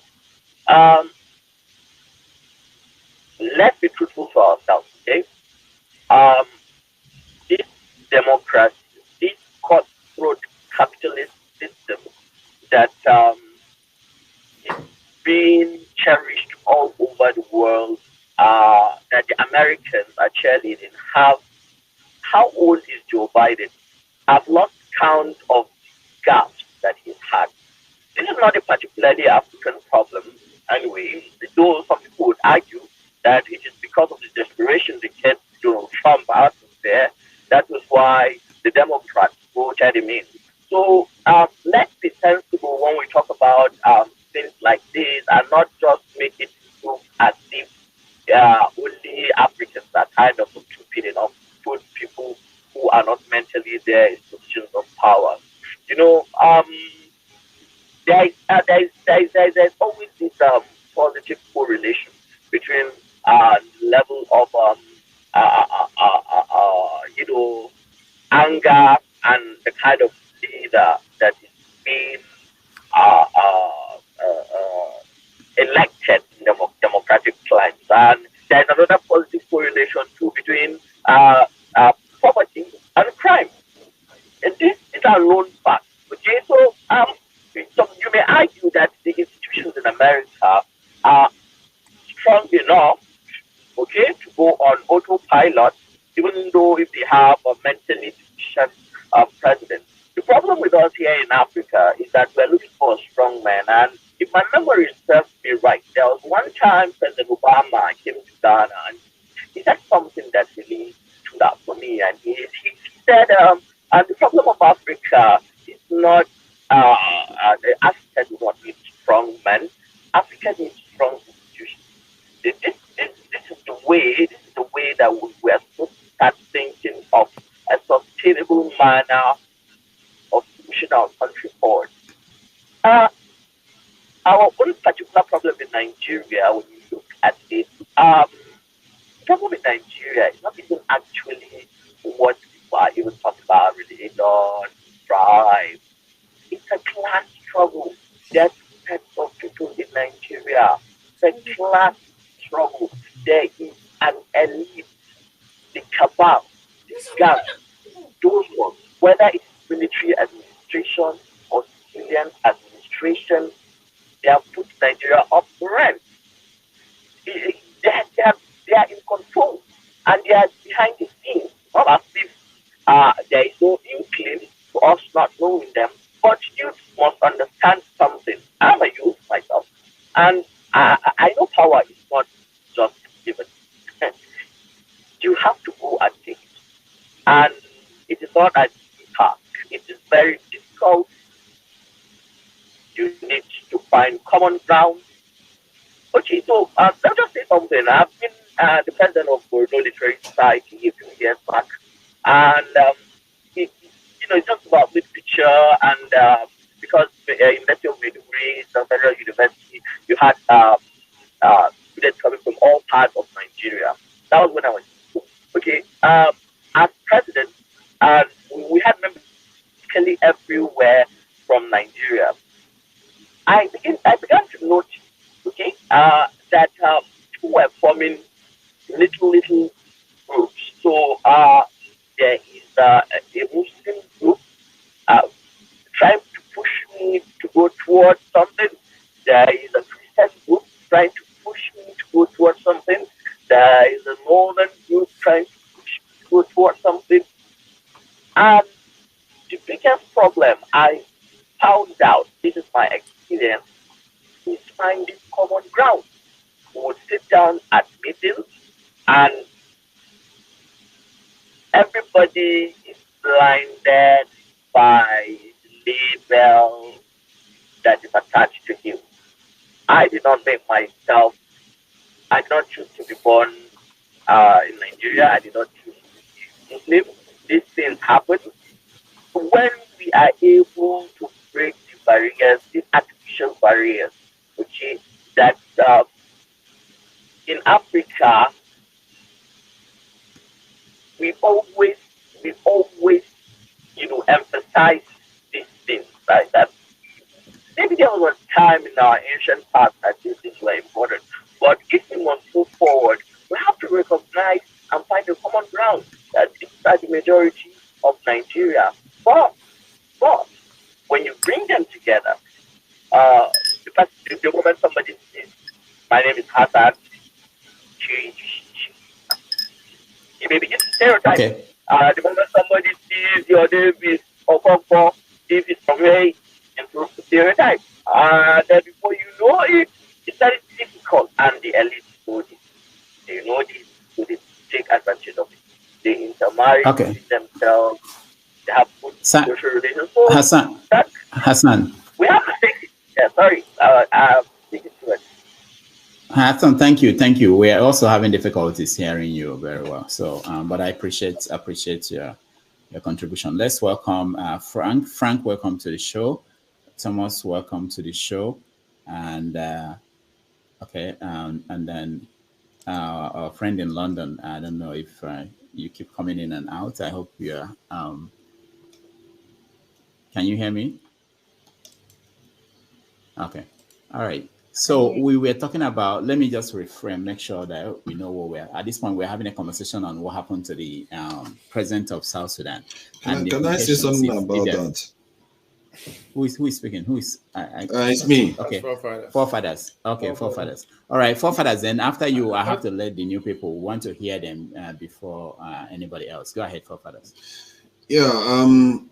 I think what happened to that president is emblematic of what is happening to our leaders. Since the year 2000, Africa has lost 23 leaders, and they died in office, and 11 of them died overseas. And you can imagine, we have the president going overseas all the time. And Africa makes up about how many percent of the world population, and we are overrepresented in terms of the deaths. And if you include black nations, you have 31 in office. And so it's a very, very disturbing pattern. And you see this pattern repeat itself everywhere. Just like the people are suffering. We are not living in the same world like other people. Everything we do is worse for us. Our movement is more restricted than any other people. We die early, we die more in office, because of this weakness, like the debate you're having before. We're having debate about fighting each other when we should be confronting the world of today as it is. There's a reason why it's black countries that are suffering like that. The world is operating on a racial level, and we are still operating on a tribal level. And if we don't get out of this, it's going to really cost us big time this century. Because we are looking at, you just saw what happened in Morocco. They don't even want to acknowledge that they are even Africans. They don't want to associate themselves with us. They kill our people when we try to cross their border, doing the bidding of Europeans, because we are weak people. We just spend most of our time arguing amongst ourselves instead of confronting the global challenges that are facing us right now. And these are really serious challenges. And if you love your children, your women, and your heritage, you really need to focus here. Your trauma is not going to save them. Your anger is not going to save them. Your common sense is what is going to do to think about the greater good of your people. That is what we are facing here. And that leader, this is a leader that refuses to leave office. He refuses to leave office. He refuses to carry out an election so that some other person can come in. And that is one thing you can say about Buhari. That guy wants to leave office as soon as possible. And that is a gift Nigeria has. And we don't see that enough. Nigerian leaders have never run this country. I don't know of one Nigerian leader that ruled this country for 10 years. And other countries are struggling to get rid of their leader all the time. So that is what I'm going to say about that. And I'll just leave it at that. Thank you. All right. Hold on, forefathers. I wanted, since let me play this video and I get your reaction before we move on. Biden would not pick up and go to meet with any other leader in the world without an agenda. That simply doesn't happen. Right. So what makes the US think that they can engage African leaders without an agenda? Come to Washington, let me tell you what I want to do for you. Come to Washington, let me tell you what you need to do in your country. That game is an old game. Right. It's not going to work anymore. To be honest with you, if I'm to speak the truth, I hope a lot of heads of cases don't come, because it is an insult. It is an abuse of the African leaders. It's a disrespect of the African leaders. Where is the agenda? Please respect the African leaders. Do unto them what you would want done unto you. So it's really a simple ask. Yeah. I like that, Ambassador. I used to like her, but I don't understand this. Maybe you can help me understand, forefathers. Who forced them to go there? Without why is she worried about why is she worried about an agenda? I think what she's trying to highlight is that when the Russia invited African leaders, many of them come with nuclear deals and all kinds of stuff. But if you look at what they are doing in Washington right now, they are coming back with trinkets, telling them green energy and all this nonsense that don't do us any good. And if we listen to them, it's to our own peril. These people, when US had the power to help us more than they ever could, that was during the fall of the Soviet Union. Guess what was happening on the continent then? We were in hell. That's when Rwanda happened. That's when Nigeria was in June 12th. All craziness was on the continent then. If these people weren't meant to help us, they would have helped us a long time ago.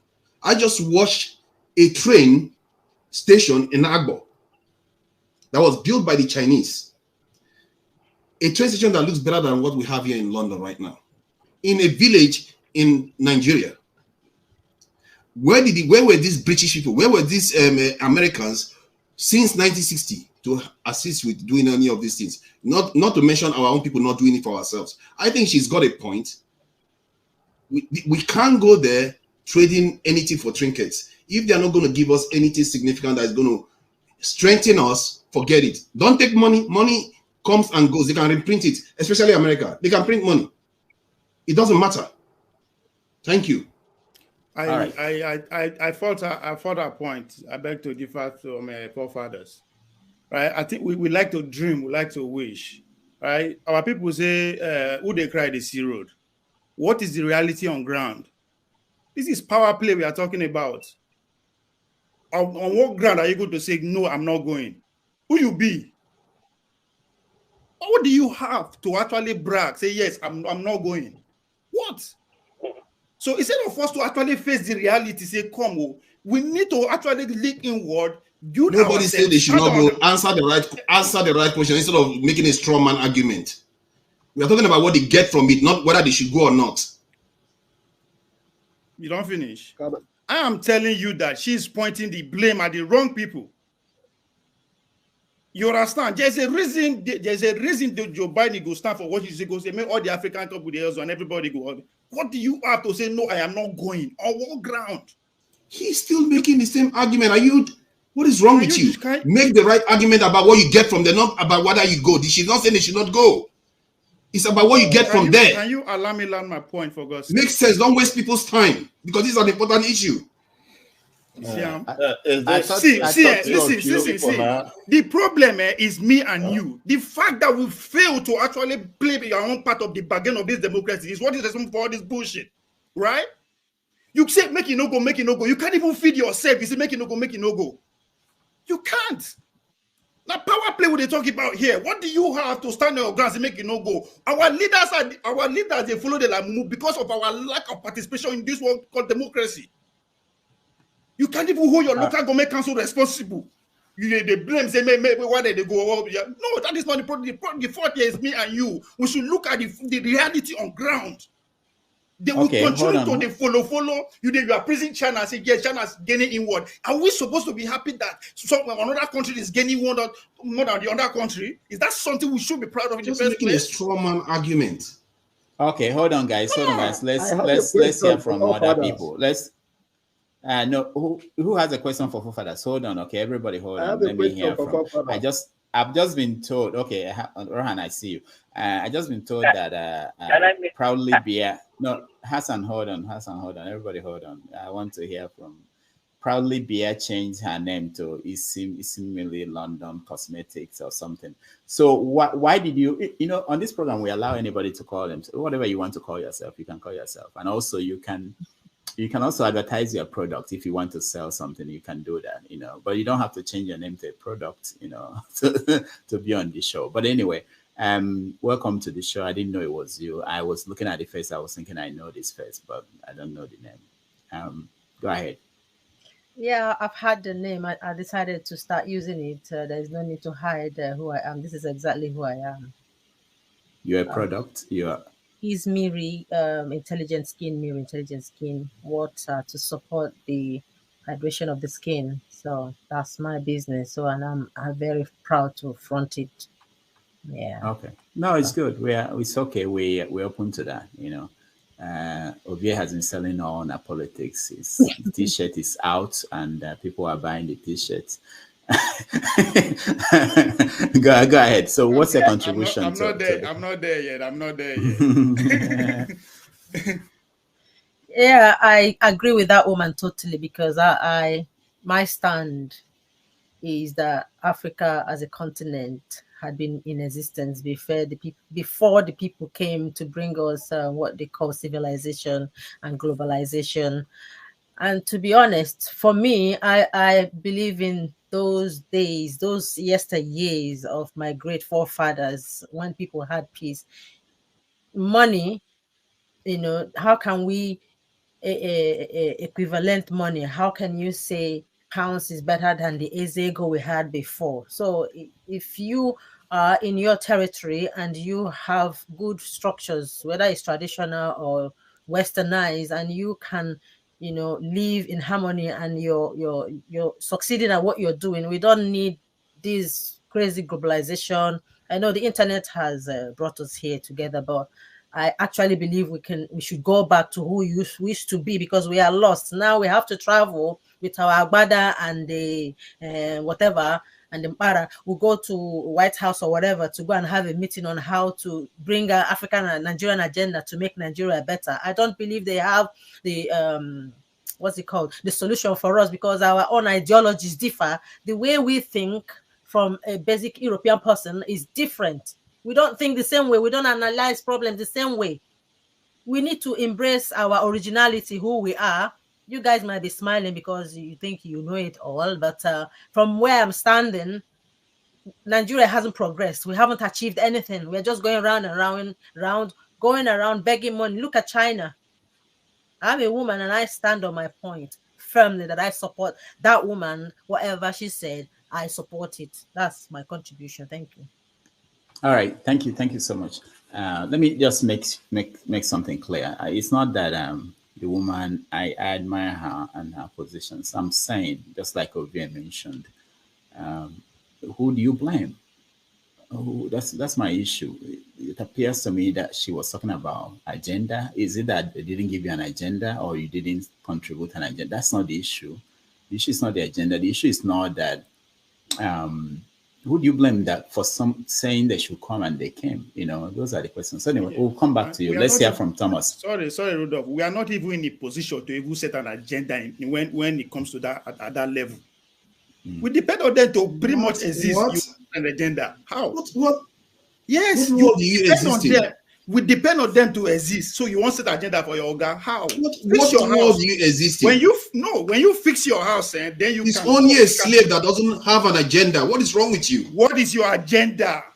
Your agenda. You decide what you want, like they did when they went to Russia. What is wrong with this guy? Your agenda rally around your economy. Your economy no reach and military. This guy, you're so subject. I don't understand you. No. Your agenda rally around your economy. Calm down. Your agenda is in charge of your economy. Your agenda. Hold on. That's what you want. Hold on, guys. I wanted to go to Thomas, but how do I mute everybody? I wanted to. Okay. Hassan wants to settle he wants to settle the matter. Okay, go ahead, Hassan. Yes. Okay. Here's the way I see it. Okay. There is anarchy in the jungle. Okay, and in the jungle, only the strong survive. When you think of international politics, it's better you think of it from the point of view of like being in the jungle, the real jungle. Like, it's very cutthroat out there. Countries go after their interests and they don't bloody care if they will leave a trail of blood. Whatever it takes to get their interest, they do. much what is happening in international politics. Let's forget about these photo ops you see, this smiling and handshake. What is going on behind the scenes? Very, very serious business. Decisions are made, people to be killed, wars to be started, people to be annihilated, all sort of things, economies to be grounded, poverty. You know, look at Venezuela and look at the things that are happening. Okay, so there is a mix. All our politics and forefathers, all of them have valid points. What forefathers is saying is something that has to do with dignity. Okay? As human beings, we need to be treated as equal partners in development. We are like something years old now as a country. I think we're old enough to make such decisions, but what they do, this is not peculiar to America anyway. President Macron, it was, I think, last year, he summoned Buhari, Cameroon president, Chad president, they all went to Paris, and then he sat them down, whatever it is, he told them. Okay, what I want to draw the attention of Papa, that you know how much debt Nigeria has. We have so much debt. IMF, World Bank, Chinese loan. Nigeria is championing for IMF and all these loans to be forgiven, just like Obasanjo did, you know, early 2000s. Nigeria is leading the remaining African countries into the same. They want all the money that they have borrowed to be waved away. I think they are counting on that. It shows, it shows a degree of incompetency that you will collect money, that you're going to do something with it, even though the interest rates are outrageous, even though they do not treat us as equal partners. Hassan, you have very good points, okay? But I have to stop you because it's difficult hearing you. Oh. Yeah. Oh my God. I'm having the difficulty too from my own end. But let's welcome Thomas. Thomas, welcome to the show. Good morning, Rudolph. I keep on saying this. You are I'm one of your big fans. Thank you. I think this is the third time of coming on your show. Yeah. So some people can knock their head on the screen. I don't care.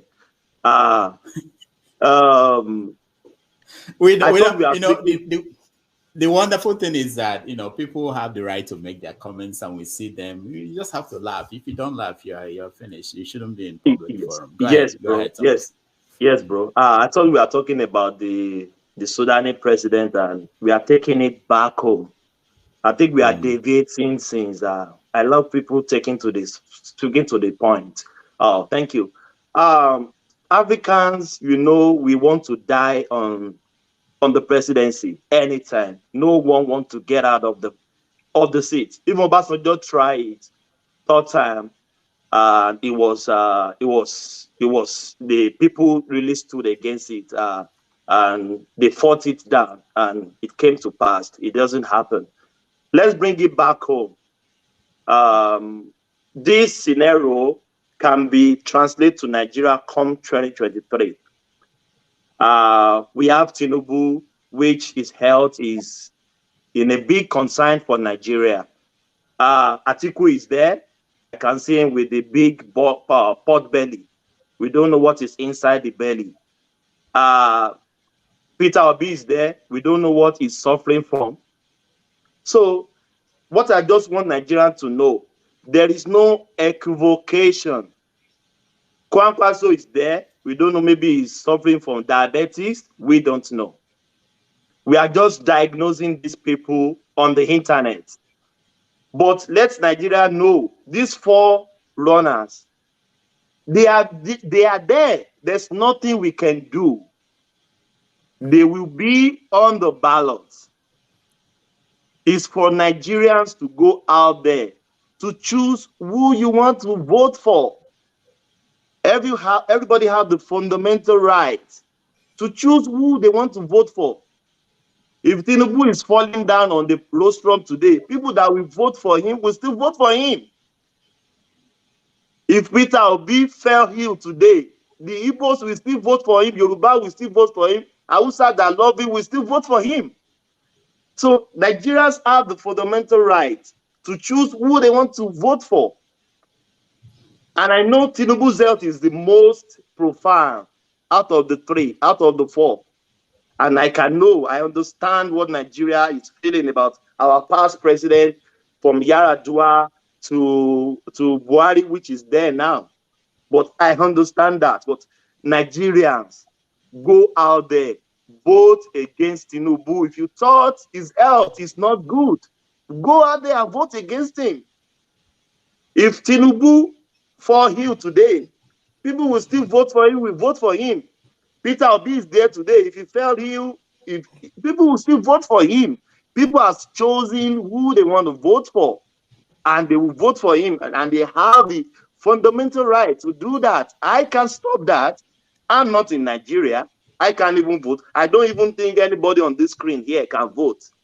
We can rant, we can talk from today to tomorrow, but Nigerians will decide who they want to be their president. That is my submission, Rudolph. Thank you. Thank you. Just to correct one point, Hassan will vote, I believe. Hassan is in Nigeria, so there's someone here. I don't know that. I will also vote because okay. I'll be going to Nigeria for the election. Doctor, I think I should speak now because I just came. Okay, that's okay. I just wanted to point it out. Go ahead, Ralph. Okay.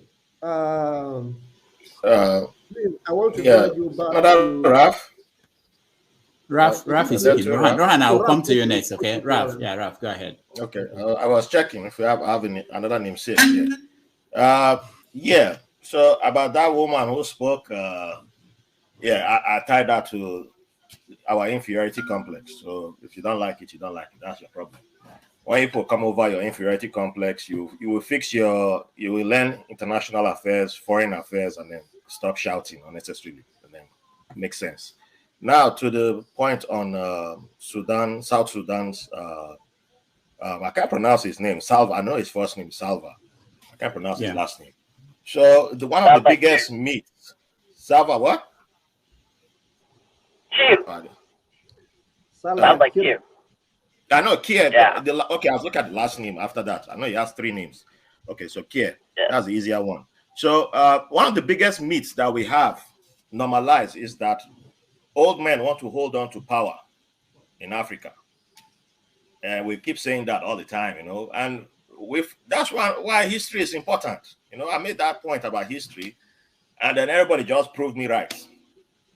When did Buhari first come to power as president of Nigeria? How old was he? Was he not in his 30s? How old was Obasanjo? How old was Gaddafi? How old was Biya, who was still president of Cameroon? How old is Bongo in Gabon? How old was Mugabe when he became president? Yes, that guy gone because he knows him. Yeah. How old is Museveni? How old were all these guys? Were they not in their 30s and 40s when they came to power? Was that old men or were they young people then? We call them youths, right? And then they tasted power. They were speaking the type of language of woke, communism, socialism. He does come back. And then good. Maybe he needs to learn history too. So they hold power, they taste power, and then something started changing. What is that something? That's what we need to ask ourselves. Our guy in South Sudan, he didn't become the leader of his group before becoming president today at their independence. He had become leader for some time. He was a young guy when he held power too, and then became president eventually of the newly created nation. And then the fighting in South Sudan today is divided along tribal lines. There's different tribes, and he's from like the biggest tribe or the 2 biggest tribes meshed together. And we just, the issue is not him peeing on himself. The question is, what is it about that presidency that no matter who you are, whether you were on the left, you're on the right, you wore military uniform, Once you become president and you're in your 30s or 40s, your head start turning. I want to come back. Like, oh, Obasanjo had to come back, or Buhari had to come back. If you give Babangida wanted to come back too. He didn't see a clear path. He would have come back. And people still don't understand what military did to Nigeria. But we love military. But, you know, I'm not responsible for your comprehension if you can't understand that comprehension. So good luck with that. But the thing is, we have a history of a whole lot of people who were young men when they came to power. And then all of a sudden, some stayed, or some got killed, or some had to be pushed out. How old was Mubarak when he came to power? All of them, you see the track record there. The only people who I can think of off the top of my head right now, who were old men, quote unquote, old men when they became presidents, Nelson Mandela and Tunisia's president right after the Arab Spring, the first election that they had. And you see the groundwork that those men laid for their country going forward. They were not like the rest of these guys who became young men, who were young men when they came to power and grew into old age to where you're not training who's going to take over from you. Mugabe wanted his secretary/wife to take over, and you start seeing like it did not start with old age. It started with when they were young. That's when the holding on to power began. But if you are on the type of, only the West tell you to hold on to power, okay, fine. If you're on the type of only military must hold power, fine. But learn your history, see the track record. You can draw a straight line and see that a whole bunch of them. Look at Biya. Biya, at our last African Cup of Nations in Cameroon, Biya could not lift the trophy. They had to hold his hands. And you will be here, you don't even know anything. You will be watching English Premier League, so you don't even watch African football, so you don't even know anything. So they had to lift his hand. Normally, the president walks down to the field and hand over every African Cup of Nations to the winning team. He couldn't do it, so they had to change the style and make the winners, Senegal, climb up to the stand. You know the man is not 100% healthy. There's 2 different insurrections going on, actually 3 in Cameroon going on right now.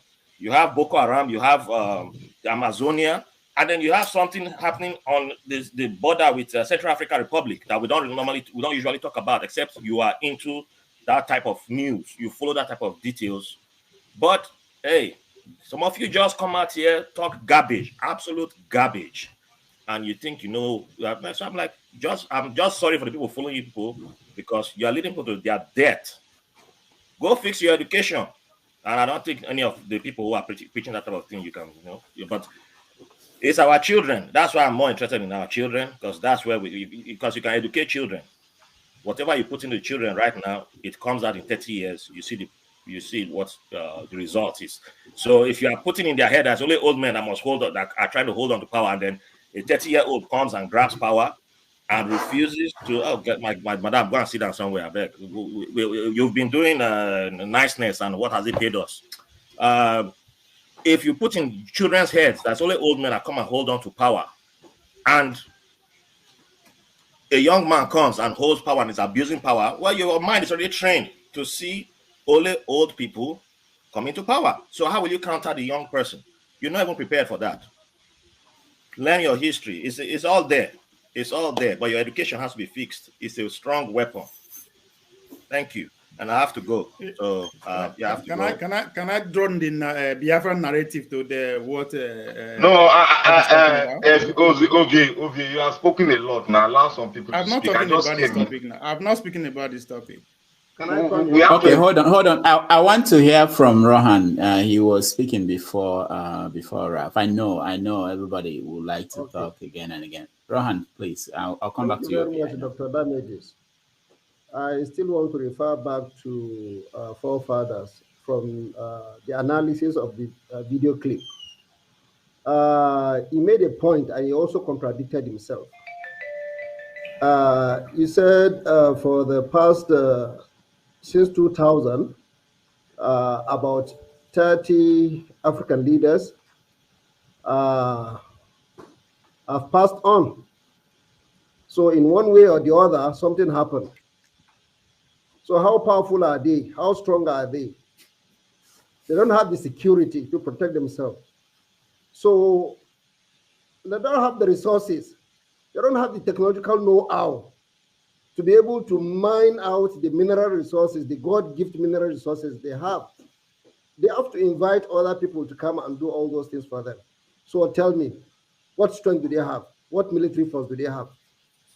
And these are the people that have the technological know-how to come, bring in their companies, mine the resources, give them peanuts, and then they take everything. They build their country. So what do you expect them to say? They just have to go there and say, okay, yes, sir. They don't have the guts to tell them that, okay, this is what we want. Because why not? No. Why not? Because your 1.4 billion doesn't matter for anything. You're one of the most gifted continents on the earth. Doesn't matter for anything. Hold on for him to land. Don't be too. Okay. Sorry. Yeah. So at the end of the day, they don't have the guts to tell them that this is what we want to discuss. This is what we want for our people, because they themselves are just there for themselves. Practically not for the citizens. So I will. The only place I will want to support you and go against on politics is that we have young men and women within the country and outside the country. But the challenge we are having is our leaders don't want to harness all this potential because they are also buying into what they get. So if we would have used our young men and women with this knowledge and technological know-how, will be able to build in a sophisticated factories that will be able to produce goods, add more value to our currency, and then we'll be able to stand on our own. So that is just the area I'm looking at it. But if we can't do that, I bet you we are going nowhere. However, the way the West are taking huge resources from us, that is how our local people that are within us are also taking the resources from us locally. So we are being beaten outside and we are also beaten inside. It's only God that will save the other citizens of our country. Thank you very much. Okay, Rohan, let me stop you there. What God are you talking about? What has God been doing all this while? Why are you bringing God to save us? I don't. No. Okay. You are running away from the responsibility now by saying only God. Once I hear that, I see people running away from doing. Okay, all right. Sorry, Rudolph. Ron, please. Let me say one last thing before you continue. Sorry to interrupt you. I just have to jump. One last point I forgot to make was the person who's considered the front runner for Nigeria's election right now. He also ties to this, the South Sudan thing. He was governor, right? How old was he when he became governor? Before governor, he was a senator, right? How old was he when he became senator? That was also leader, right? So how old was he? Was he an old man then? And then how many years later is he fighting really hard to become president? That people are like, bro, are you really healthy enough for this job? And some people want to even bring in other people, like, we don't know if other people are all health, but the man's riding bicycle for 20 seconds now to show you that he's healthy enough or not. But there is a reason why I always tell people, look at other African countries. You can see examples. You can see what you can choose from. There's options. There's different things available. But the choice is all yours. We have, we leave it to God, as we say. We leave it to, I don't know which God. so Rohan, go back to try to explain to me, why are we leaving it to God? Because that's all what everybody's doing. All right. The issue is that basically Africans, or Nigeria in particular, we are highly religious. At the end of the day, we push everything to God. But the reality of the matter is this: the man from the north feels that he should be on the top of the game. The man from the west will also say, no, he's there. The man from the east will say, no, I no agree. So at the end of the day, when each of these groups are being deprived, they will fall back and begin to go either into religious sentiments and tribal sentiments. So if we begin to base our argument based on that, it's only God can say was because it's like a generational problem. He said it again. It's a generational problem. He said it again. So it's like, in every house, In every building, you have this in case of emergency. Hold on. In case of emergency, I break the glass, for emergency. So God is that emergency. All right. So we don't have enough time to get everybody to weigh in. Mr. Dami, can I say something? We are not seeing from this agitation point of view, right? This is a man who, since now they fight civil war till before they end up getting their own independence. Within their small independence, they never have election. They are hoping they will do that in 2024. Why? It's just like the case of Nnamdi Kanu and Simon Ekpa. And that might likely go play out in the future. Because I don't see Simon Ekpa say, oh, God, thank you for giving me that short time. Welcome back and take your position. No. And eventually, if the Biafra happen, these two people will fight till they die just to become the leader of that part of the region. That's exactly what is playing out in South Sudan. Now, Ralph say why people don't want to leave power. It is because of personal greed and special interests.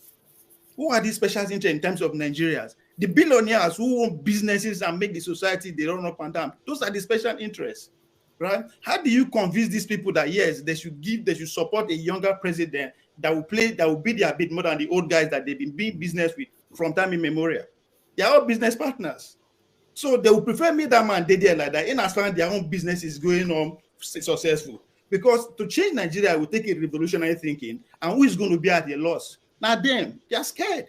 So they will prefer me that old man just did it like that in as far as they are feeling fat. So that's what I keep saying. In as far as we know we control our own immediate environment, anybody will sit down for Washington call us, we no get choice. Okay, because everything we plan, all our dream is rally around our economy. Our economy knows they are waiting until they pay janitors for inside White House.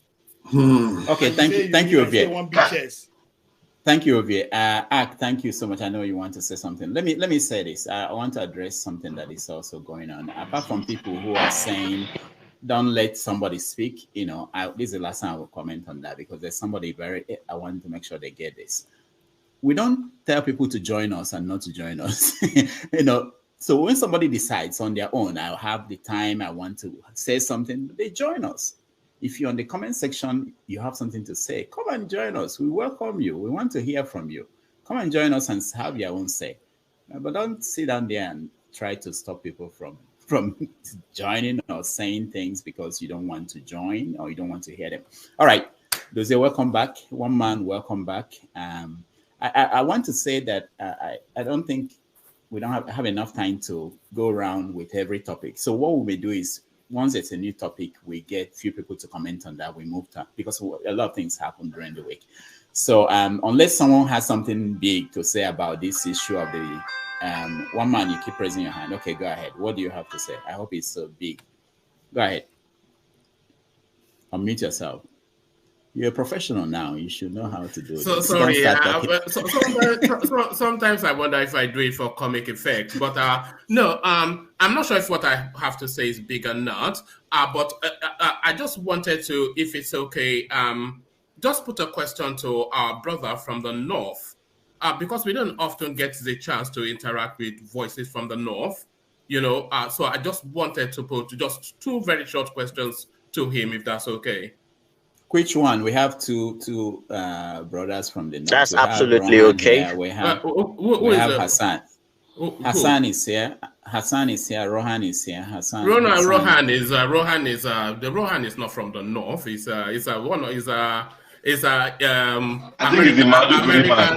American North, isn't he? I'm talking about proper North. No, Rohan is not in America. I know he's not in America. He's so but go ahead. Okay, go ahead. No, I wanted really to put the question to Hassan because it's at the epicenter of what is going on in Nigeria. So Hassan, can you hear me? Just one man. Yes, so I can hear you loud and clear. Hold on, one man. It's also important that people know this. So sometimes people join us later and they forget, they don't know what happened before. We already did this, what you just want to do.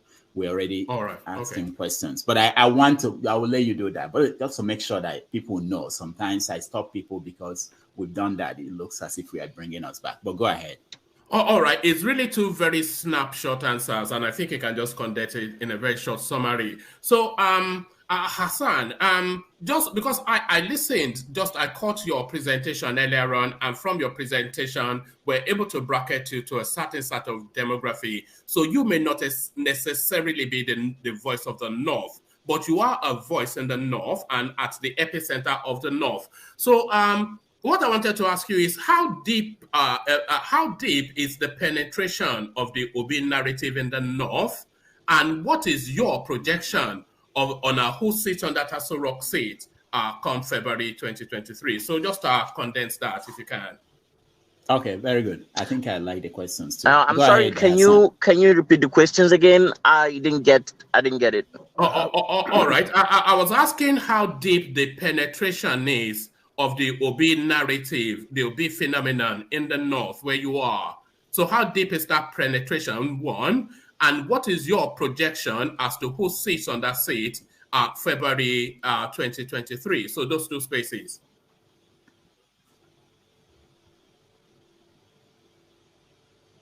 Signal. Hello, I am back. Please, can you ask the question again? Okay, sorry, let me try to frame it. Maybe that will help. He's saying, how deep is Obi's penetration of Obi's campaign in the North where you are, and who do you think will win the election in 2023?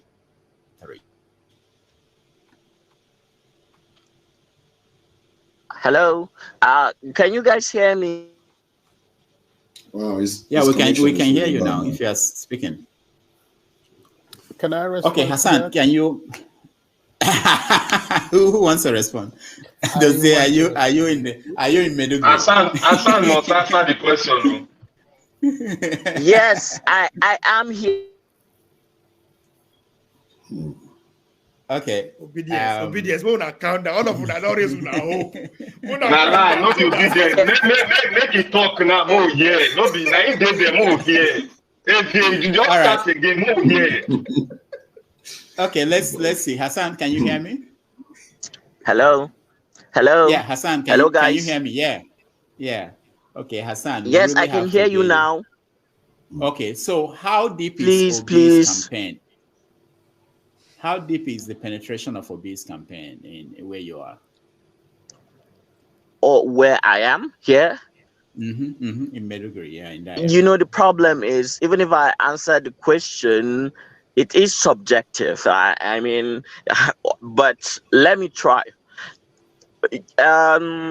What I would say is, he is a phenomenon.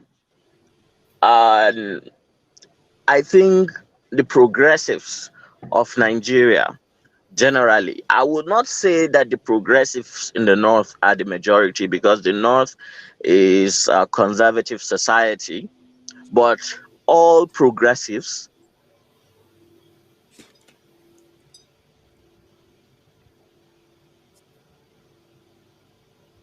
all right. It's just a pity, you know, when you have an intelligent person like that and you really want to have a conversation, but the network lets you down. It's a real pity. The tension. Yeah. I think he was trying to land it like that. All progressive. We know where he was going. We know where he's going now, so we should know. Okay, hold on, guys. Odozie, welcome to the show again. Yeah, I think okay, Hassan. Oh my God, I'm so sorry. My network is just so poor. Can you hear me now? Yes. Yeah, we can hear you. Apologies again. This is one of the bad manifestations of living in a war-torn environment. Okay. He's a phenomenon. Okay. I think he's breaking new grounds. As far as his penetration goes, the society here is largely conservative. People who are progressives, and increasingly there are a lot of progressives in the North. The progressives are willing to be anything but anything but PDP and APC is what you hear from progressives. And that will mean Peter Obi has a chance, a really, really good chance if you think of it, because I'm very sure that of APC will ensure that Northern Christians will hardly vote for APC. It is only Obi that has the benefit of having almost every demographic vote for him. Tinubu will rely on the Muslim vote and Yoruba vote. Obi is trying to, rely on patriotic Nigerians. Sorry, Hassan. On the surface, it's like one man. Hold on. No, I think it's go ahead. Hassan. It's landed the Ask point. the question. Allow one man. Allow him to land very well, please. Yeah, one man. Let him speak. Hassan, go ahead. All right. It's politics. Politics is. Say people may disagree with, and it's their right to disagree, but calculating based on what I've seen on ground, right? Okay. As it is today, every progressive is willing to put his but APC and PDP. And that means essentially that Peter Obi is going to,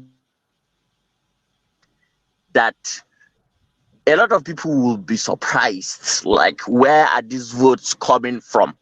Anything but APC and PDP. That is what you hear from people most here. What percentage would you attribute to what you've described as the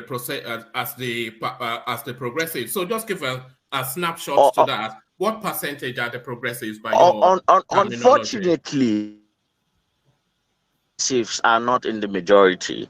Yeah, they are not in the majority. Yes, they are not in the majority. 15 to 20%. Yeah, in every core northern state, 15 to 20%. That is the figure. 15 to 20%.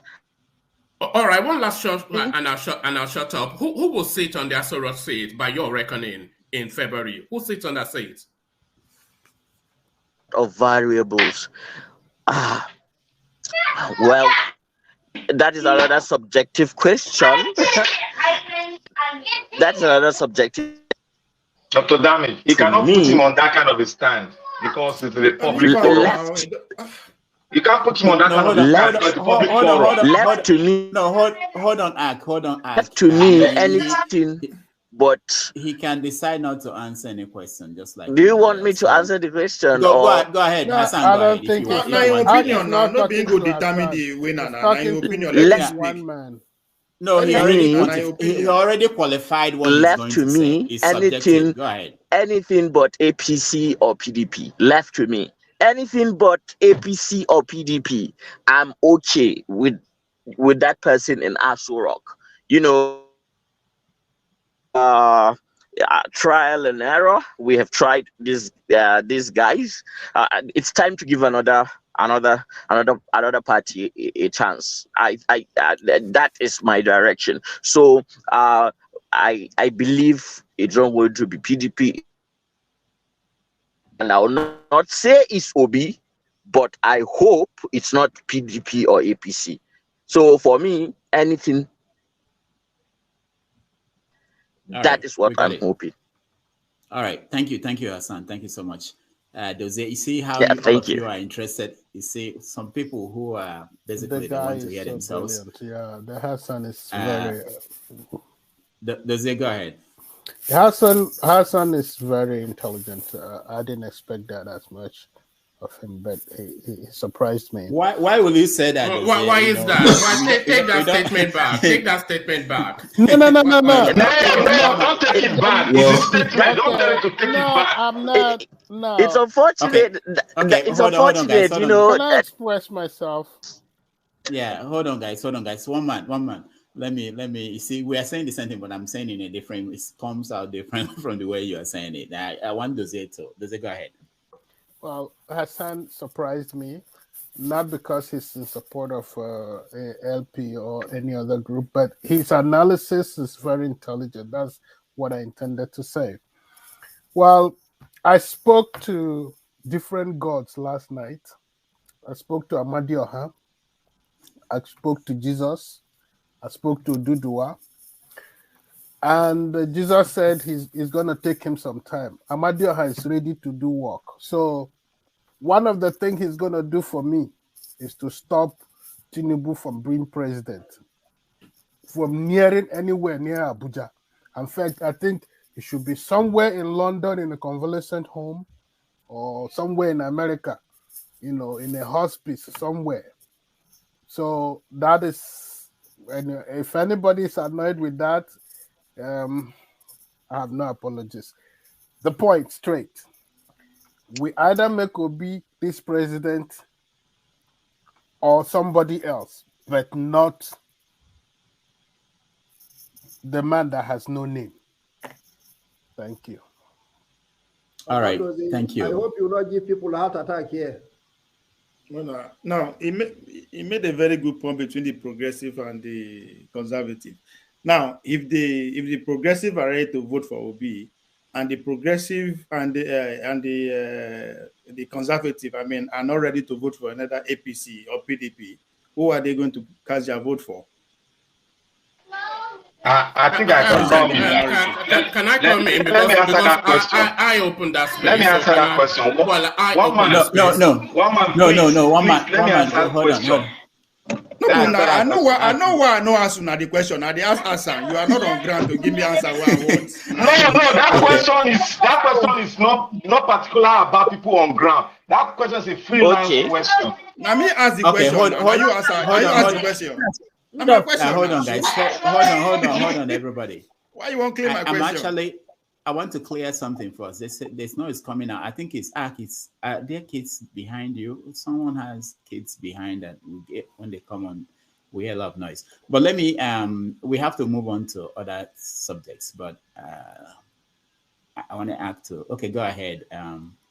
Who is raising hands? Please raise your hand because sometimes the voices are the same. Act first, and then we'll come to you. Act, what do you want to say?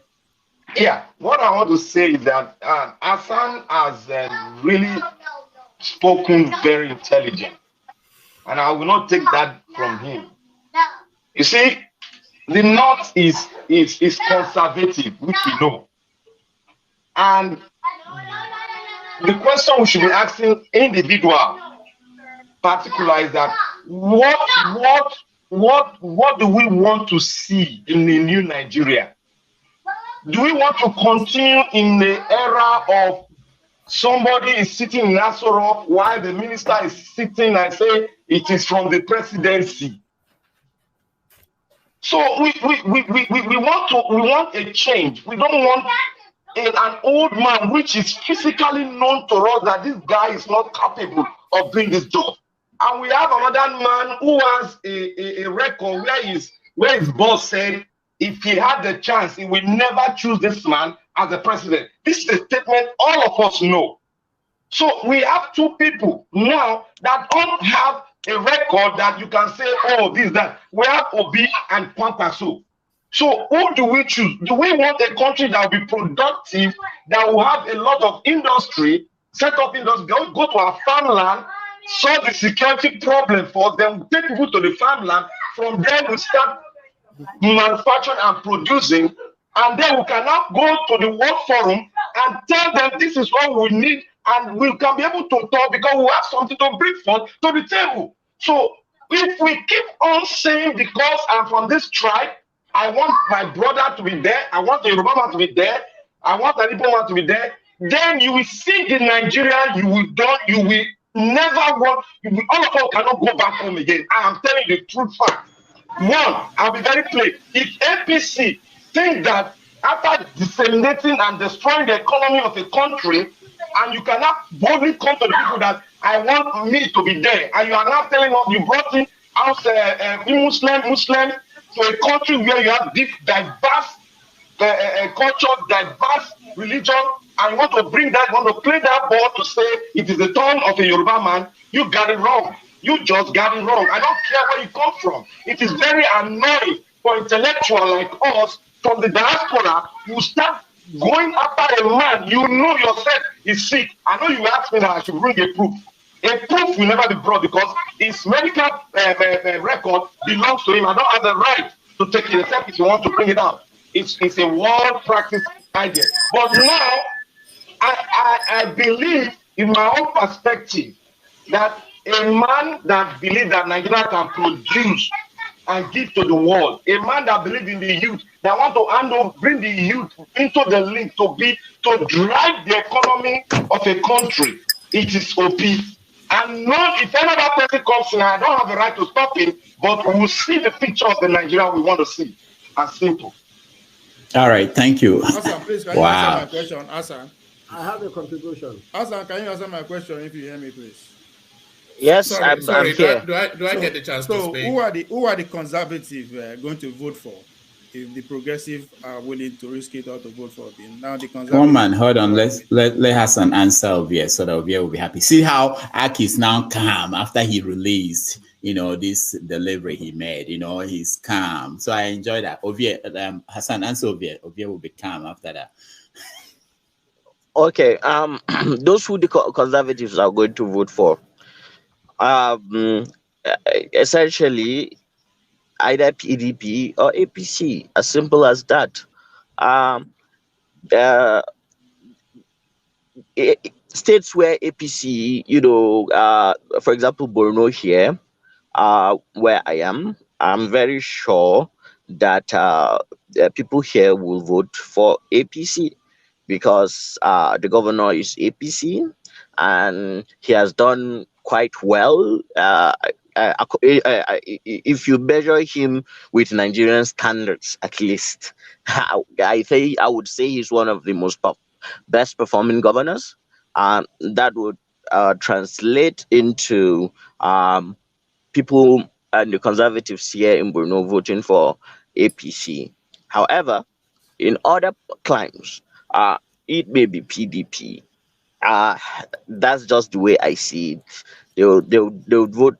There are places where APC will win, and there are places where PDP will win.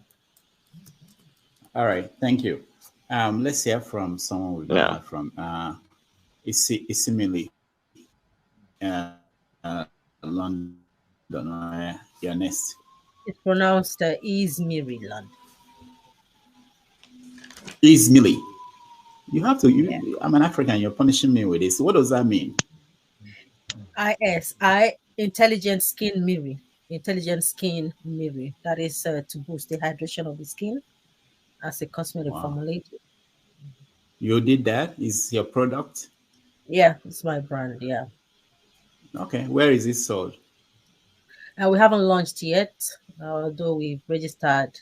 We are registered here in the UK and done trademark as well, the whole of EU.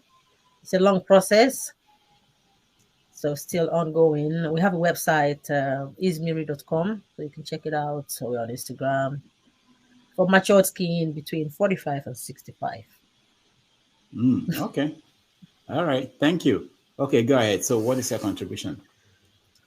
Yeah, but I have a problem here that when I talk now, they will say, she's trying to fight for women, but as a woman, I have to take woman's side now. And I know she can, no problem, but a woman must have a voice. So whether anyone likes it or not, somehow you have to recognize that women are important in the society, either psychologically or by the way you include them in things that you do. There are women, okay? So my question now is that, had it was Trump that said what that woman said, would we have the opinions that we have? That's my question. Okay.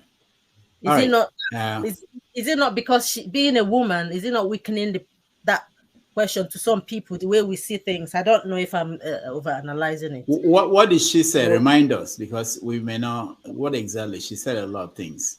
Yeah, about African political elites running to the West.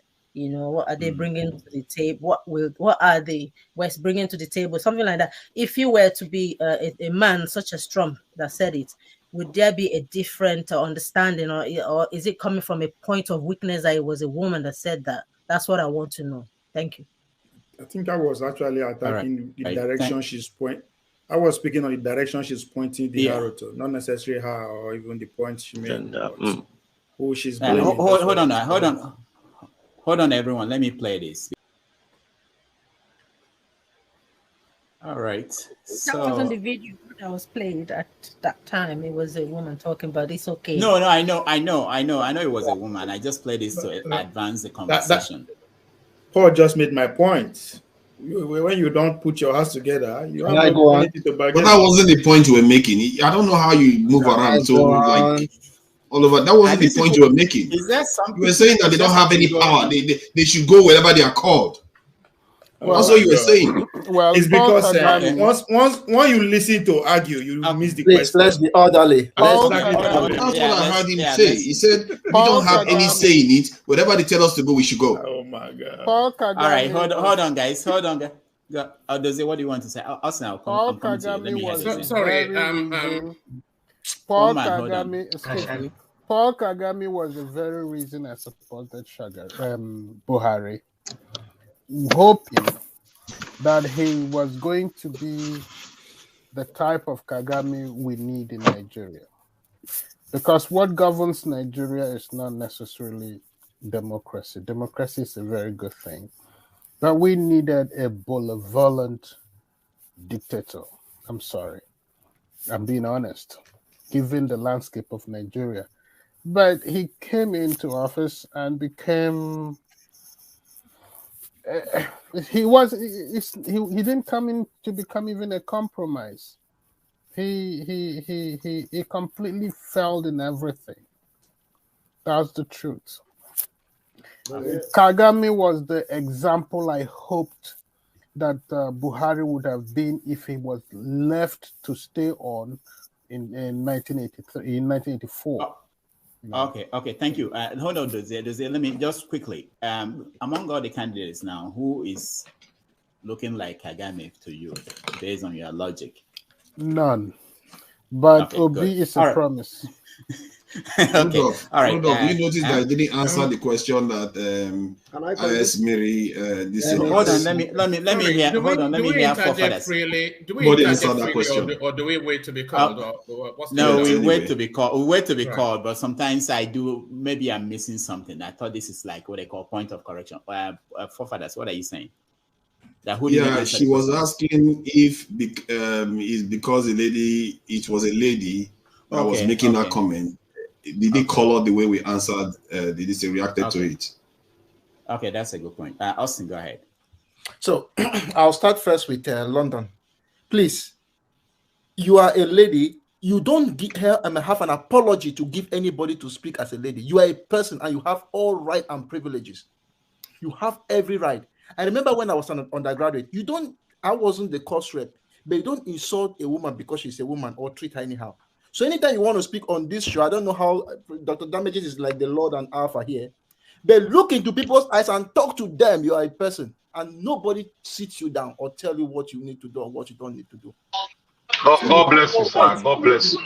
That's the first thing. Secondly, what that woman said is the truth. It is the truth.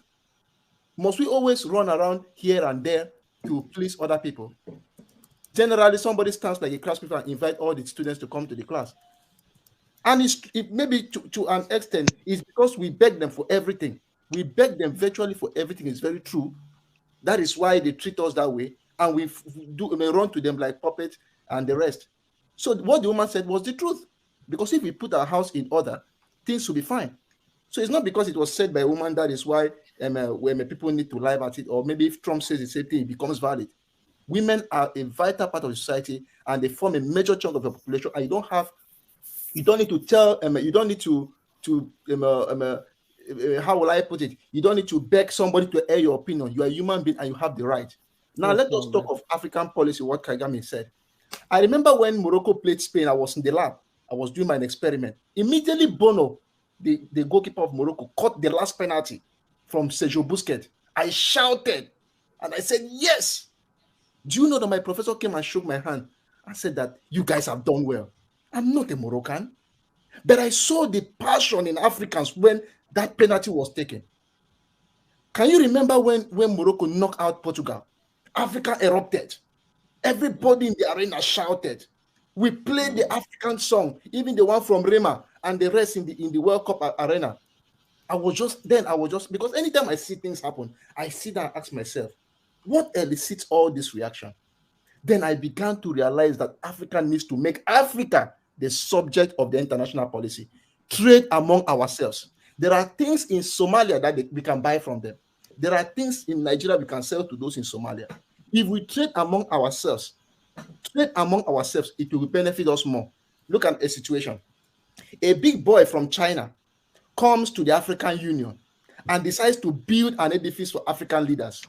He now comes to Nigeria and buys oil at a lower or cheaper price, goes to Ivory Coast and buy the cocoa at a much cheaper price. Think of you losing, let's say, 500 naira, over 10, maybe 500 naira for 1 kilogram of cocoa, over 1 million kilograms. If you multiply that money in different African countries, do you know how much you lost? Maybe we could have traded among ourselves in Africa. First, we'll develop the area, because the more we trade, the more I make more money, the more I use it to buy clothes, the next person buys yam, and it goes. But anything we have goes back abroad. Anything we have goes back abroad because we prefer to trade with those people outside. And that is why sometimes when Obi speaks of making Africa the center of the economic policy, I feel as if that is the right way to go. That's right. We need to trade among ourselves because, as I said, I started having this thinking the day that Morocco knocked out Spain. Africa was like boiling. Even the white men were shaking hands. Your boys, your brothers have done well. And so we should try as much as possible to look inward. I don't know. We have a lot of things. I'll tell you the truth. I look at biology. There are insects I see in Africa that I have not seen elsewhere. There are insects I saw, like in Nigeria, spiders, which I have not seen in some of the countries I've visited. That means that there is nature in Africa that can help. Look at medicine. Now, let's say medicine. Do you realize that there are Nigerian herbs or Cameroonian herbs that can heal some diseases that you don't find in different countries? China has exploited all those things. We can exploit it. All we need to do is to make it scientific. But as I keep on hitting my leaders all the time on their head, they prefer mediocres. Once you are good in what you do, they will make sure you want to be like okay. They prefer that person who is from, as I always say, Oko here, that big bush, where they'll just put him somewhere and start pushing him the way they want to push him. And I wish all citizens can sit down and let's elect the right person. Because once the first good man comes, he will bring a second good man, the third good man, and the train increases. So please, that is just what I have to say. We need to look inward, as Kagame said, and we know that women are human beings. They have a right. You don't have to shut anybody down because the person is a woman. Open your eyes and talk to them. They can't kill you. Can't do anything to you. Wow. Thank you. Thank you so much. So let's, one man, I think you wanted to say something. Yes, thank you. I did want to say something in that phase that Hassan was speaking, but I'm not sure if that window had passed because I really came in to have a conversation with him just because a northern voice. But what he did say that he talked about the progressives and then he put a percentage to it, 15 to 20%. I think that 15 to 20% is colored by the demography that he gravitates towards because, of course, he's educated and enlightened and has a worldview. So I will put the progressives at around about 10%, they're about 12. But that just narrows to what really obtains. So the conservatives that he was describing, they're essentially the traditional spaces of politics in Nigeria, which wraps around tribe and religion. So that still goes with what is known as norm. So that was the thing that I wanted to interject, but that window passed because I could not engage him in the conversation that I intended to. But a quick one on the Kagame space. He's been president of Rwanda since the year 2000. So I'm not quite sure what voice he has to speak to anything. So it's not a democratic system. I think he just likes to go around the world, preening and peacocking and showing out. So do you mind? Do you mind? Come on. Have you ever been to Kagame? So these are my thoughts. You are entitled to yours. Do you mind? So it just goes around preening and peacocking. The African voice that I am listening to at the moment is the Ghanaian president, who is speaking to the narrative as it should be. But this Paul Kigama, who changes the constitution to hold on to power, Idi Amin Dada style, been president since the year 2000, and they are amending for him to carry on again. I don't think he has a voice for the future. All right, You've never been to Kigali. You've never been to Kigali. So you have, the comment is subjective, far subjective. Okay. Okay, does it? Hold on, thank you. In the media, welcome back. Thank you very much, my brother. Okay, so I don't know if you've been watching our conversations, and a lot of people wanted to take issues with you, but you disappeared. All right, go ahead. I'm actually surprised that, you know, I called you. I never knew that you guys are still online. I've actually gone an errand. I've gone to your schedule. I've come back, and you guys are still here. You know, we're still here. Don't go. I hope after this session, you guys would have fixed everything wrong with Nigeria. We almost got it. You know, there was a speech that was made by AK that almost solved the problem, but just a little thing missing. Go ahead. No, I'm listening. I don't know where you may want my intervention.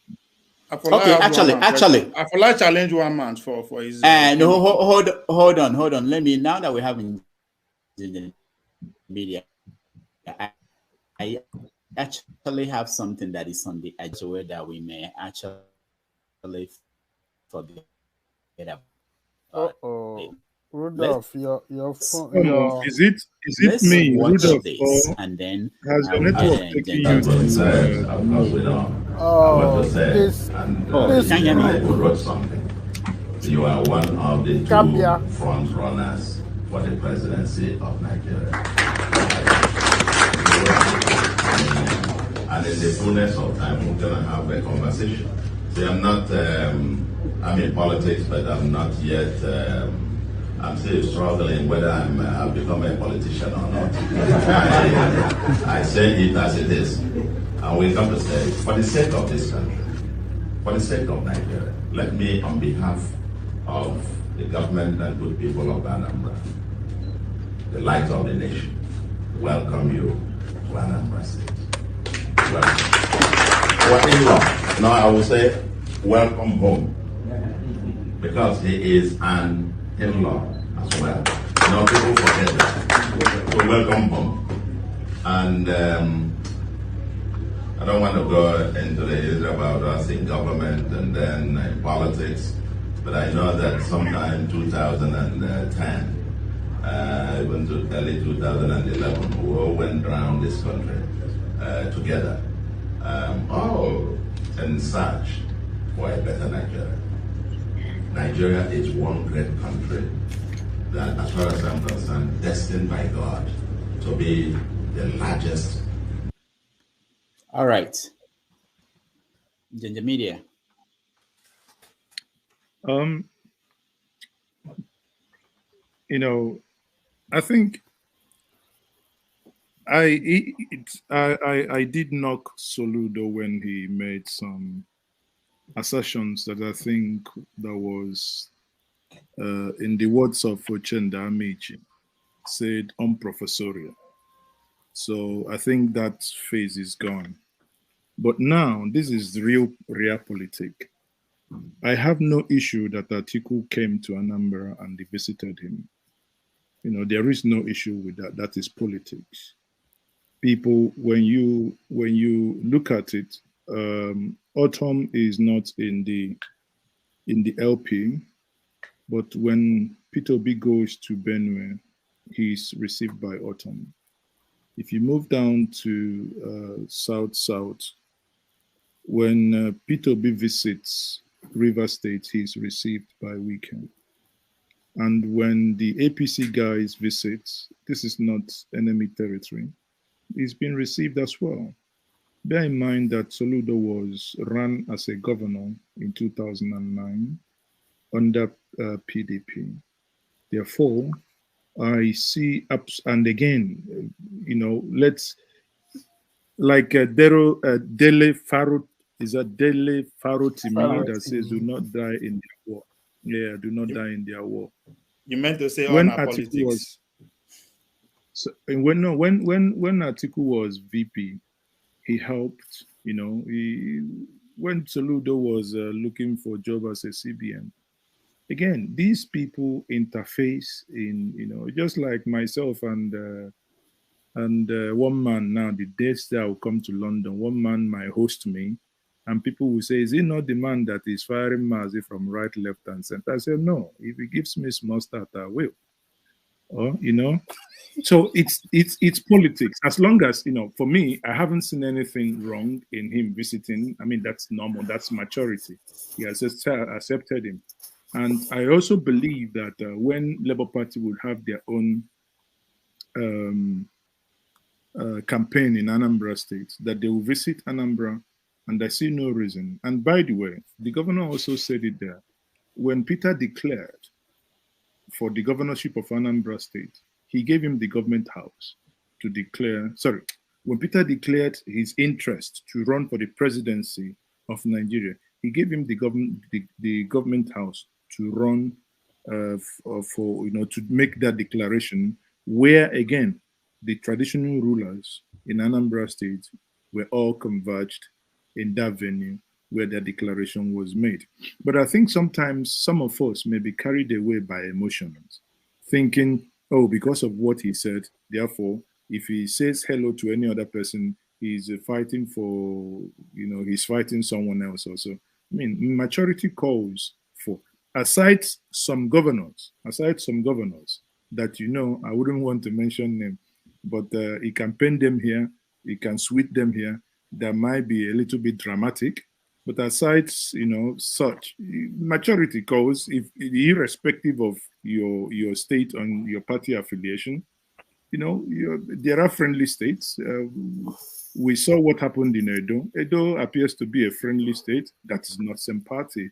But again, that doesn't mean immediately that if either Obaseke is going to Labour Party or that Peter is going to PDP. So at that level, if we leave it at that level, we'll wait and see as events unfold. Because I warn all of us, you might go and fight, you'll be fighting online, making enemies. Next week, they will tell you that one of these person's daughter is marrying the other person's son. And they are there gyrating. You're making enemies. Me, I'm not making enemy on behalf of anybody. So honestly, the video you played is nothing but, an honest visit and conversations. Obviously, any other thing that they spoke about in Zaza room, we are not privy to, and we cannot comment. Maz, it's not even about the meeting or that they met. He said something there. Maybe he said something about something that needed to be said. That apparently he's not a politician. Apart from saying that he's not a politician and sometimes he says things, but he said that we have to continue to say the same theme, the same central idea of that essay he wrote, that this thing must be said for the sake of the country.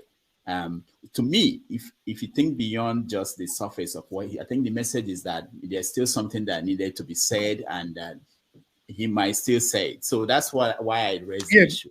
Well, I put it this way. What has been said is part one. Right? Yeah, exactly. We know there's part two. That's written. Exactly, that's part one. But I tell you this. The anger, all the people I have interviewed in the last 3 weeks to 4 weeks, all the elders that I have interviewed, some of this interview not yet aired, the anger that has followed that first letter, and some of them, his mentor, and they, the things that they wrote, that they forwarded to him personally. I'm not expecting a part two. But if he does, If part 2 comes, the fire he will see. Anyway. Mazi,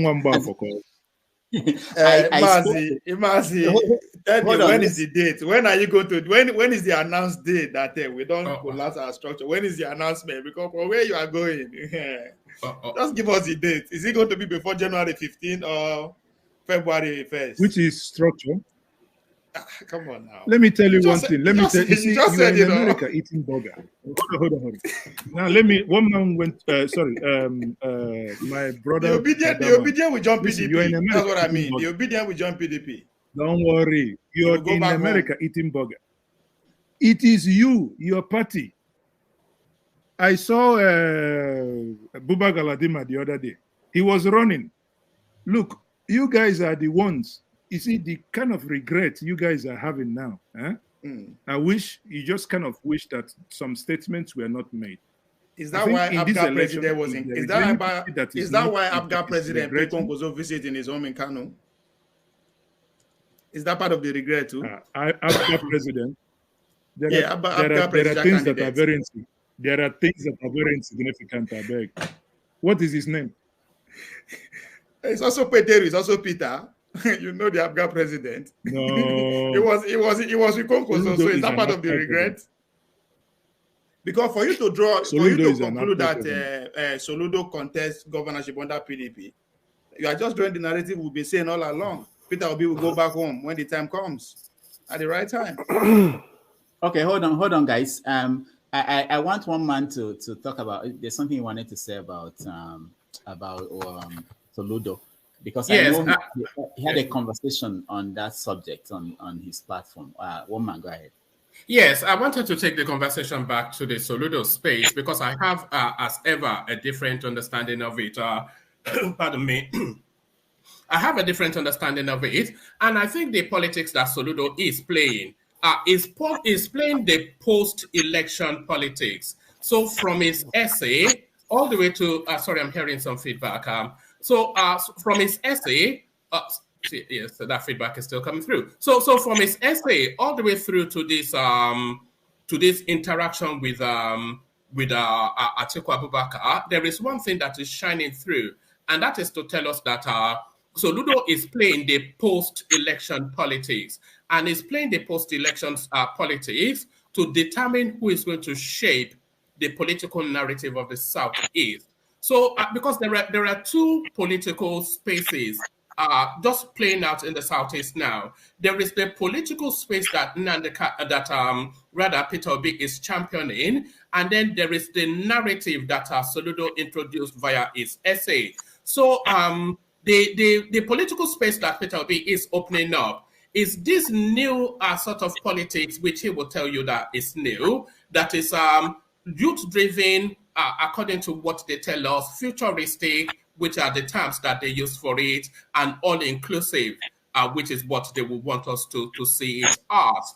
But the politics that Soludo is speaking to is a more realistic politics that plays to the Nigerian landscape, and it's a more assured route to political relevancy. So that is that negotiated politics, which Tinubu played to land himself with the APC ticket, which Buhari played to land himself with the presidency. And it is that power-based, power structure politics, which is the politics of Nigeria, that Soludo started off in his essay and is playing to now with his interaction with the Atiku camp. So I think to Soludo, this is just my projection, I think he has mentally already parked the 2023 elections because, of course, he's from the conclusion that it's likely to only go one of two ways. But in the aftermath of that election, he wants to shape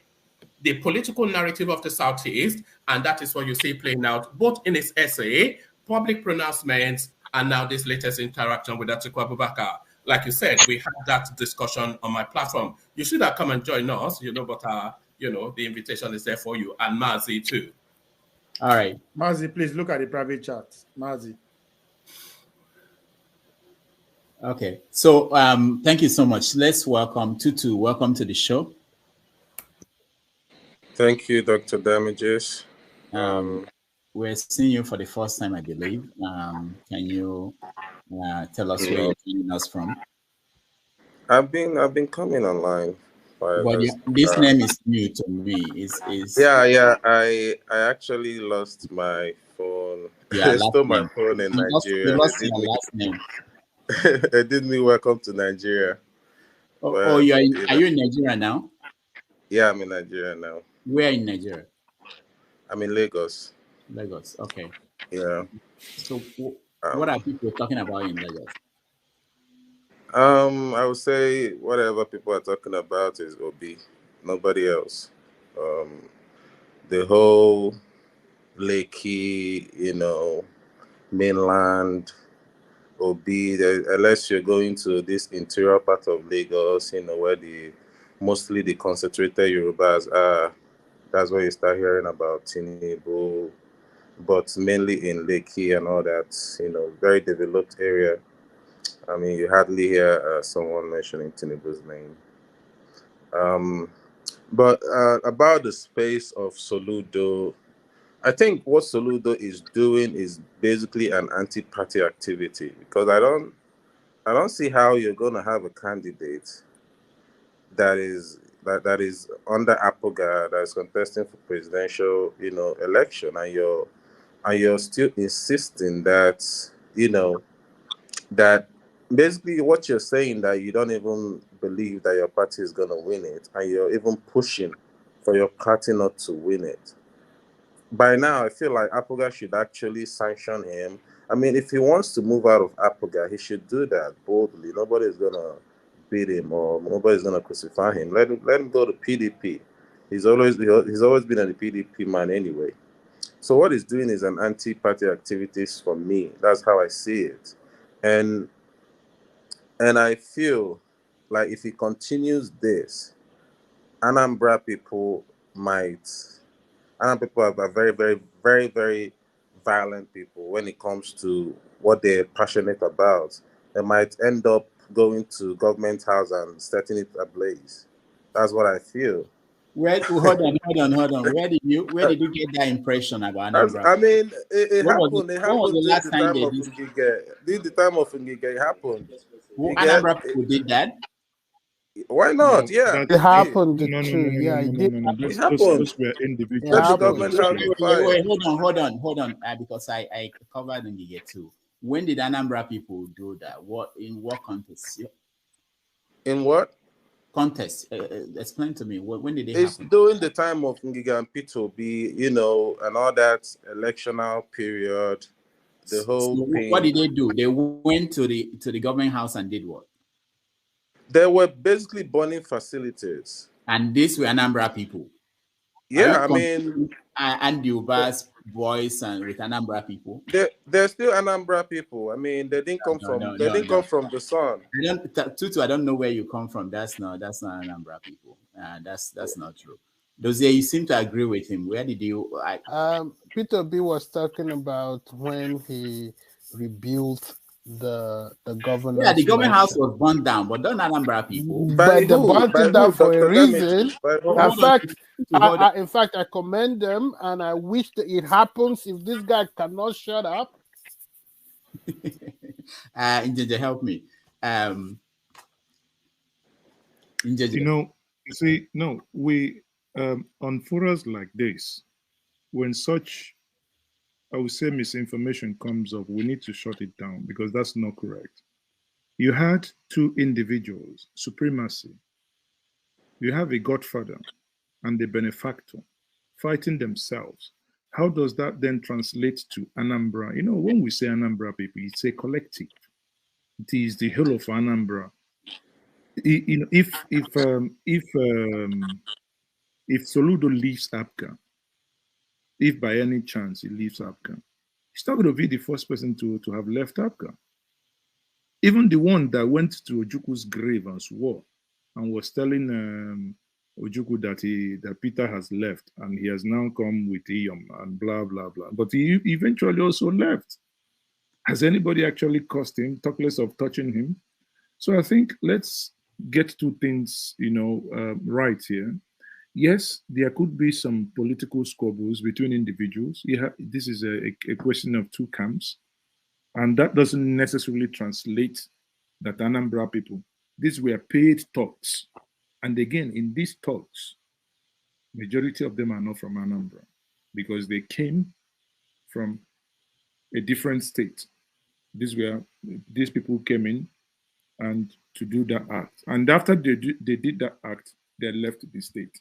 So how can we now say that this was done by Anambra? I mean, anyway. But Njenje, I'm saying is based on, I know that when I say Anambra people can be violent, I lived in Anambra. Do you get? I grew up in Anambra. I grew up in Onitsha, basically. So I'm not saying it because I just fell out from the sky. I'm saying because I lived there.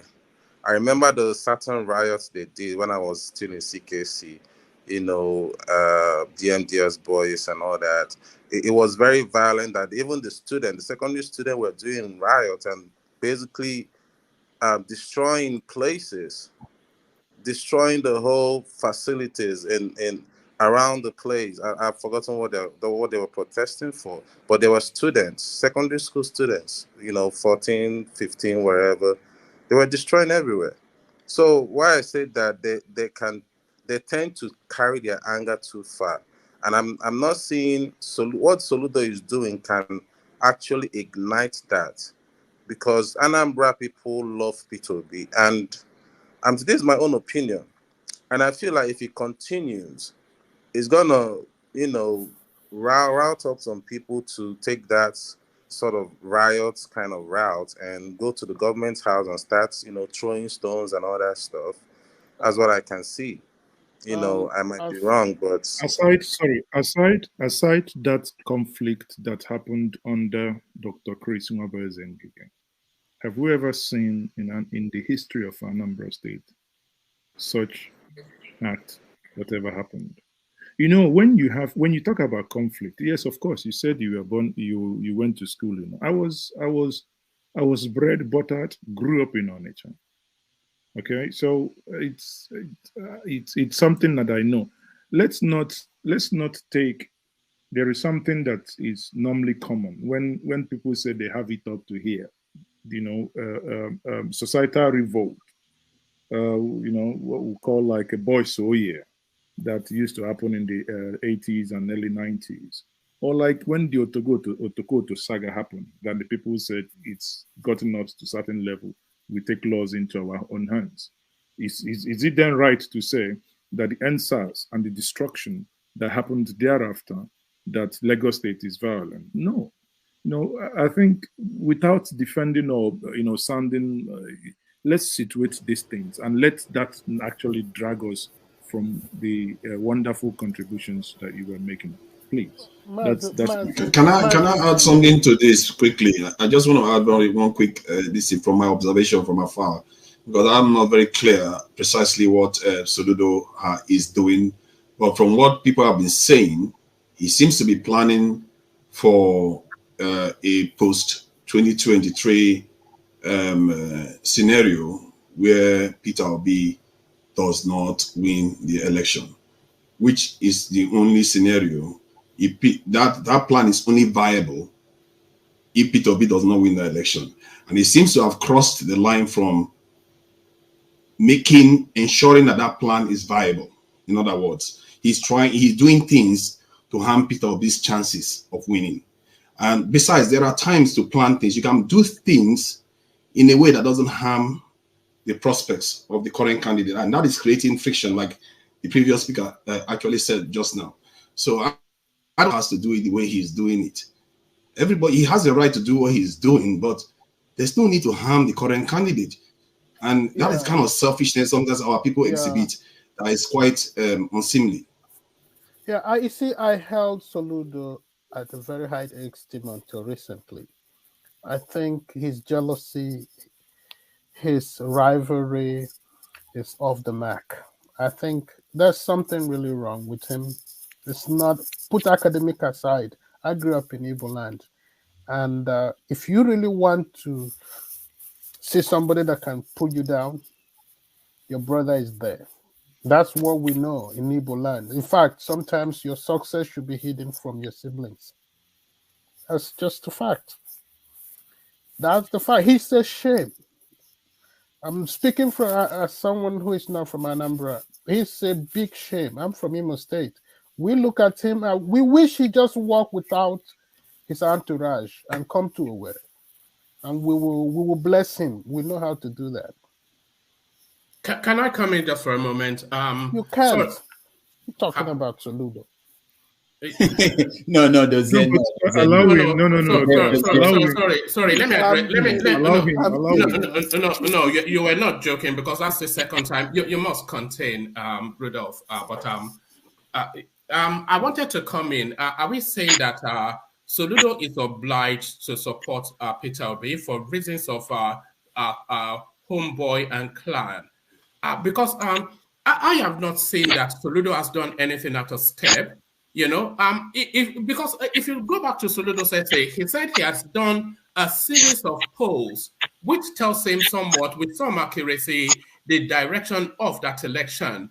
So he and then he's calculating outside of is calculating really based on his projections on how 2023 will go.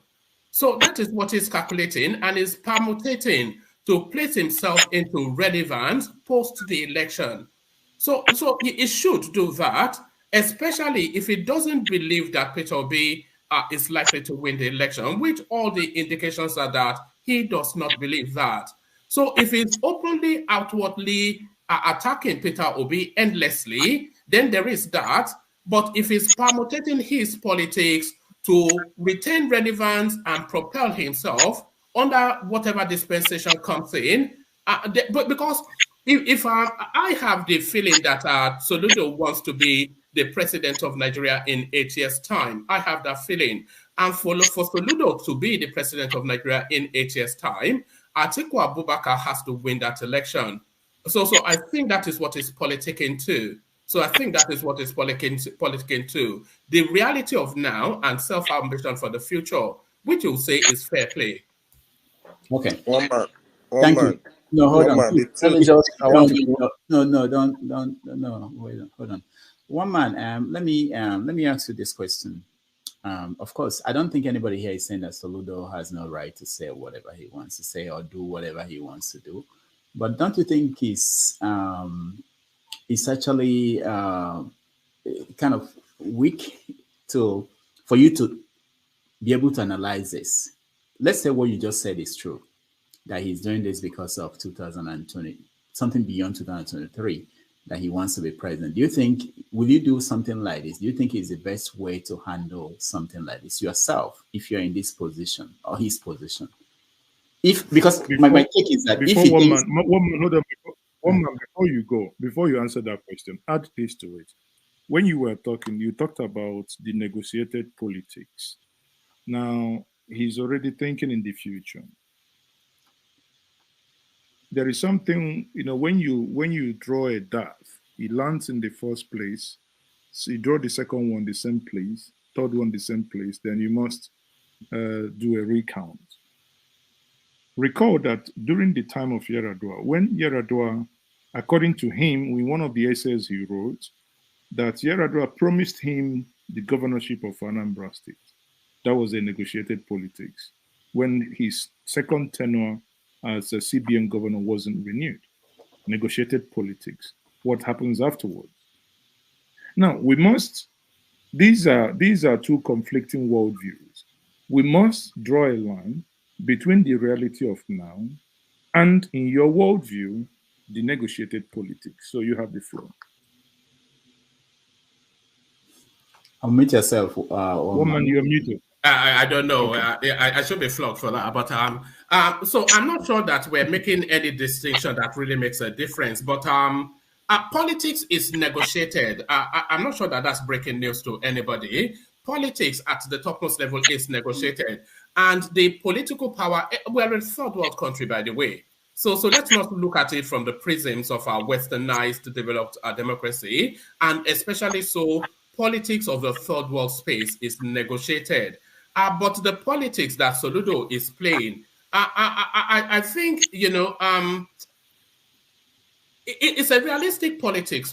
It's a realistic politics, and I know that there are embedded conflicts. I'm not quite sure where you were pointing me to. I missed because in they are taking about. So where were you pointing me to, Rufus? Oh no, I was saying, if you were in his position, do you think that was a smart politics to play? Oh yes, in such a situation where every Dick and Harry can basically understand what he's doing. Oh yes, I think it's exactly right to do what he's doing, and I think in the same position I would do exactly the same. But I would do the same, of course, trying to navigate very carefully, not undermining Peter Obi for reasons that are the mass of the clan. They are in that space, but looking to what I see as the reality of the future. I would want to permutate both myself and my people for relevance in the future. And if you look at all of the senior spaces in the Southeast, there is no strong backing outside of Ohanese in Igbo, who by obligation are obliged to come out for Peter Obi. There is no senior backing of that narrative in the Southeast. So I'm not sure that Soludo stands alone in the stance that he has taken. That's just my reading. I may be wrong, All right. Austin. You are way wrong, my brother. You are off the mark. All right. I think here on this particular one, you are way off the mark. Let me rephrase that. Your last statement. There is an adage by our people. What you see playing out in the Great Igbo Nation is the conspiracy of the elite not to give the Nigerian people as, because if they come out as the way you may be expecting them to, next thing you see that Peter Obi becomes an Igbo project. Therefore, for that to remain a Nigerian project and for everyone to move along, understanding that this is a Nigerian project, they take the back seat. But don't worry, we see what is happening behind the scene. So even Soludo, you may be surprised where the whole thing is headed to. All right. Austin, after Austin, we go to having accused of Major. Okay, Austin, go ahead. Okay, now, generally, I think it was on Arise TV that Soludo shot the first arrow. But I think after 2 days, there was no response. Then later, he now wrote the long essay. So it's like trying to slap somebody who did not respond to you. Look, Soludo has the right to select his candidate and support who he wants to support. But I always say there is constructive criticism. If I criticize you, I say what is wrong, then try to chart the way forward. Soludo in that essay was just throwing tantrums. You cannot win. Igbo should not do this. Don't do this one. He was just throwing the tantrums. You can't even say that because this person did 1, 2, or 3, he should not be. You don't throw anything good. You are just criticizing for nothing. So I read through all the essays and I didn't pick anything. Now, the question that was sent to one man, if I was Soludo, will I do such thing? Will I go through such politics? I will not. Now, take it. Atiku wins the election, serves his 8 years. Then he now tries to put me forward as a candidate. Generally, your people will not go with you. Why? Because they, according to them, you betrayed one of their own. So why do you expect me to support you when you betrayed one of your own 8 years ago? Secondly, the rest of Nigeria will not agree. I cannot trust you because you killed one of your own. What makes me feel that when you come in, you will also kill me?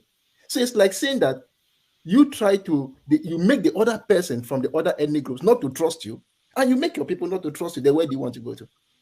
So that is one thing he will face in the next 8 years if he has that case that he wants to be president. Because the average Igbo will remind him that 8 years ago, you pulled down your brother. And the other person on the other side will say that since you pulled down your brother, I can also trust you. So that's just the whole thing. I don't think this politics will even save him right going to the presidency. I don't see it.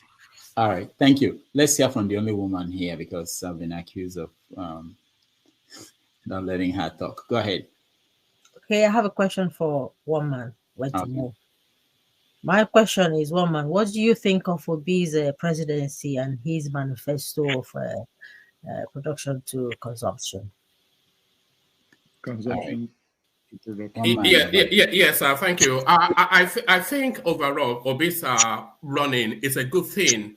You know, it's a good thing because what we have with the obese phenomenon is the moving of the narrative in the Southeast from the, just to stop my view, by the way, please don't hold me hostage, it's the moving of the narrative from the forestries and the ESN space into the mainstream of Nigerian politics, which is where they belong, because they are seniors in Nigeria, the Southeast. So they should not have a satellite space or a parochial space. So I think the Obi phenomenon is a good thing. But his manifesto, I wasn't especially a lot of copy and paste, and because as you know, we went through it on my platform as we always do.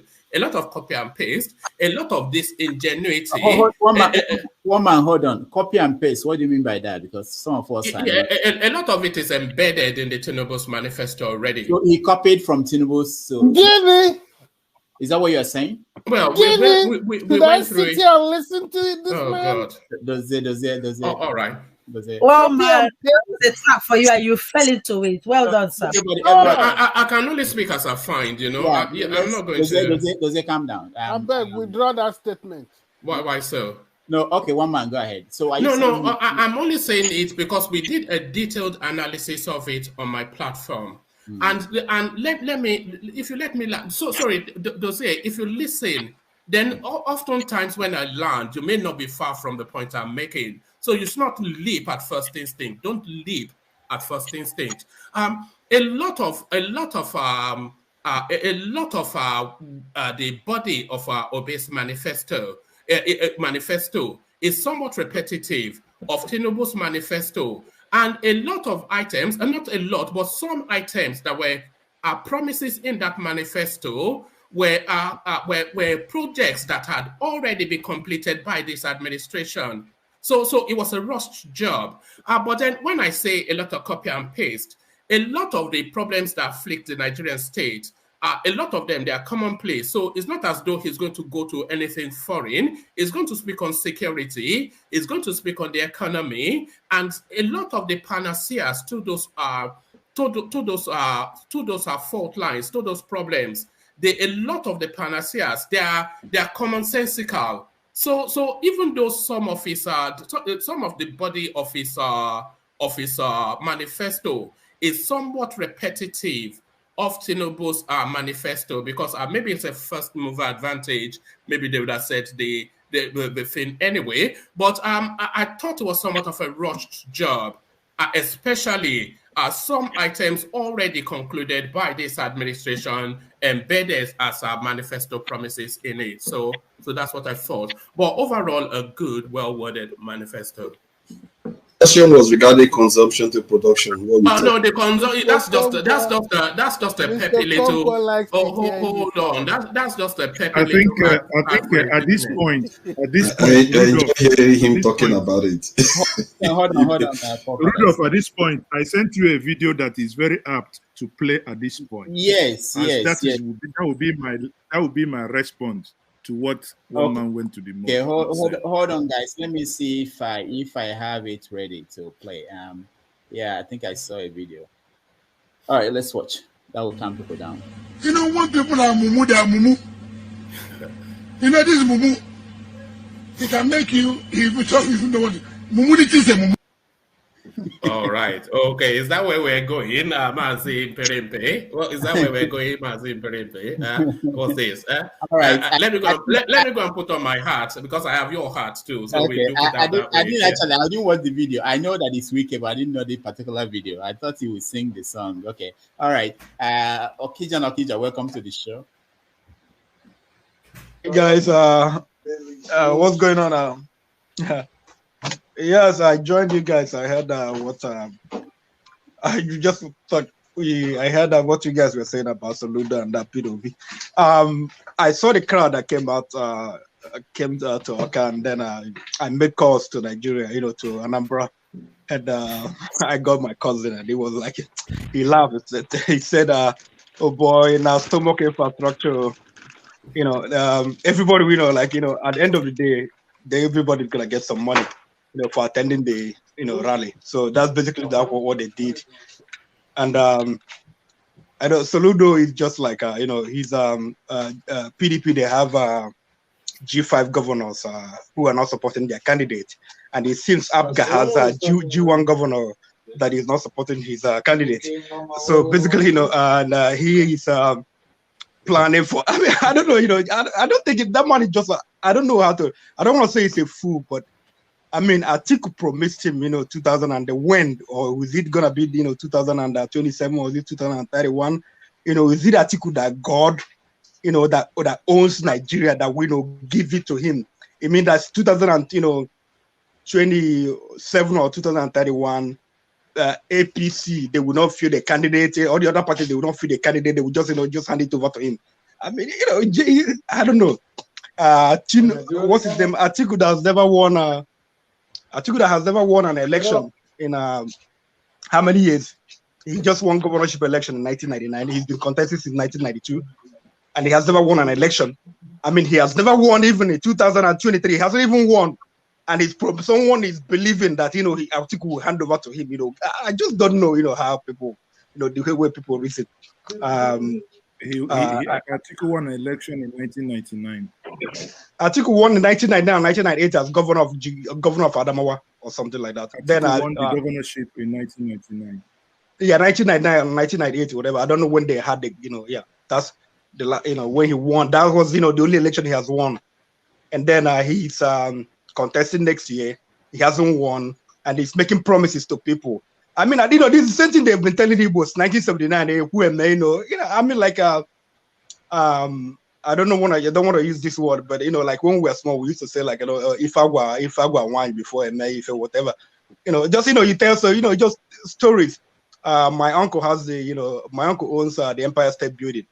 That's basically the promise Atiku made to Soludo.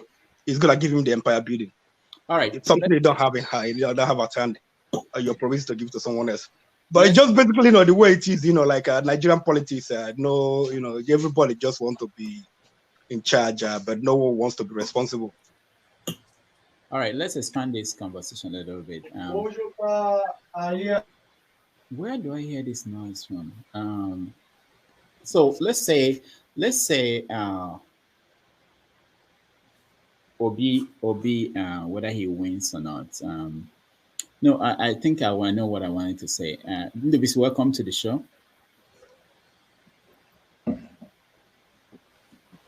Can you hear me? Okay, thank you. Lubis. Good evening, Okay. everyone. Yes, I can hear you. Can you hear me too? Yeah, thank you for joining us. Okay. I don't know if you have any. To connect. Yeah, we can hear you very well. Speak. The issue on the discussion about Soludo's politics concerning the presidency. Yes.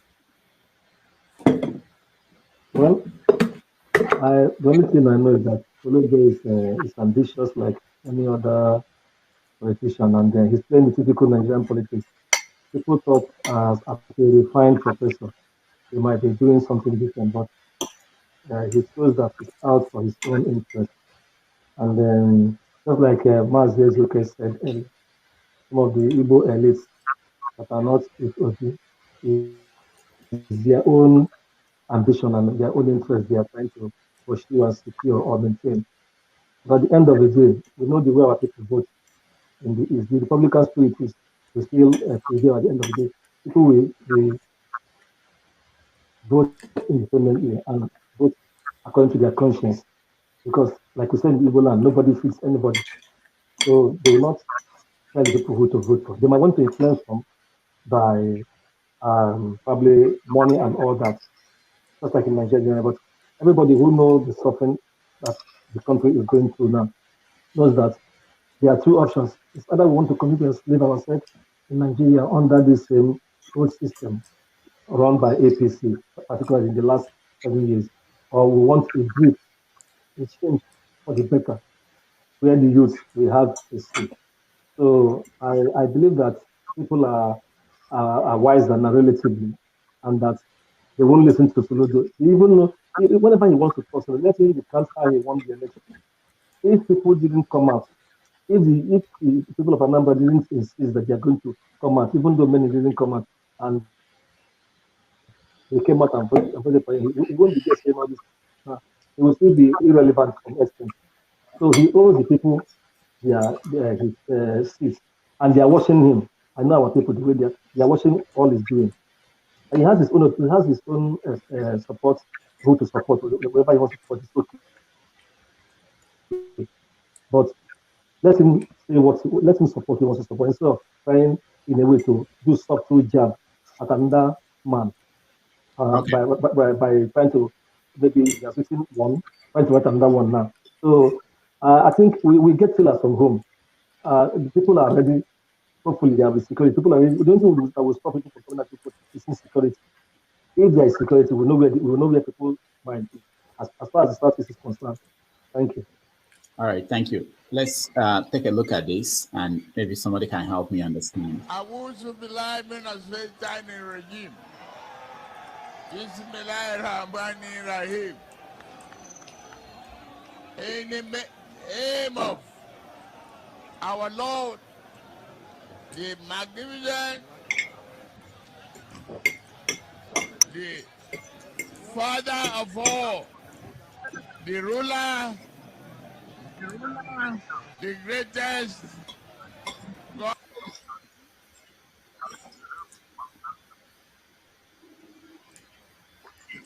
Kwankwaso joined others to sign an agreement on inclusive governance on Wednesday. A crowd of supporters converged on the Trade Fair complex in Minna, Niger State, to declare support for the All Progressives Congress presidential candidate, Bola Ahmed Tinubu. Tinubu, while thanking the crowd for their support, in a video that has now gone viral on social media, attempted to recite Christian and Muslim prayers at the same time, eliciting several reactions. Let's take a look. أعوذ بالله من الشيطان الرجيم. بسم الله الرحمن الرحيم. In the name of our Lord, the magnificent, the Father of all, the ruler.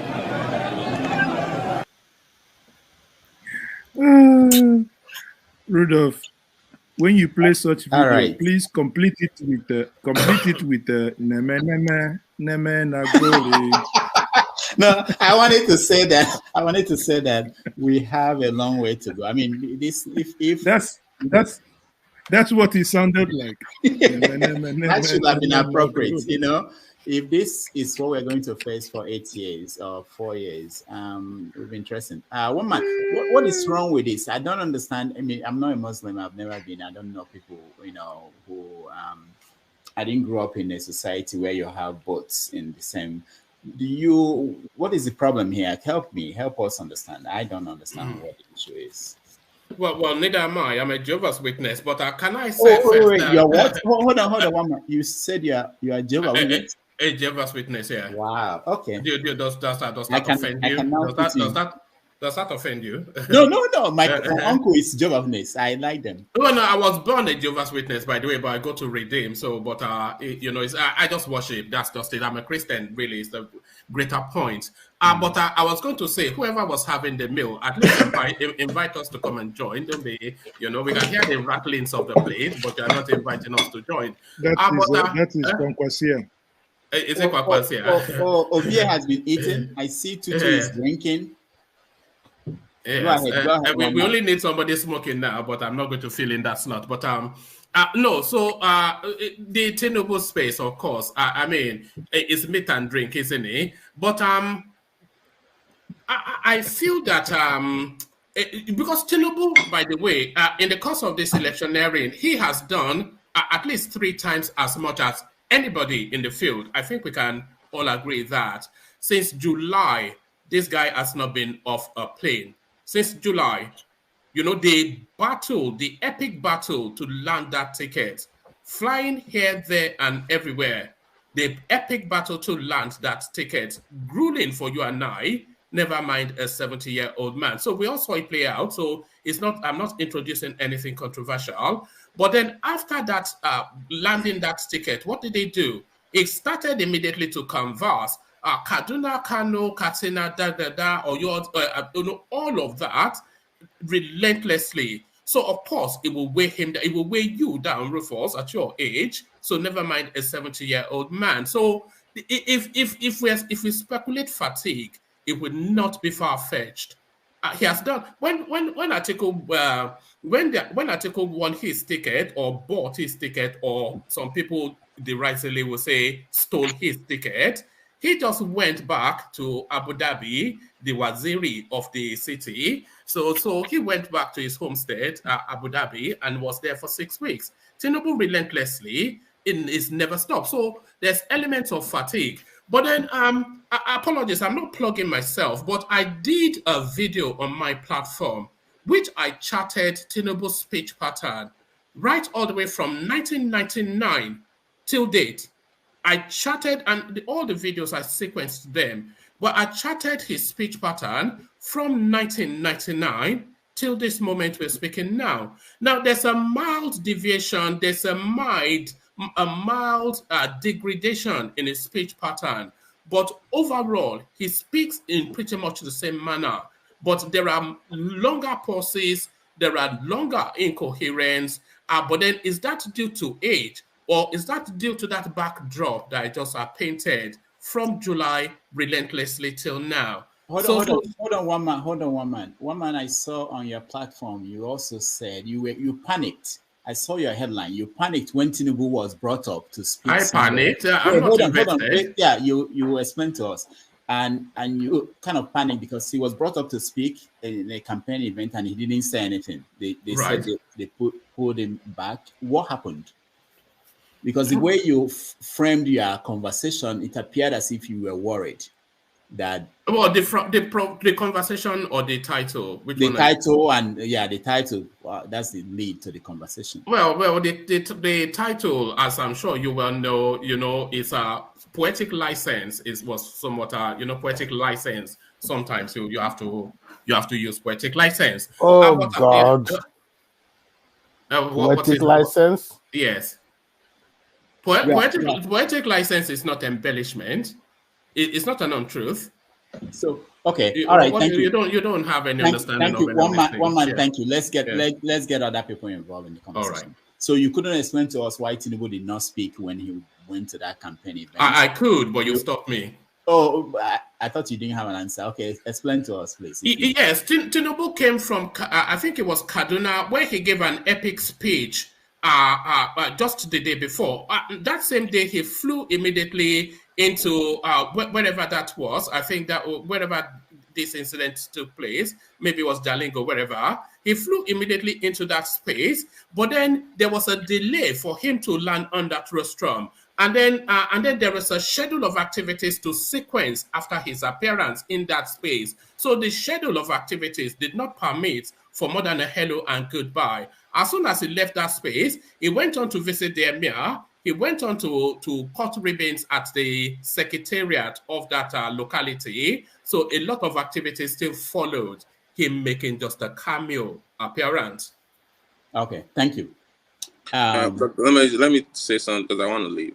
Okay, Tutu, go ahead. All right. The fact is that I feel like they're forcing this man, Tinubu, they're pushing him hard, regardless of they're seeing the sickness and everything, and they don't want to look weak, and they're pushing this man to do what he doesn't want to do, and that is the space I feel like they're trying to like push him to do what he doesn't want to do, because I don't see how someone will come to a stage that you're trying to tell people what your agenda is, trying to convince them and make a few speech and just leave. It doesn't even make sense.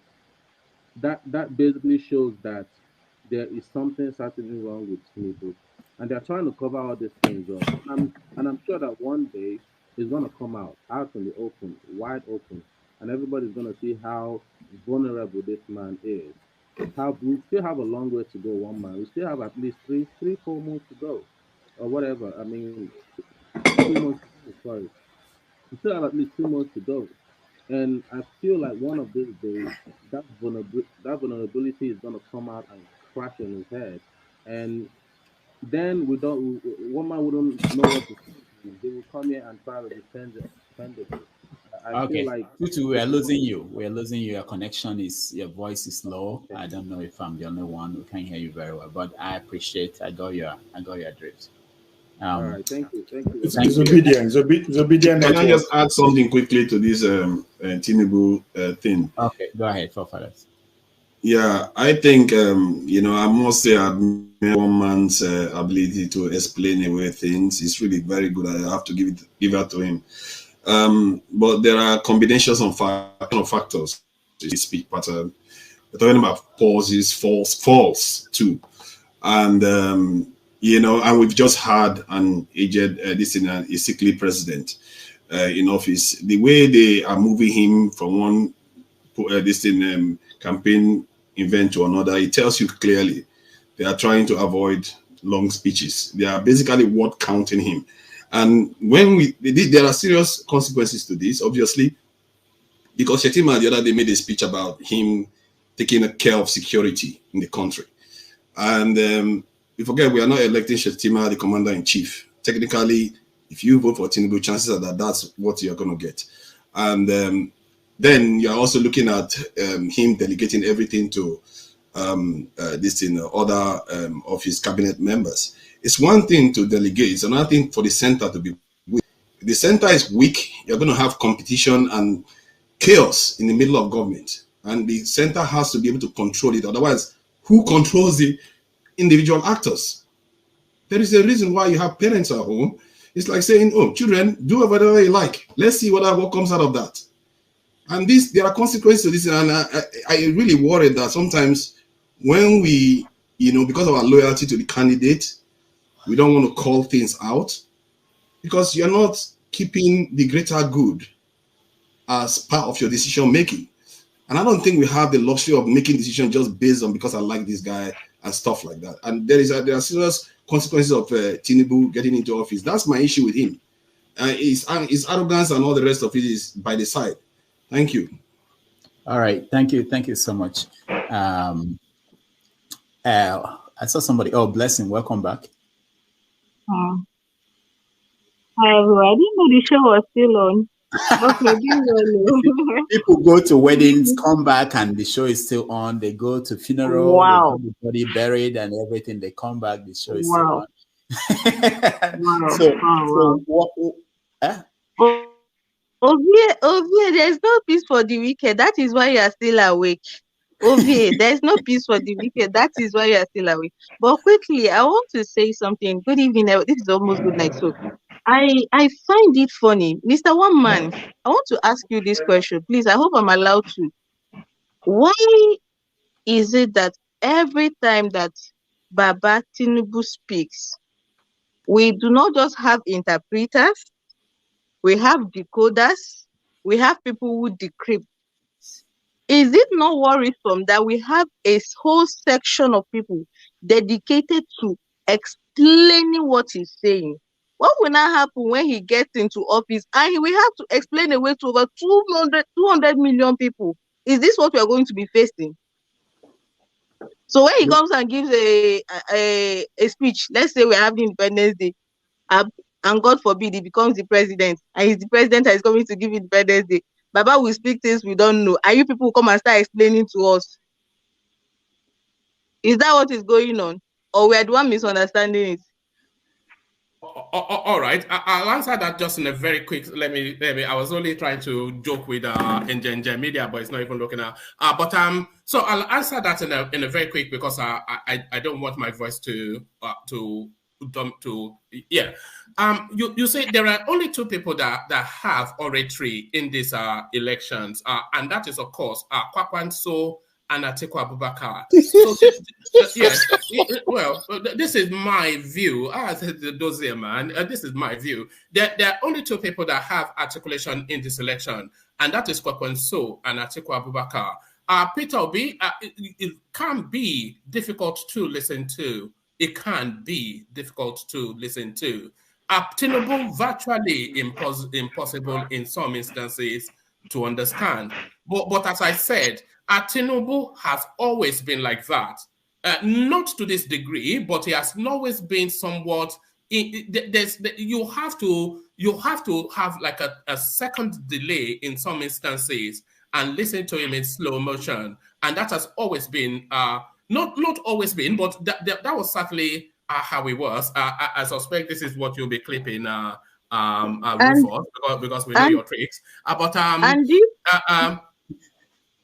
And you do not see that as a problem that a man that cannot speak coherently is running for the office of the president. No, I did not say it could not speak coherently. I said he has a peculiar speech pattern. That's what I said.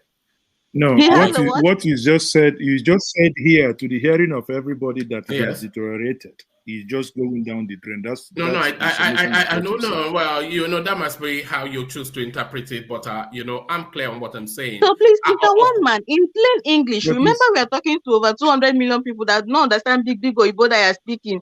We do not need more interpreters. So in plain language, is Baba Agbado coherent or not?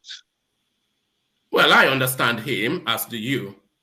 You are not 200 million people. That is just you and his bunch of interpreters.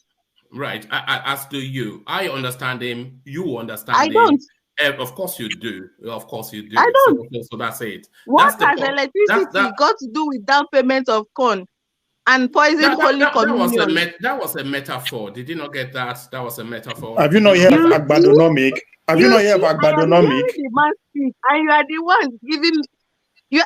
What you see that that is Agbadonomic. You did not identify that as a metaphor. You did not. Oh, so now okay, let me get this straight.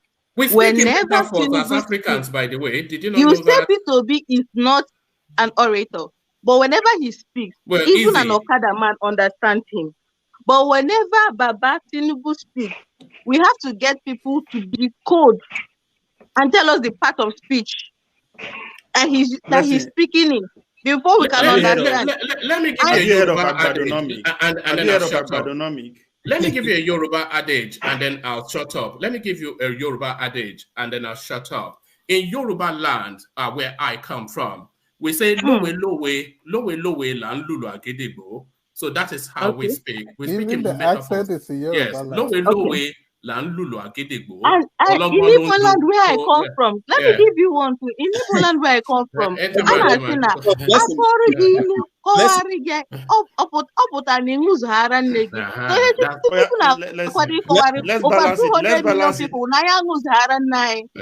what he's trying to tell us? Let's balance it. Hold on, guys.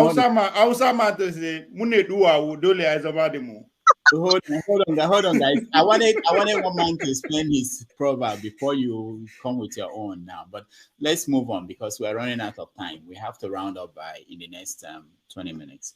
So let me play this video because something is of interest to all of you. I'm concerned. I don't know if it's something happening across the country, but it's something that we should pay attention to. Let's listen to this and see who has experienced something like this. Imagine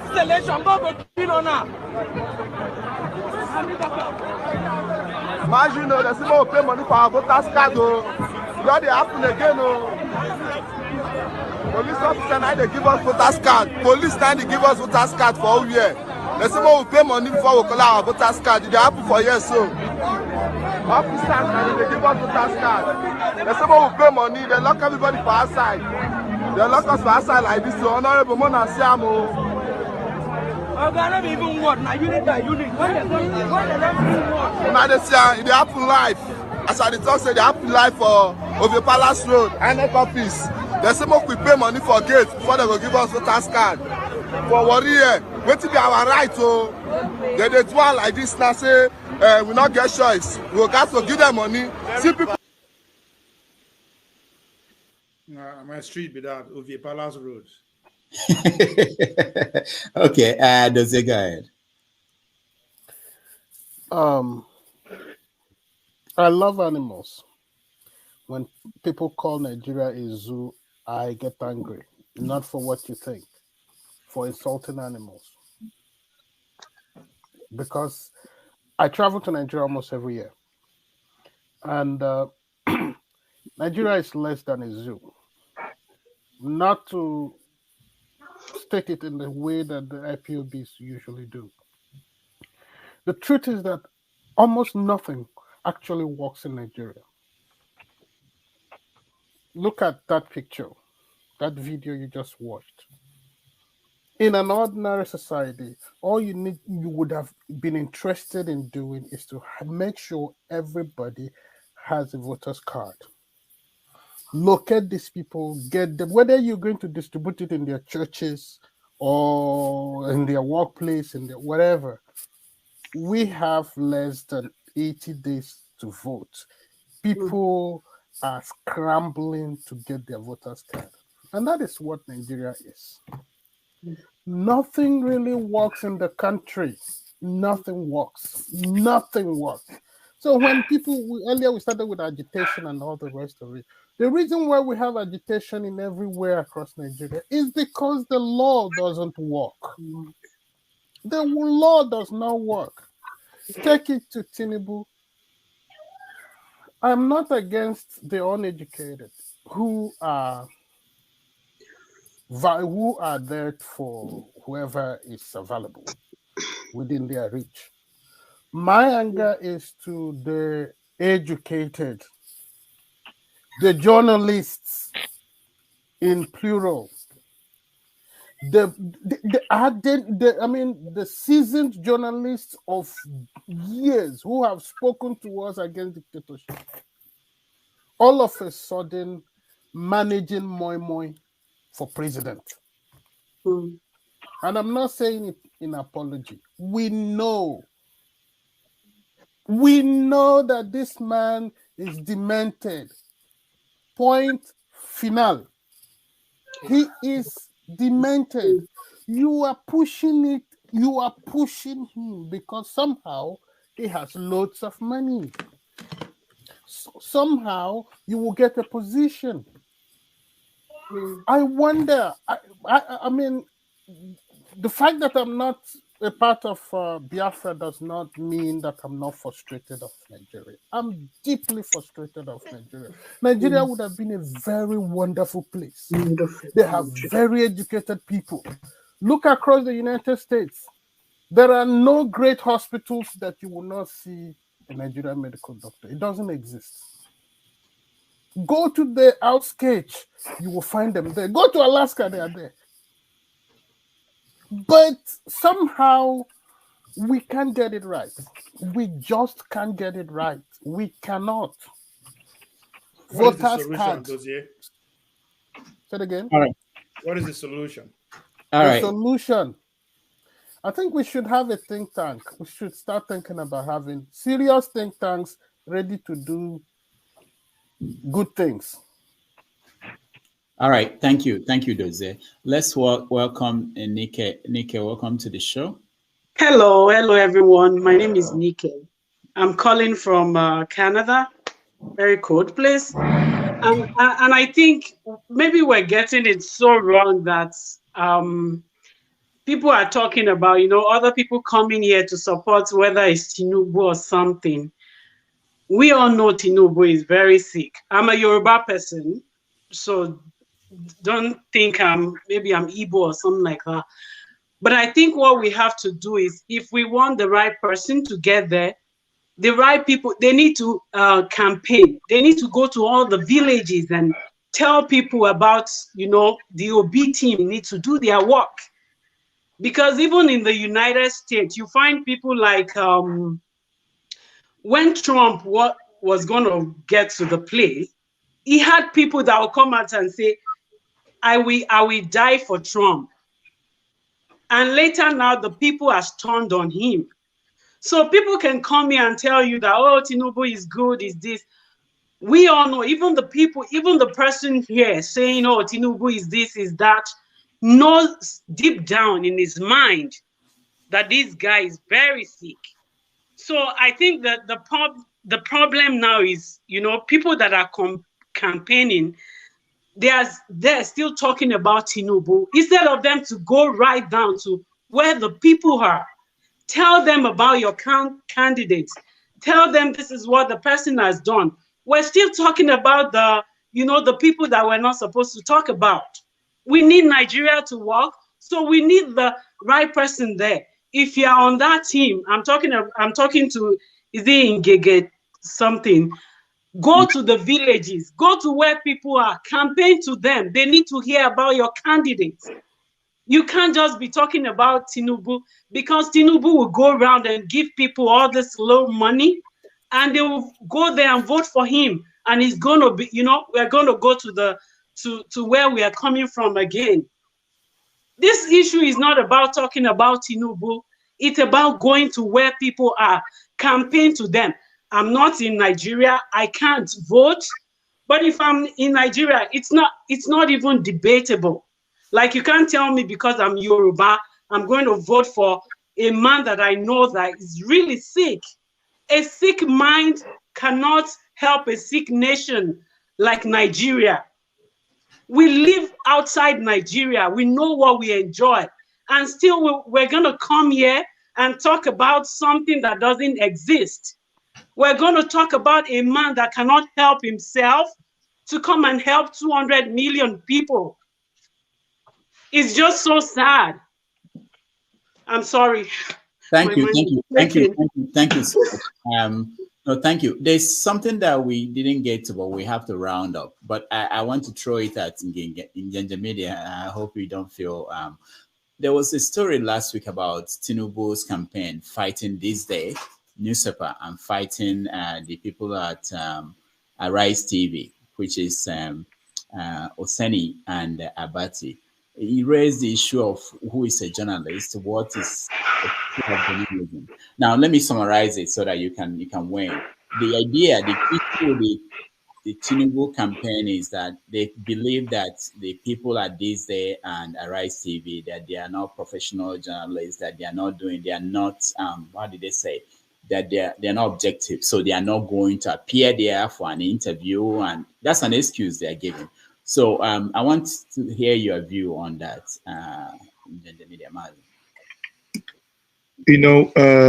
For, I think, was it on Thursday, I actually discussed that. That is absurd, very, very absurd.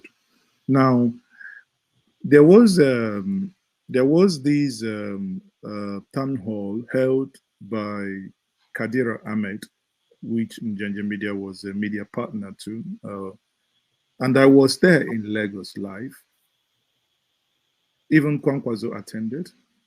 Peter Obi attended. Kola Abiola attended. But Tinubu in Lagos, Kadira Ahmed, is Kadira Ahmed also with Arise TV? Tinubu owns a TV station. Can he go to his own TV station, get his own people, even with prepped questions, let them ask him questions, presidential questions, or get other independent anchors? I've offered them many times to also interview him, but probably they are afraid that I might remove his boxes. Now, but when you look at it, actually, I think it has nothing to do with Arise. But if you look at the way Amana Oseni, Rufai Oseni, probes questions, what he does is, this is his forte, this is his stuff. He asks so many follow-up questions. Look at the BBC interview that Tinubu granted in London. You can see that that was heavily edited. The question is, why? All Nigeria is asking for is not a debate. Attend a town hall where Nigerians can also send in questions. Let no one tell me that the teleprompted speech delivered in Chatham House is a live event. Because when he got to answering questions, he began to share like they share land and distribute the questions or the answers to those that would take those answers. When he got to his own date of birth, a piece of paper was passed to him. And the argument over there is that there are still, even after saying what he said that day, he actually amplified the issue of age and when he was born, because the date is different. Now, to summarize is, I believe, journalistically speaking, that the Arise crew had always done the things that is expected. If Tinubu considers Arise an enemy territory, you have Channel Steve, you have Okimbaloye, who is also a Yoruba person. You have Mokbe, who is also Yoruba. These are people they can run to. You have Silverbird. Silverbird is there. So, and TVC is also there. These arguments that, oh, if he appears on a TV that they want to make money with him, well, in making money from him or with his name appears to be something like some people would allude to employing 50 million youth and recruiting them and feeding them agbado, cassava, and the rein. When you look at the whole point, the whole point remains that the man is running away from something. And that thing he's running away from, he's still yet to tell us why he is running away from it. You want to govern a people, you have put yourself forward. Media houses, not one, not two, not three, not four, independent ones like the one we did with the candidates with Kadira Ahmed, anchored by Kadira. Still, you did not want to. On that interview, or rather on that candidate, the town hall, anchored by Kadira, that was the first time I actually listened to Kola Abiola. And after listening to him in that interview, my view about him began to change. And that's what such interviews does. You begin to see people in different light because they begin to express themselves better.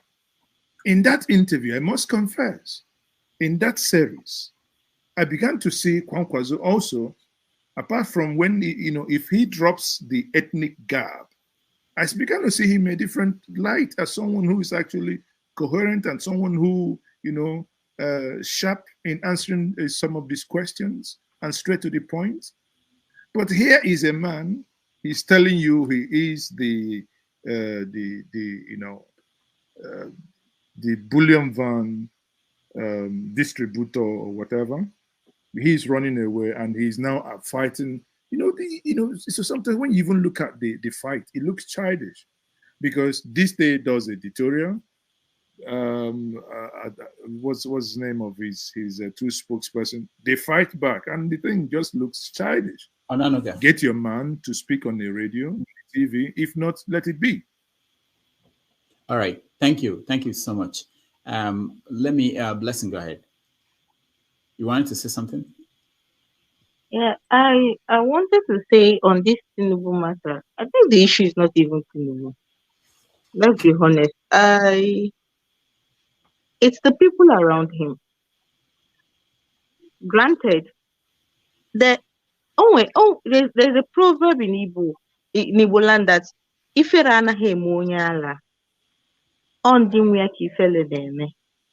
is sad, it is disheartening, it is embarrassing that this man has a family. Man is supposed to be with his grandchildren, patting their head and singing Tales by the Moonlight for them.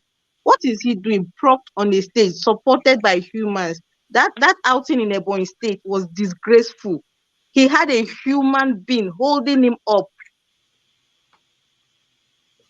It's not even the man per se, it's the people around him. People like Mr. One Man here that keep pushing him on, giving him false hope, telling him, Baba, you can do this, when they know clearly well that he cannot. Why are we mincing words? People like One Man are the problem. He's not even Tinubu.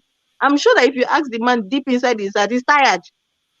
He's tired. The man can barely stand. That is why he keeps mixing up words. He's talking about Holy Communion this moment. He's talking about down payment for corn the next moment. The man is tired. It is the people around him that for their own selfish interest, without any consideration for the remaining 200 million people in Nigeria, are pushing him on. Are you, Blessing, hold on. I mean, you are referring to this. I saw this. I actually didn't. Everyone around. Almost $16 billion. They forget that transmission line is a super highway in transmitting electricity.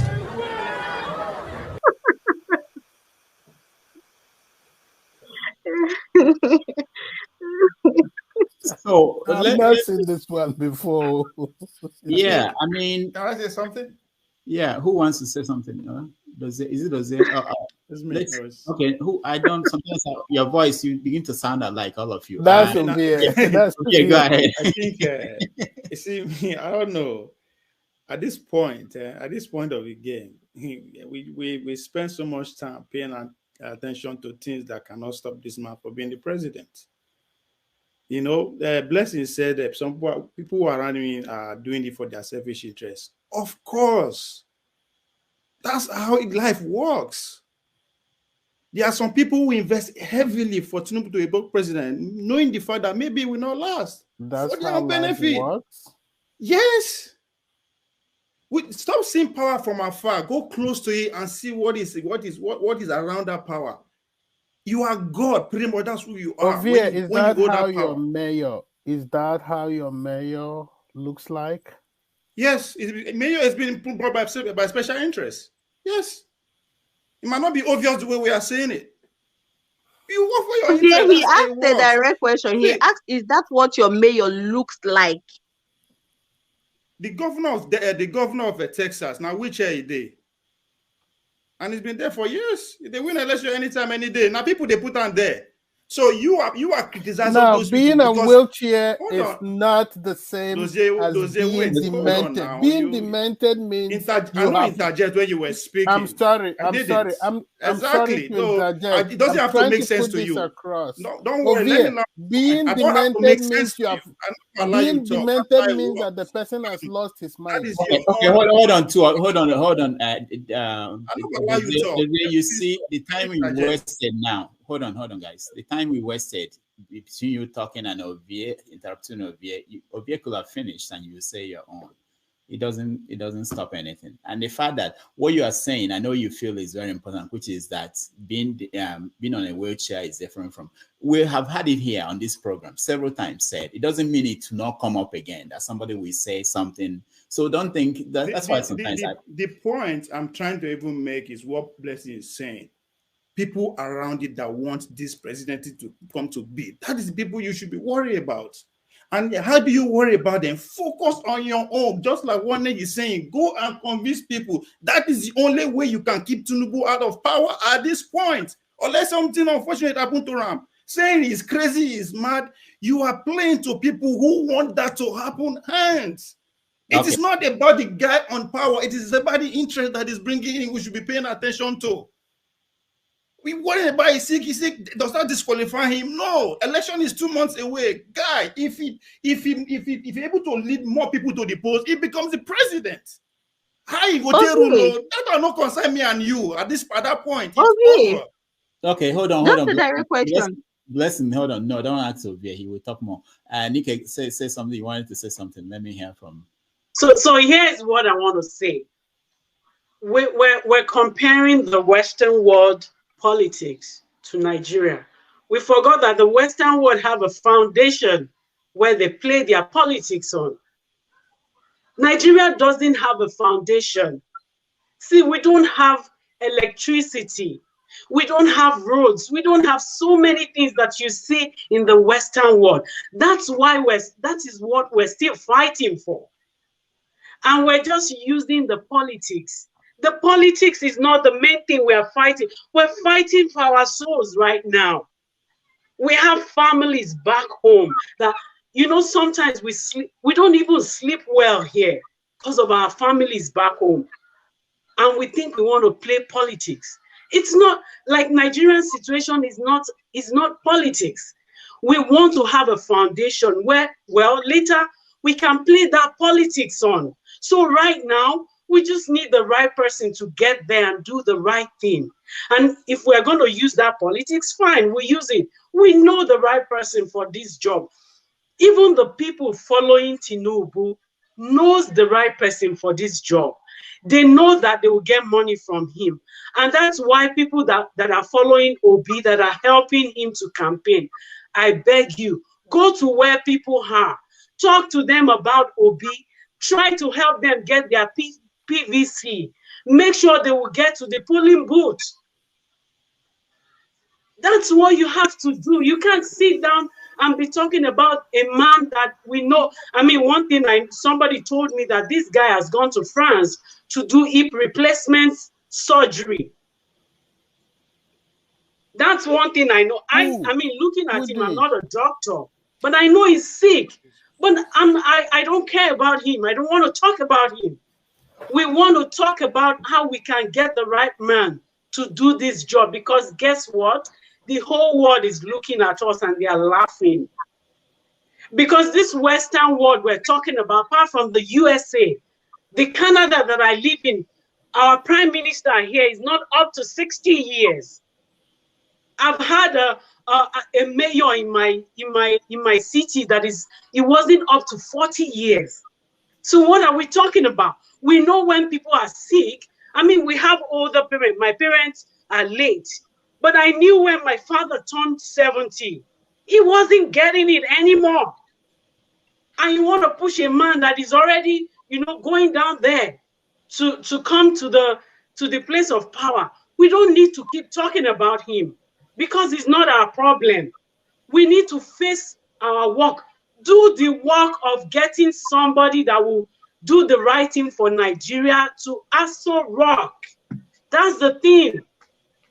Can I come in for a moment? No, hold on one man. Let me make a commentary. It's very important to thank you, Nike. And Ovia, I heard what you said. This is something that comes up here every time, which is that why we have this forum is to get people to air their views, and people like Injenje, Nike was kind of referring to you when she was saying that people who are for B should do this and do this to get the candidate to win. It's also important that people who are doing skits, people who are making fun of the candidates, they are doing their own job. Everybody is doing what they have to do, and people who are talking like you are talking here on this platform, we are all part of the process. All these things have to be taking place. None of them will stop for another one to happen. All right. Adewola, welcome to the show. I'll come to you one man after Adewola. Hey, doctor. How are you? I'm always coming. Always late. I was about to round up. I know. I started with you today, and I've been watching everybody watching the show, though. Wow. Great discussion. Very good. Thank you so much. We always want to hear your voice too, because especially at the end, when people are tired, you come and drop. When the gas goes and the water has already been exchanged, huh? Yeah. Ovie, my guy. You know what, Ovie? I'm totally with you. Okay, today I'm totally with you. We discussed politics. I'm glad that we are talking about politics, Nigeria politics now. Before now, it's always shrouded in secrecy, the emergence of candidates and all that. And it's whoever they present to us is what we're going to vote for. But we are now, who the political parties presented to us are the people that we are now going to be voting for. What about the emergence of those candidates? Do we have a say in it? No, right? But one thing I want us to understand is this. Whether somebody is working with a walking stick, or not just pissing for body, but they shit for body. Whoever we win, we win. Oh. We are here, most of us in these studios, we are abroad. Probably maybe one or two are in Nigeria. I think Blessing is in Nigeria. See, those people that we are fasting and praying for, those people, they will collect 2,000. The last time I was watching a show, and they said they found a PVC in the soak away. People are selling their PVC and they're hiding it and all that. See, those are the things that make Nigerian politics. It's about it's a Bolekaja politics. The one we are trying to establish, the one you and I come to this show to try to establish, is a refined politics where we think, well, it's a dog-eat-dog game. Okay? And I will repeat that again. It's not a buy and selling. No, but it's not about the bottom line here. It's talking about power, political power. And that is why African leaders, they don't never let it go. Okay? whoever we support, let's keep saying it. And whoever want to change their mind, God help if they change their mind. I say if not. But one thing I know for a fact, whether we mock any candidates, whether we campaign or try to establish fact and fictions and all that, whoever will emerge will emerge. But one thing I want us to understand is that the emergence of this candidate should be what we should be focusing on. It's not that is no longer doable now, but in the nearest future when we have another election, we should join political parties. We should have a say in who we present as a candidate. All right. So that's what I would say. Unfortunately, we have less than 3 months now. So there's no abracadabra. Whether somebody is blue, black, and black, blue, and somebody is, what do you call them? I mean, by the way, there are a lot of obedient in the comment. Man, they are one man, great show, but they are throwing arrows and dagger at you every corner. So I read those comments, and they were, kind of depressing. But I'm glad people are listening. I'm glad people are watching. You support who you support, but this is democracy. This is the beauty of democracy. We are so used to, autocracy, the kakism, and somebody just sitting on the, in their throne chair and say this is the decree. Everybody, but this is democracy. Everybody have a say. Whether you follow blue, black, or you follow obedient, or you follow Atiku, or Kwankwaso Ovie. It's all about democracy, about having your voice, having your say.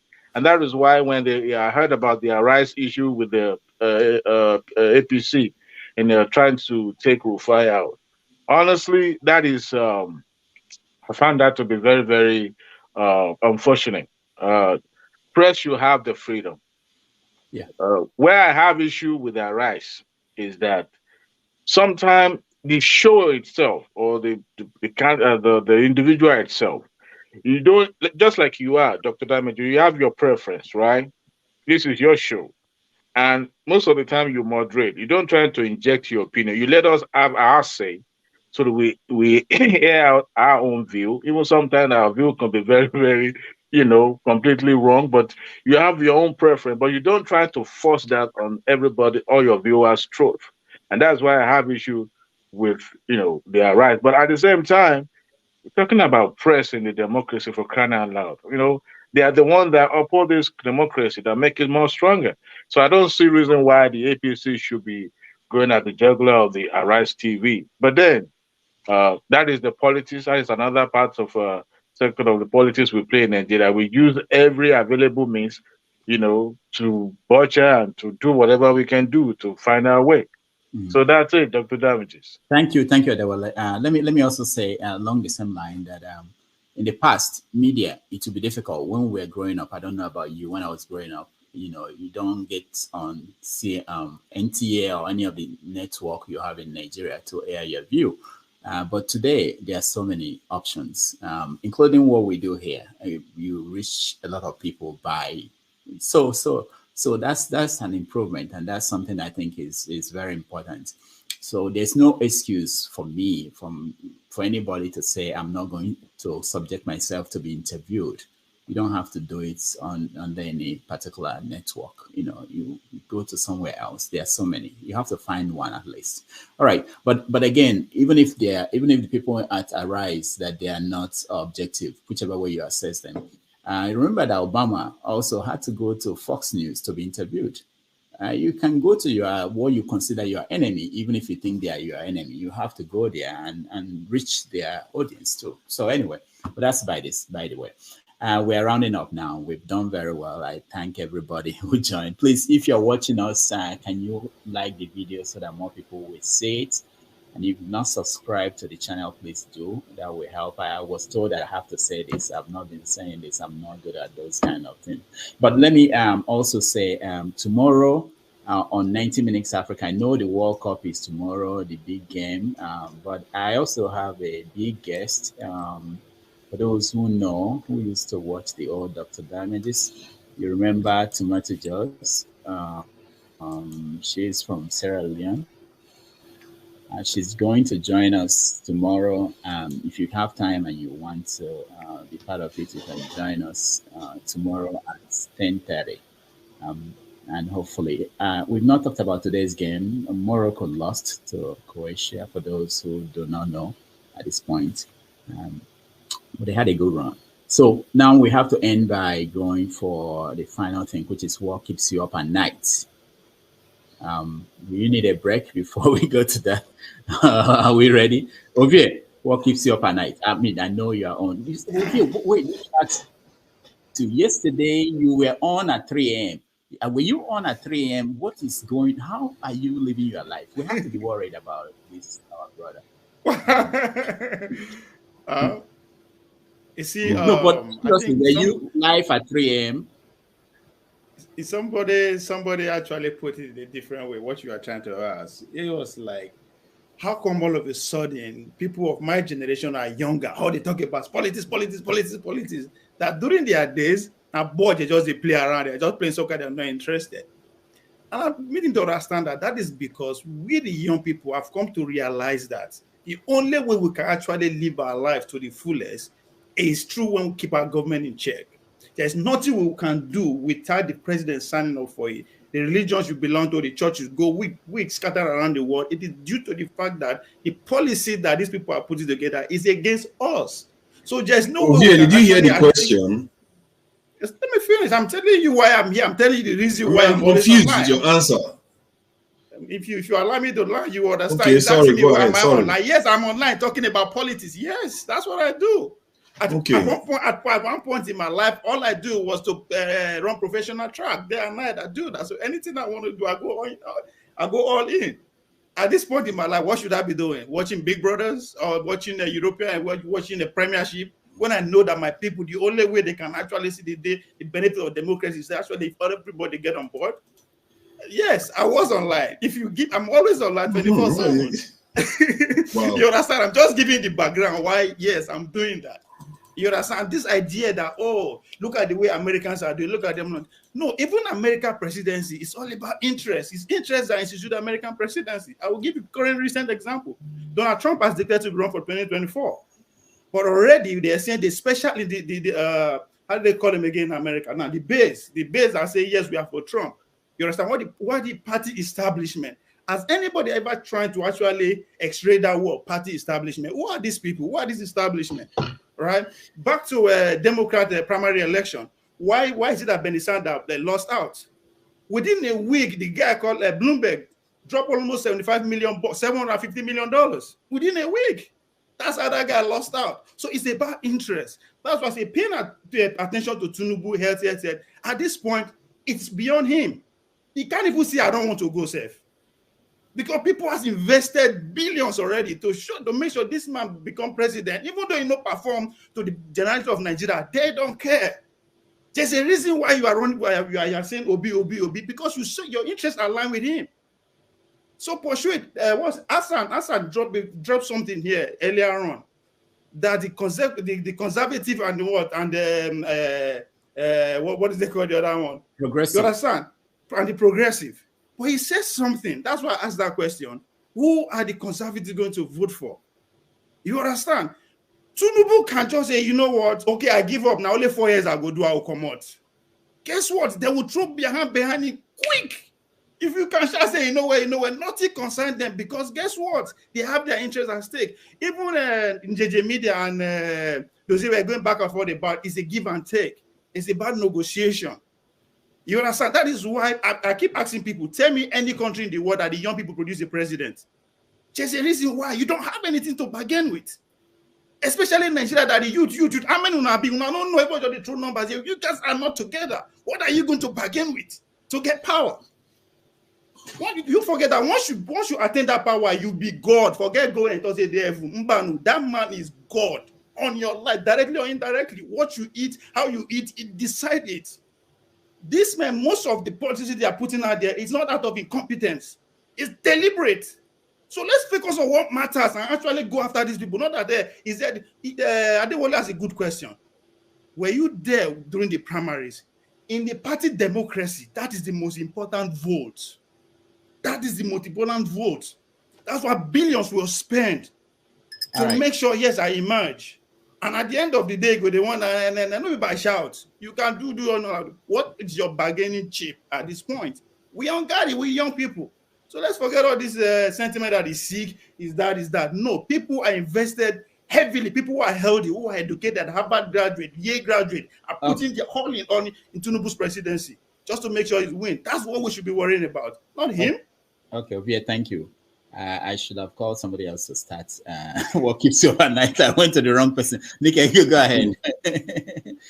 Sorry, I just want to say thank you for letting me come in and speak. To be honest, when I sleep, I thank God that I wake up in the morning. I don't really think about so many things when I sleep. It doesn't keep me up, to be honest. No. Because I don't have control over anything.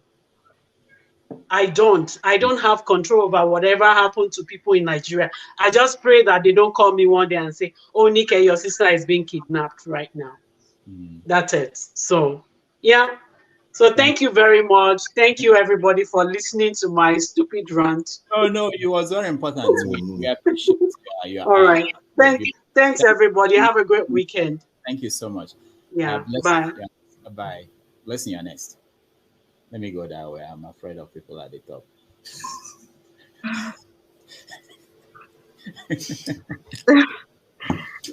What keeps me up at night? Recently, I'm even afraid to say it. I'm just scared that I wake up one day and hear that everybody in my place has been sacked, and we are now internally displaced people. That one started troubling me recently. I don't know why. I don't know if it's because of the Hamilton incident, but I've been thinking about it. I can't imagine my 80-something-year-old grandma running for her life. So when you see me speak passionately about things happening in the Southeast, like Ovie said, interest, I can't imagine it. It's as I'm talking about it now, my heart is beating. Waking up and I'm hearing that my grandma is running for her life. With which leg? Where will she run to? That is the only home she's known. So what keeps me awake at night a lot, but top of the list is that we wake up one day and we won't have an ancestral home anymore. Yeah. All right. Thank you so much. That's serious. And it happened. This has happened to a lot of real people across Nigeria. And sometimes we just talk about it like it's politics. It's real for a lot of people. Forefathers, you're next. Yeah, thanks for this. And I think Dozie, you calling Nigeria is, you really need to think twice when you start using such terms. Because when you curse yourself, you don't even know it sometimes when people say things. You forget that the people what gave you life is also part of Nigeria. It's like somebody cursing human beings, not realizing that they are also human beings. And I don't appreciate people doing that. So that is one thing. And our people have suffered enough to be hearing our people just bad mouthing each other. And I've seen things, and if you look at the world, other people have gone through worse than we have. I don't understand how grown men can just sit there and just badmouth their country when we have not made any sacrifice to save that country. We think we have made a lot of sacrifices. What sacrifice have we made? That lady that was speaking today was saying something because of the failings of the men. If the men were doing their job, the woman wouldn't have to be speaking up herself. The men would be the ones doing these things. Other communities, other societies do it. We are the ones that have not done as well as we could have done. We spend most of our time talking about personalities here and who is going to be this president, how ill he is, and all the rest of it. Personally, too much about that. I'm watching the dial, a different dial. The dial of how healthy our society of our destiny. Important dial you have to keep your eye on, because it also informs the way you look at the candidates. If you just go in and just worry about all the fightings, you miss the bigger picture, because there are other bigger threats out there than whatever you are doing right now. And this godfatherism that we keep talking about, I think Ovie talks about it all the time, like, oh, these people are in charge of. But there are differences at the top too. Even with Obama's candidacy, there was a difference at the top. Some people wanted Hillary Clinton, others wanted Obama. And Obama won out, just like what is happening now. You did mention something about the CBN, something about the takeover of a state. What do you think the CBN is doing? They are trying to limit the ability of money to influence politics. And that is important that they do that. That's why they change the currency at this time too. If you look at the way the military has to come out and say they are not going to be bullied to take sides. Why do you think they are doing that? Because there is a difference of opinion at the top. There's a lot of revelation that is coming out right now about oil theft and all the other stuff that is going on in the country. Some people don't want these old men that have been in charge for the past how many decades to run the country again. And those people are also at the top. I've heard Obasanjo just say his own piece. I've heard of IBB say his own piece. You guys don't know what is happening. You just think that, just because Tinubu has all this power in the past means that, the elites have already endorsed it. That is not true. There is a reason why Peter today. And if it's God's support, personally, we have to do with what we have now. It's one thing to say, okay, we didn't select him during the primaries process, but we have 4 candidates now. And if Peter B is the best candidate, he has come up with some policies that I like. When he talked about increasing the size of our defense forces, in terms of this African-centric foreign policy, that is very, very important for our leaders to do, because we have a diaspora and a greater diaspora with a purchasing power of $2 trillion. $2 trillion. And just today, I heard that the Nigerian legislators blocked a bill that would have allowed the diaspora to contribute money to Nigeria. Why they are doing these things, I don't know. Because I don't know, because if I have the ability to contribute money to the Nigerian state itself, maybe I would decide that, you know what, 5% of my pay should go there. But our leaders are blocking it for what reason, I don't know. And you need leaders that can see the importance of the diaspora. Because this is matter. The family has to be brought together. There is no race in this world that walks around and looking at their family and just abandoning them to their fate. The Americans are defending Europe today because they know Europe is their family. What is our diaspora doing for the country? We sit here, we complain all the time that things are bad, but we have to start supporting the right candidates if we think is the right thing, because the greater good is very, very critical for us right now. We can't be too sentimental about this. I don't care who wins. As long as the person wants to do the right thing for the country and has the ability to do it, I will support that candidate. If it was Tinubu, I would have supported him. But I see a guy that is talking about leaders. We're talking about a leader that was just ill in office. You can't have back-to-back leaders that are ill in a very important country like Nigeria. Nigeria is strategically so important that you can't have 2 leaders that are ill all the time running overseas. They don't even plan on building a world-class hospital to ensure that the leaders don't travel overseas anymore, which is also a security risk. I just talked about how I think about 11 of our leaders since 2000,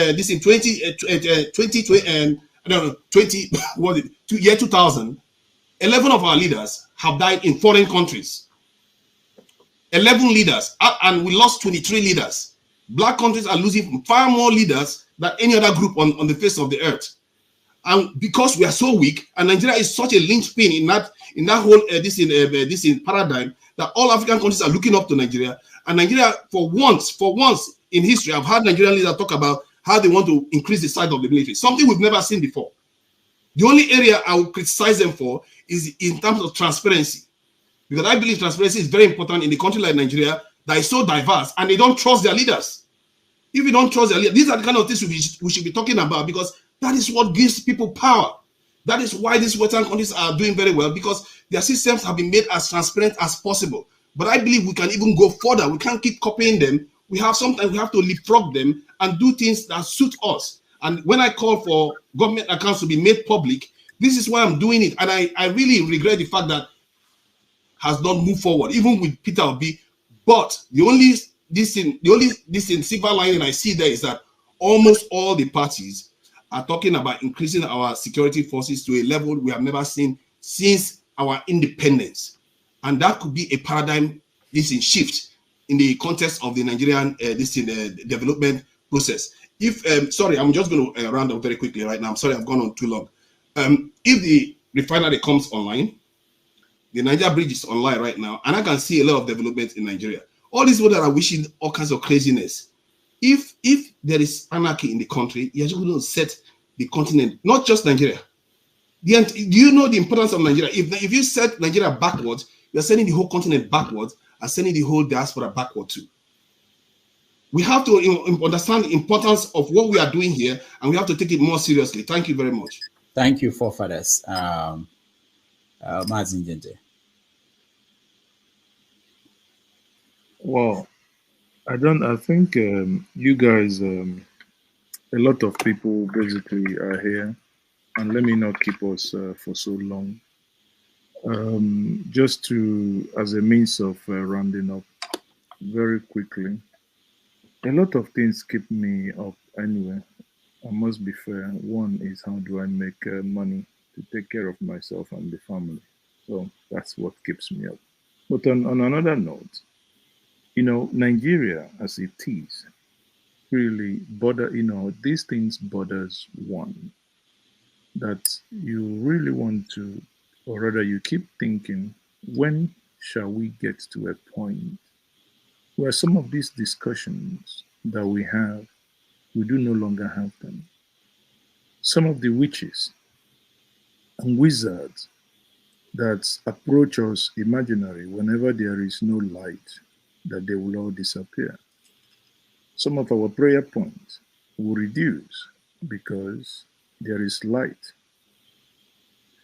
And these things are not things that are skyrocket science. These are things that with genuine leadership.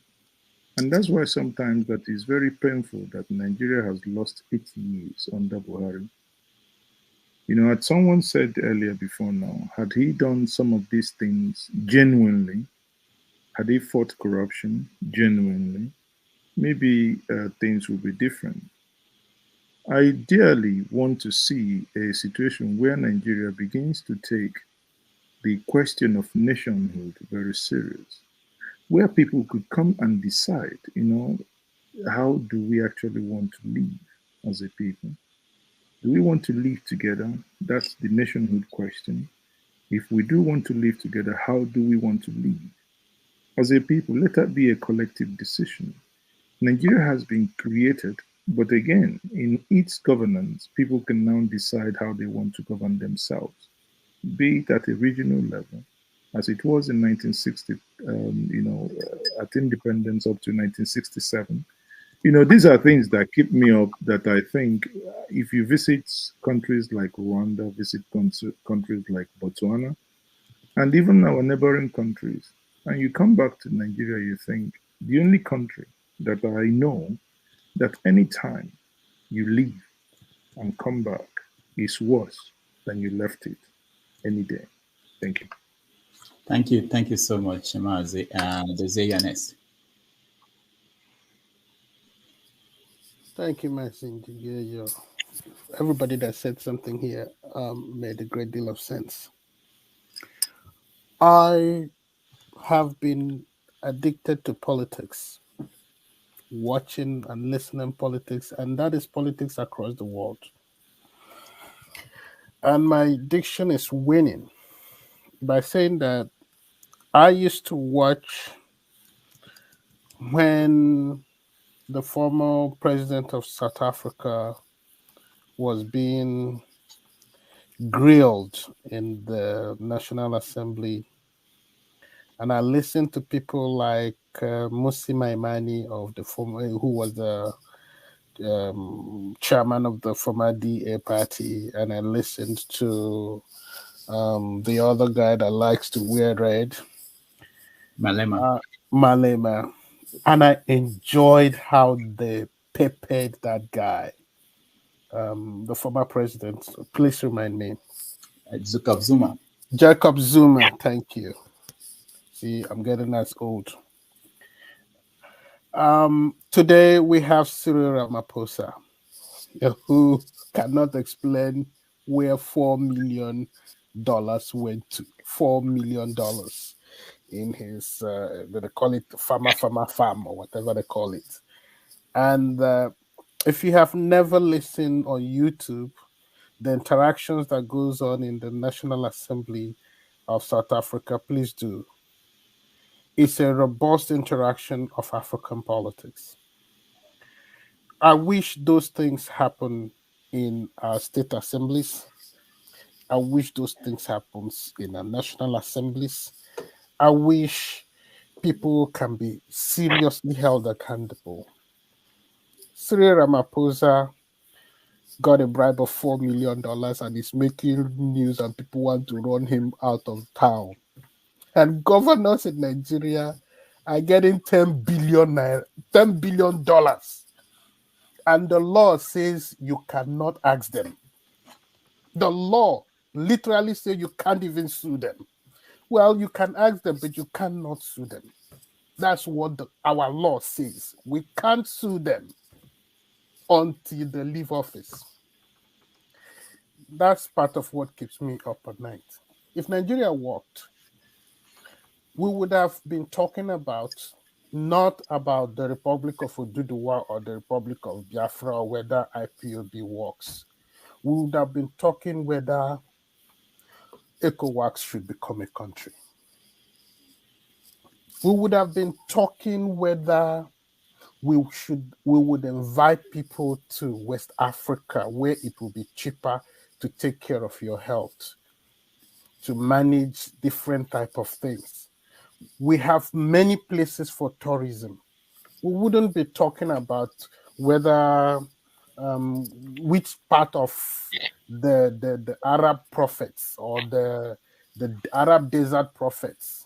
I don't want to offend anybody. Let me just put it in that terms. Which one is more powerful and which one takes you to paradise more?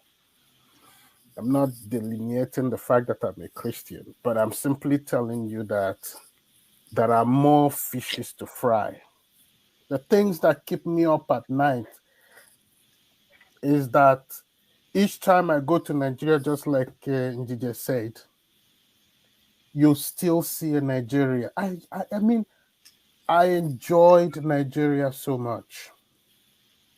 The truth is that each time you visit Nigeria, you shake your head. This country, in fact, in the last time I went to Nigeria, an excess man held my passport asking me for money at Lagos. I told him, you know what? If there is a vote for recolonization, I will be the first one to vote for it. Because that country is a bizarre mess. That's what keeps me up at night. And lastly, what keeps me up at night? What keeps me up at night? If I don't know why my friend left. What keeps me up at night is what the Igbo man says. Okay? No, say again. I didn't get that. Wow, I've never had that. Okay. You've never had that. Okay. A palm, if you know how to mash palms to produce oil, you don't take palm that is a little bit messed up and you put it in a porous mortar. I don't know how you put it. That's an evil proverb. At least I'm speaking in Imo State Igbo now. But the point is this: if you take Asiwaju and make him president of Nigeria, you have taken Nkurere Tinyanikwe Furefu. Blessing, do you understand my Igbo? So it's like you're saying it's something like a sick country and a sick person. That's correct. Okay. All right. I got it. Thank you. All right. Ismila. You have to give me a name. Is Miri. Okay. Go ahead. What keeps you up at night? Well, for me, I've given up on Nigeria. And I don't think I'm coming there anytime soon. So when was the last time you went? It's been ages, and I don't really miss it. Okay. Yeah. What keeps me up at night is my studies, trying to build these Mary London Cosmetics to make a positive change in the world. Become a better version of myself every day, working towards that. That's all. Thank you. Is the Rudolph, how much is she paid to advertise her?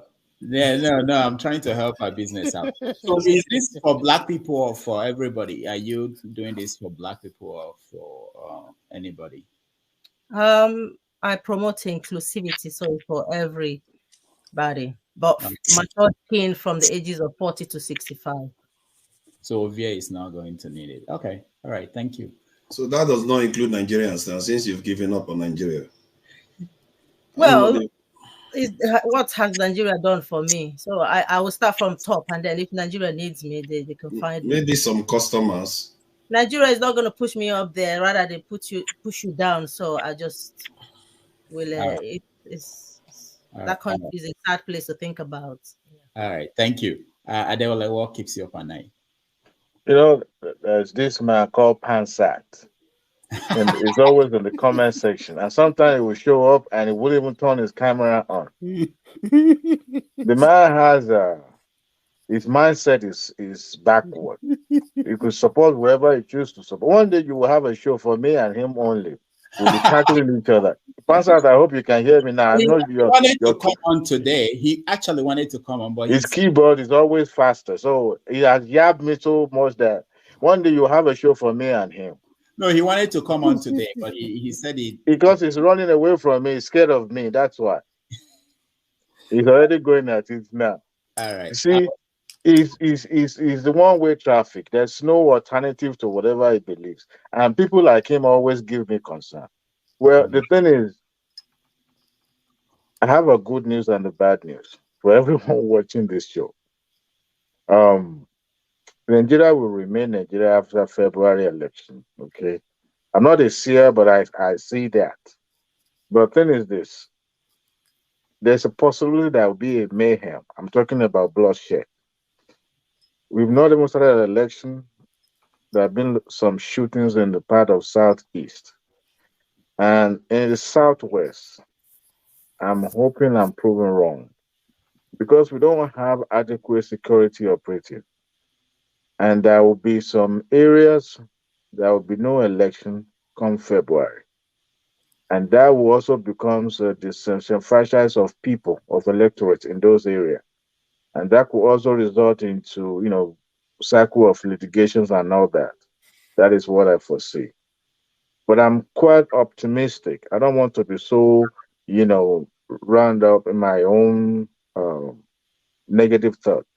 I'm optimistic that Nigeria will remain the same. For those who already think that this is the end of Nigeria, we've had it worse, even when things were really terrible in 92, 93. But come 2023, I mean, wait a minute, 93 to 2003. Wow, what a coincidence, right? But then Nigeria will remain the same. But what I foresee is that people not taking no for answer. The politicians sit back and are drinking red wine as the show is, we are having this show right now. They are drinking red wine. But another perspective I want us to look at is this fact. If you look South Africa, is there any country in Africa that fare better? Or any black man's life? Absolutely not. Even though South Africa was built by the white people that forcefully taken their land. Why is this so? We should look at it from that angle. Why is this so? We should have a deep thought. People that keep giving money to Africa, that we kept borrowing money from them, do you think they will allow us to blossom or to keep us in a perpetual penury? If you go to a bank, you borrow money, you keep paying the interest, right? God help you if you go to bank at this period when you have a higher interest rate. If you borrow money and your business turn upside down, then the bank will be after you. Guess what? They will come after your property. Let's look at this in that prison with people that are keep pumping money into Africa. Do you think they want Africa to rise? That is the reason why we kept having people that are supposed to be on a bed rest for the rest of their life as our leaders in Africa. You saw that video when that man was urinating on himself, right? That man has been in that position since the inception of that country, South Sudan, and he's 71 years old, 71 or 72 years old. That alone should be enough for a leader who knows what to say. You know what? I want to resign. But guess what? I can assure you, just like Buhari always say, that he will remain in that position till he die. Till he die. Election will not take place. And if it take place, he will be the winner. But there's a reason why the Western world makes sure that we keep electing leaders that are not worth leaders in Africa. And what do? They keep pumping money, they keep backing them and all that. So don't be surprised if Atiku wins this election for the obedient. Don't be surprised if Bashir wins this election. Don't be surprised if Obi wins this election, Nigeria wins. However, it's not going to be quiet. It's not going to go down quiet. I want everybody to know that. But my fear is that people, we don't want to have people, die. That is my fear. But Nigeria will remain the same. That's what keeps me on night, because we have, I think, 250,000 police officers.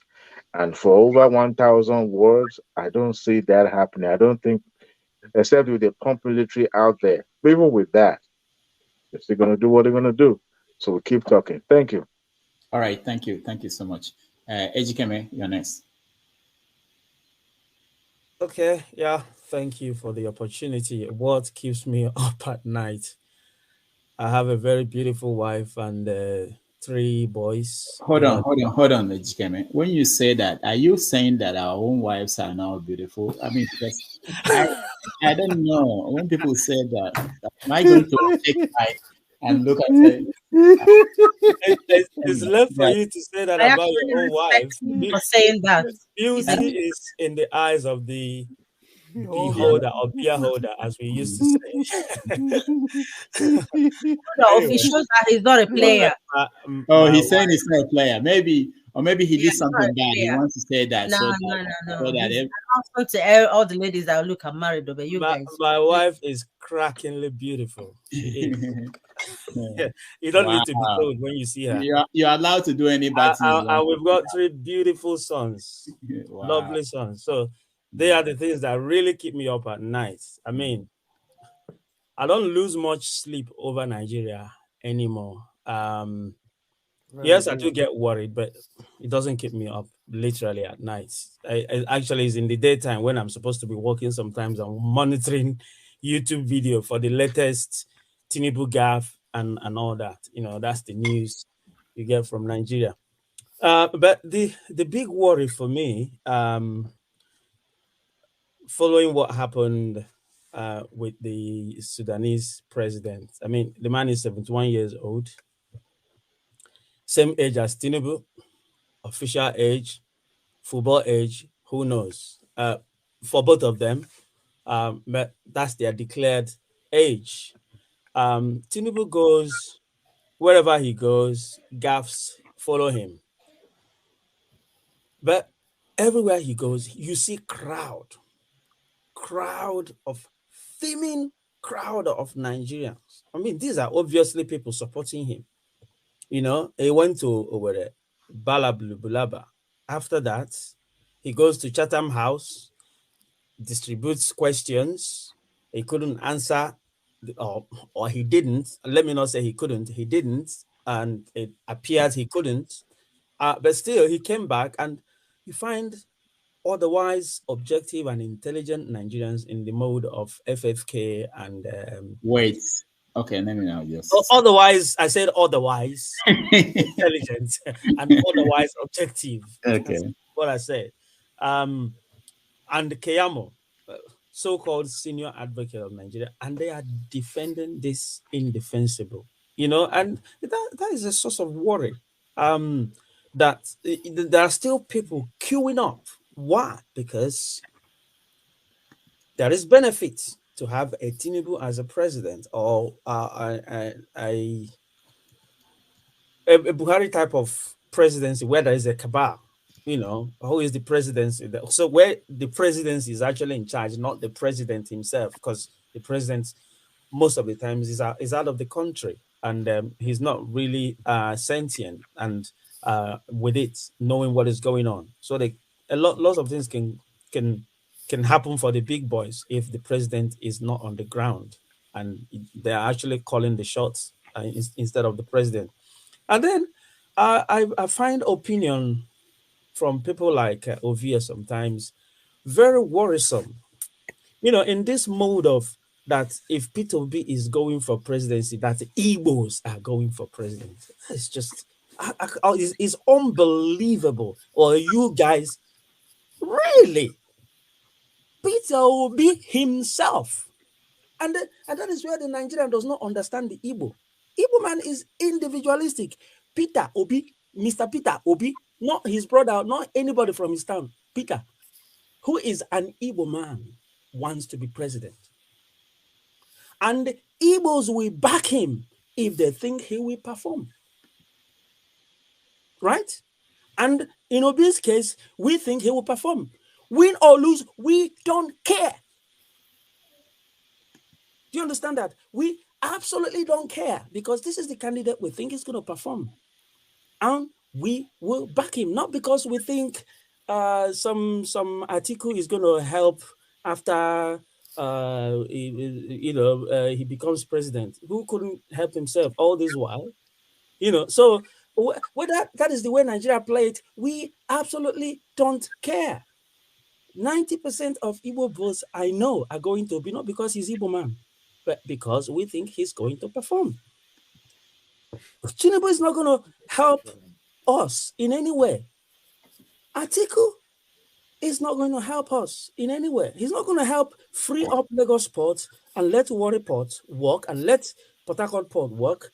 These are the burning issues. He's not going to help restructure the country whereby we can be in charge of our destiny so that anything that happens in Abuja, we don't care. We don't want to know.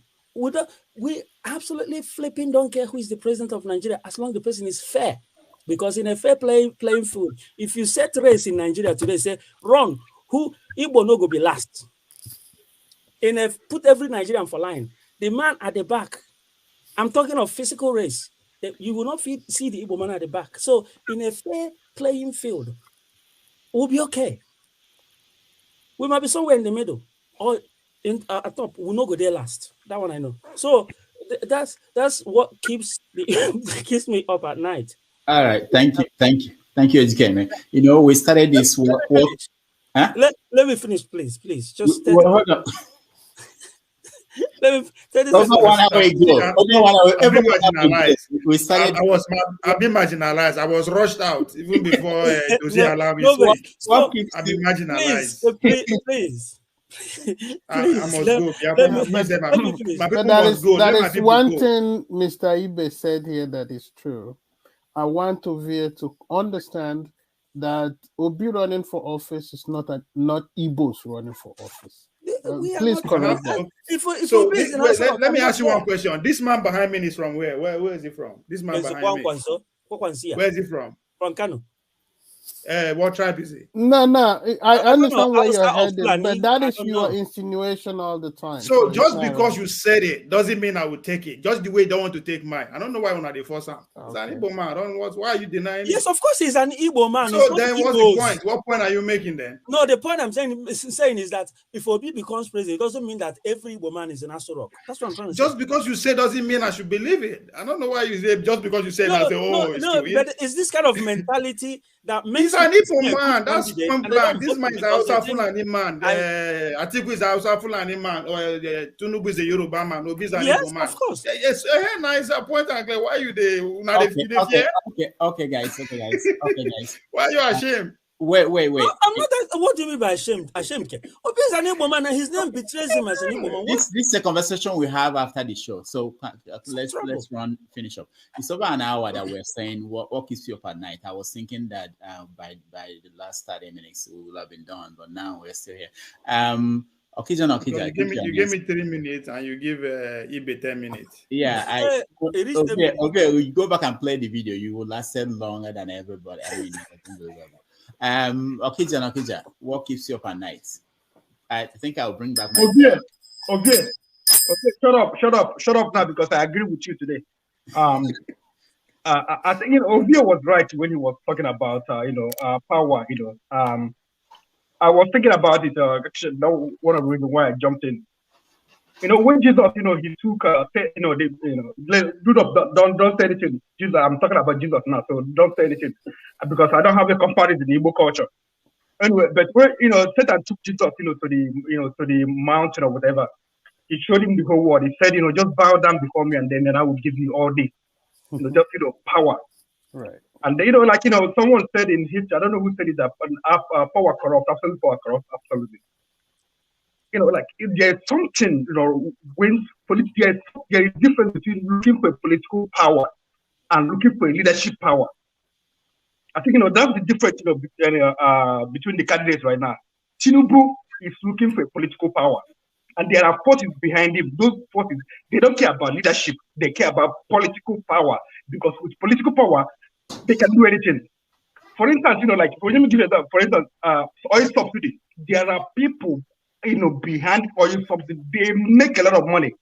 And if you take it, remove oil subsidy, they're gonna lose. People like people like Ifanyoba.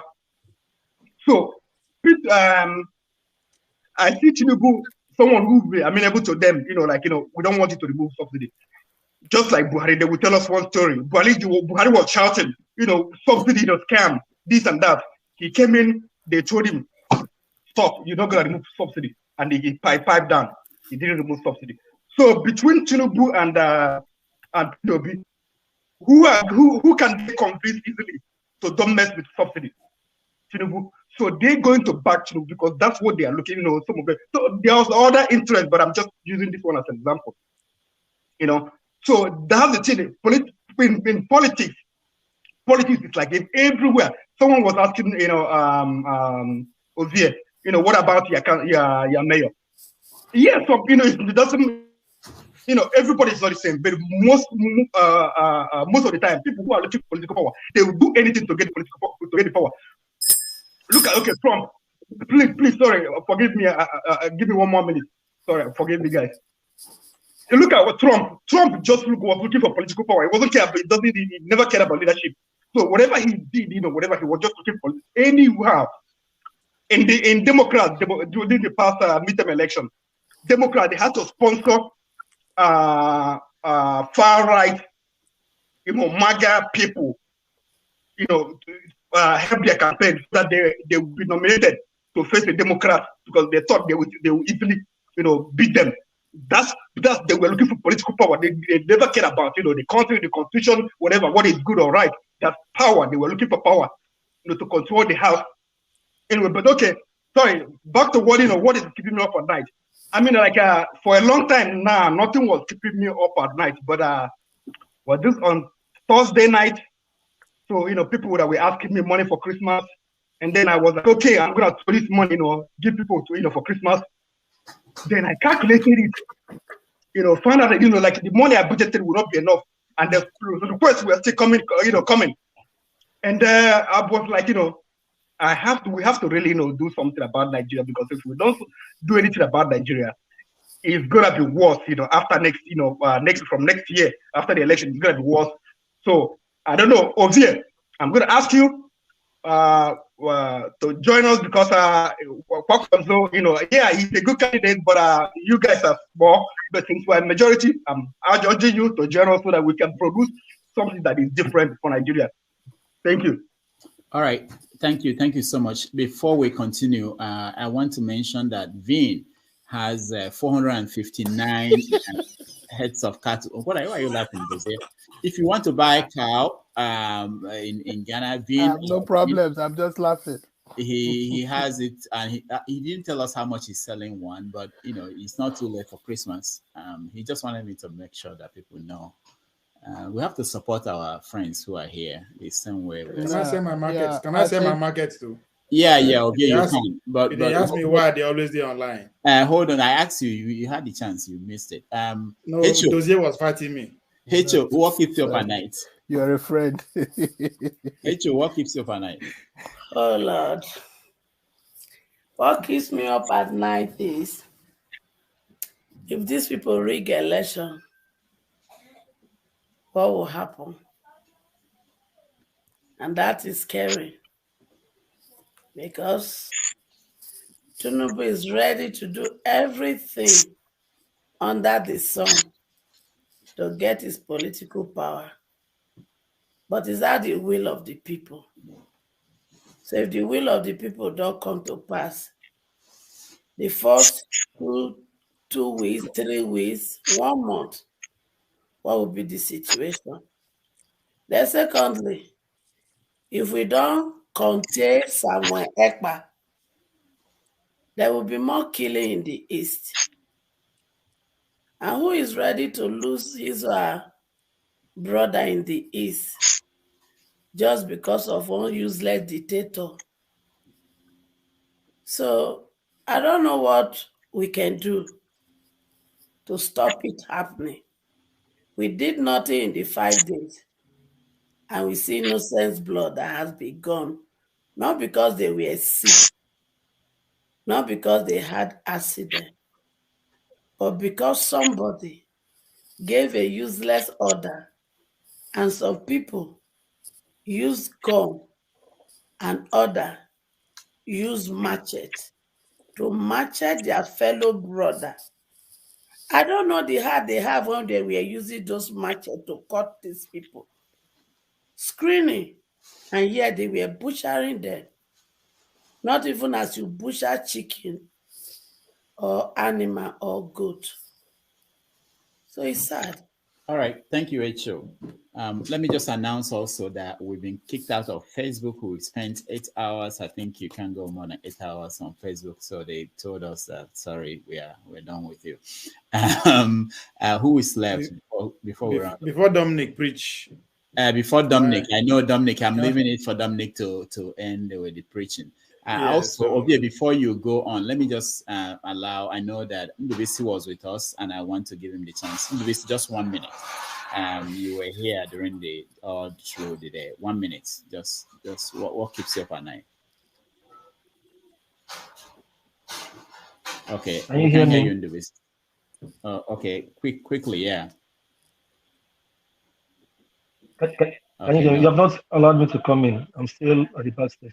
Oh, you're in. I'm allowing you to speak. Go ahead. Okay. Speak, we can see. I don't know where anyway, he can't hear me. Let's go to Dominic and Ovie, what are you selling? Yeah, go ahead. If you like Hassan that came on earlier on, the guy from Maiduguri, if you want to hear more of him, if you want to hear Jafar is residing in Kanu. If you want to hear from Black in a Kaduna guy, come to Honor Politics. That's my platform. You hear that vice voices from the north. And come to just subscribe to my channel. It's called Honor Politics. We talked about all Nigeria. Maybe only Dr. Dameji just talk about Nnewi and Endo will be alone. This time we talk about everywhere. But again, the Dr. Dameji, we fail to talk about the CBN guy. It's very serious because somebody was challenging me around that, yes, CBN staying there for 10 years is not a big deal. Yes, I know they have life on their own, but guess what? We have a man called Soludo. When he was saying 20 billion loans, what happened to that? They put him out. So why is this guy still there, knowing that over $117 billion under his care that has not been released to Nigeria yet? The money that they country, they don't use the back interest. Now, those interests circle around among the system. Those are the people you should be scared of. You understand? So they walk around the person that will keep protecting them. So regardless of how we shout it, if we don't identify this, because I expect all Nigerians to be alarmed about that kind of money. That's huge money. Money that can change anything at any time. If they under one man control. That's dangerous. That's not just too good. Ovie, we have to go. I really have to go. Yeah, Ismail, go ahead. You are ready. Just 1 minute. Can I say something about my business? Just 1 minute. Okay. Just to direct my website, please visit www.easemiri.com. There you can see all our informations. So subscribe, please. Come to YouTube and support me. Okay. And thank you for joining us. Please. You said you're not, the business is not for Nigerians. You don't go back to Nigeria. No, I didn't say it's not for going to support you. For the whole world. We are too young for that product. We are too young for that product. The opportunity that I'm having here, imagine that. But I still love Nigeria. You know, it's my beloved country. I love it so much. So please subscribe. Join me in YouTube at Izmiri London for live show. London. Okay, good. Thank you. Dominic, take it up. Rudolph, have you noticed that in the last few weeks, you have a lot of YouTubers joining your platform? I have nothing against it. But I'm just a neutral observation. No. But I'm just saying. No, let me answer. It's a very good point. You're a very good man. You're allowing people to come and have their say. Yeah, and also this one also I appreciate what they are doing. And I'm not saying that anybody who does, if you don't have a show on YouTube, you are not doing something. But I know that they have discussed some of these issues and spent hours discussing it. So they have a unique viewpoint, which some of us who have not interacted with a lot of people may not have. So that's why I accept the praise. I'm saying it to show the kind of. Oh, okay. I was thinking that you think Andrew, what is your observation? I'm not criticizing you. Oh, okay. Andrew, I thought you think I it, favor them. Some people think that because for whatever reason that I let them. But I Dominic, think if you look at the number of people who are watching right now, they're about 500. That's all my followers. Because I have 500 subscribers, and all of them I bring come. So that's another benefit. All right. Dominic, go ahead. To show how Rudolph is. He's a very. Sometimes when I see people like castigating Rudolph, it pains me, but. He's a very nice man. He's allowed us to hear our opinions for 8 hours. Rudolph, at the end of the day, your mental health, I'm worried about you. Yeah, I know. I'm not like Ovi. I don't do anything during the That's why you see me every once in a while. Rudolph is too young to be tired. Why? You know, see Tinubu, they crisscross the whole country. I just announced that I will retire after the election. People didn't understand it. Oh. That is really sad. Are you okay? You enjoy politics. I'm not saying with the job politics. Rudolph, haven't anyone blamed you for bringing Buhari into office? Of course. And I'm doing everything to make sure that Tinubu gets there so that people will blame me. And I digress too much. Go ahead, Dominic. I woke up, and everyone is still here. But let me go straight to the point. I'm happy there are 2 women here. I want one woman to join the platform, make it a more balanced discussion. Also, a lot of us end up being mostly Southerners. So every once in a while, I wish we have other people of other extractions and Northerners who can join and diversify the conversation. But I think, Nigeria is a very tempting country to think about because every single time that you wake up, there's always something new that will come up. For example, as I was watching this show and people were talking about how Tinubu is being pushed, the first thing that came to mind is, what if these people are pushing Tinubu because they know how his health is, so that at some point, if he gets into power, at some point he passes away, a non-Southerner or Northerner will end up taking power. And then when he finishes, the next mandate will be for what? The North. But I'm not going to be tempted into going to that side. I just wanted to make an observation. For all of those people who made comments of what Nigeria is useless or Nigeria hasn't helped them. Nigeria has actually helped a lot of us. All right. I wouldn't be a physician here if it wasn't for the kind of education I received back home in Nigeria. And when I came here, the level of decadence that I saw in the educational system was nothing compared to what I saw back home. Yeah, things are dilapidated, things are messy, but the level of resilience and toughness that it instills in you makes you that wherever you see Nigerians, no matter from what gutter or from what zoo, they're able to succeed. That's true. And so I want us to end in a positive light. Yes, there's a lot of negative that we can spin about Nigeria, but at the end of the day, there is still something positive that you can take out of Nigeria. There's always a silver lining in any horrible situation. The silver lining when it comes to Nigerian politics is this. No matter how crazy things are, there are 4 political candidates who have strong standing and can win the election. Shouldn't we be happy or at least see some positivity that instead of talking about only PDP from 1999, or was it 16 years, we ended up now talking about APC and PDP. Now we're talking about APC, PDP, and Labour Party. Now we're talking about APC, PDP, Labour Party, and NMPP. Anyway, it, like Tinubu said, it will be an insult for me to mention the OVS party. But jokes aside, it is a great thing. Now we're talking about 4 political parties. It shows that Nigerians. No, there are 5. Oh, AAC is one of them. Don't leave Madam, AAC is dear to my heart. It's more of a let me not digress. But there are 4 political parties. So we're starting to see Nigeria is actually moving to a place of consumptive politics and messy politics, a place of people actually establishing political philosophies, right? Because if you look at the party, you can understand, okay, this is what they stand for. This is what the Kwangwaso stands for. And then there's always the other two, PDP and APC, which we can't figure out because they're a mirror image of each other. So I think that the positivity here is Nigeria is starting to have some level of political philosophy in how people think about things. Rome wasn't built in a day. So I also wanted to end on a positive light. And sorry I came late. So someone is already calling me a sellout. I'm a sellout to come and join me. All right. Thank you so much, Dr. Dominic. Let's in a positive note, let's watch this.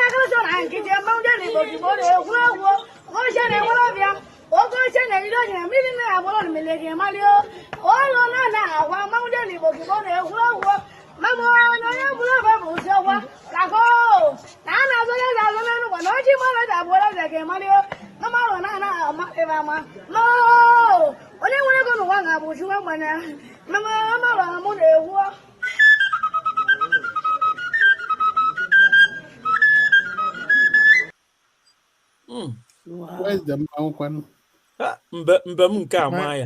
I know that when life was good. Some people When life here, was good. like Dozier used to do this, but we don't have the video when. No, I did that. My childhood was like that.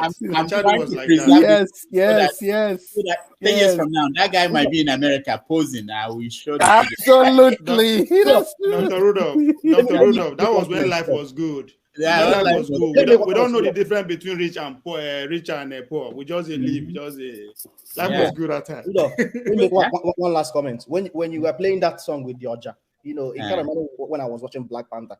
Do you know how many Nigerian songs were in that? To hear the Oja being played in the international movie, Nigerians do quite a lot when they we are. Meanwhile, I wanted to make the point. When we talk about the cabal of oil subsidy, I think Obi wants to sort the issue of oil subsidy through power.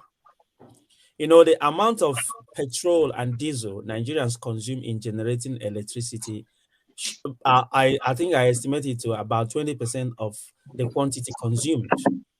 Set aside the fraud and how much we actually consume, but the actual consumption of fuel, of petrol and diesel and kerosene, much of it goes, or a lot goes towards generating electricity. And if the issue of power is solved in Nigeria, to a very large extent, it will reduce the consumption of fuel that we use for generating electricity, and that will go a long way in reducing oil subsidy. If you understand what I'm saying. So he's trying to solve it in so many ways. That's for another day. Thank you. Thank you. So thank you. I just once I play the music, it should be ending. I thought you were about to say something that would make us stop and start another 8-hour show. All right. Thank you for joining us. Dominic, thank you so much for being here. Keep supporting Rudolph. Paul, thank you. Your money where your mouth is. Paul, thank you so much. Odozie, thank you so much. We appreciate you. Thank you. Ejikeme, thank you. Hecho, thank you. Okija, thank you. Forefathers, thank you. Forefathers, stand by. I want to talk to you after the show. Okija, I will stand by too. I have a question. We have after show, so you guys can stand by if you want to join us. That's where we actually get to know people. You get to know Okija and understand. I also Okija. You understand? Get your beer ready. Get your beer ready. Yeah, get you a drink, and you can drink at that after show. Everybody, thank you so much for joining us. Those at home that watched them, thank you. Please like the video and please subscribe to our channel. We appreciate you, and I will see you tomorrow. Take care. All right.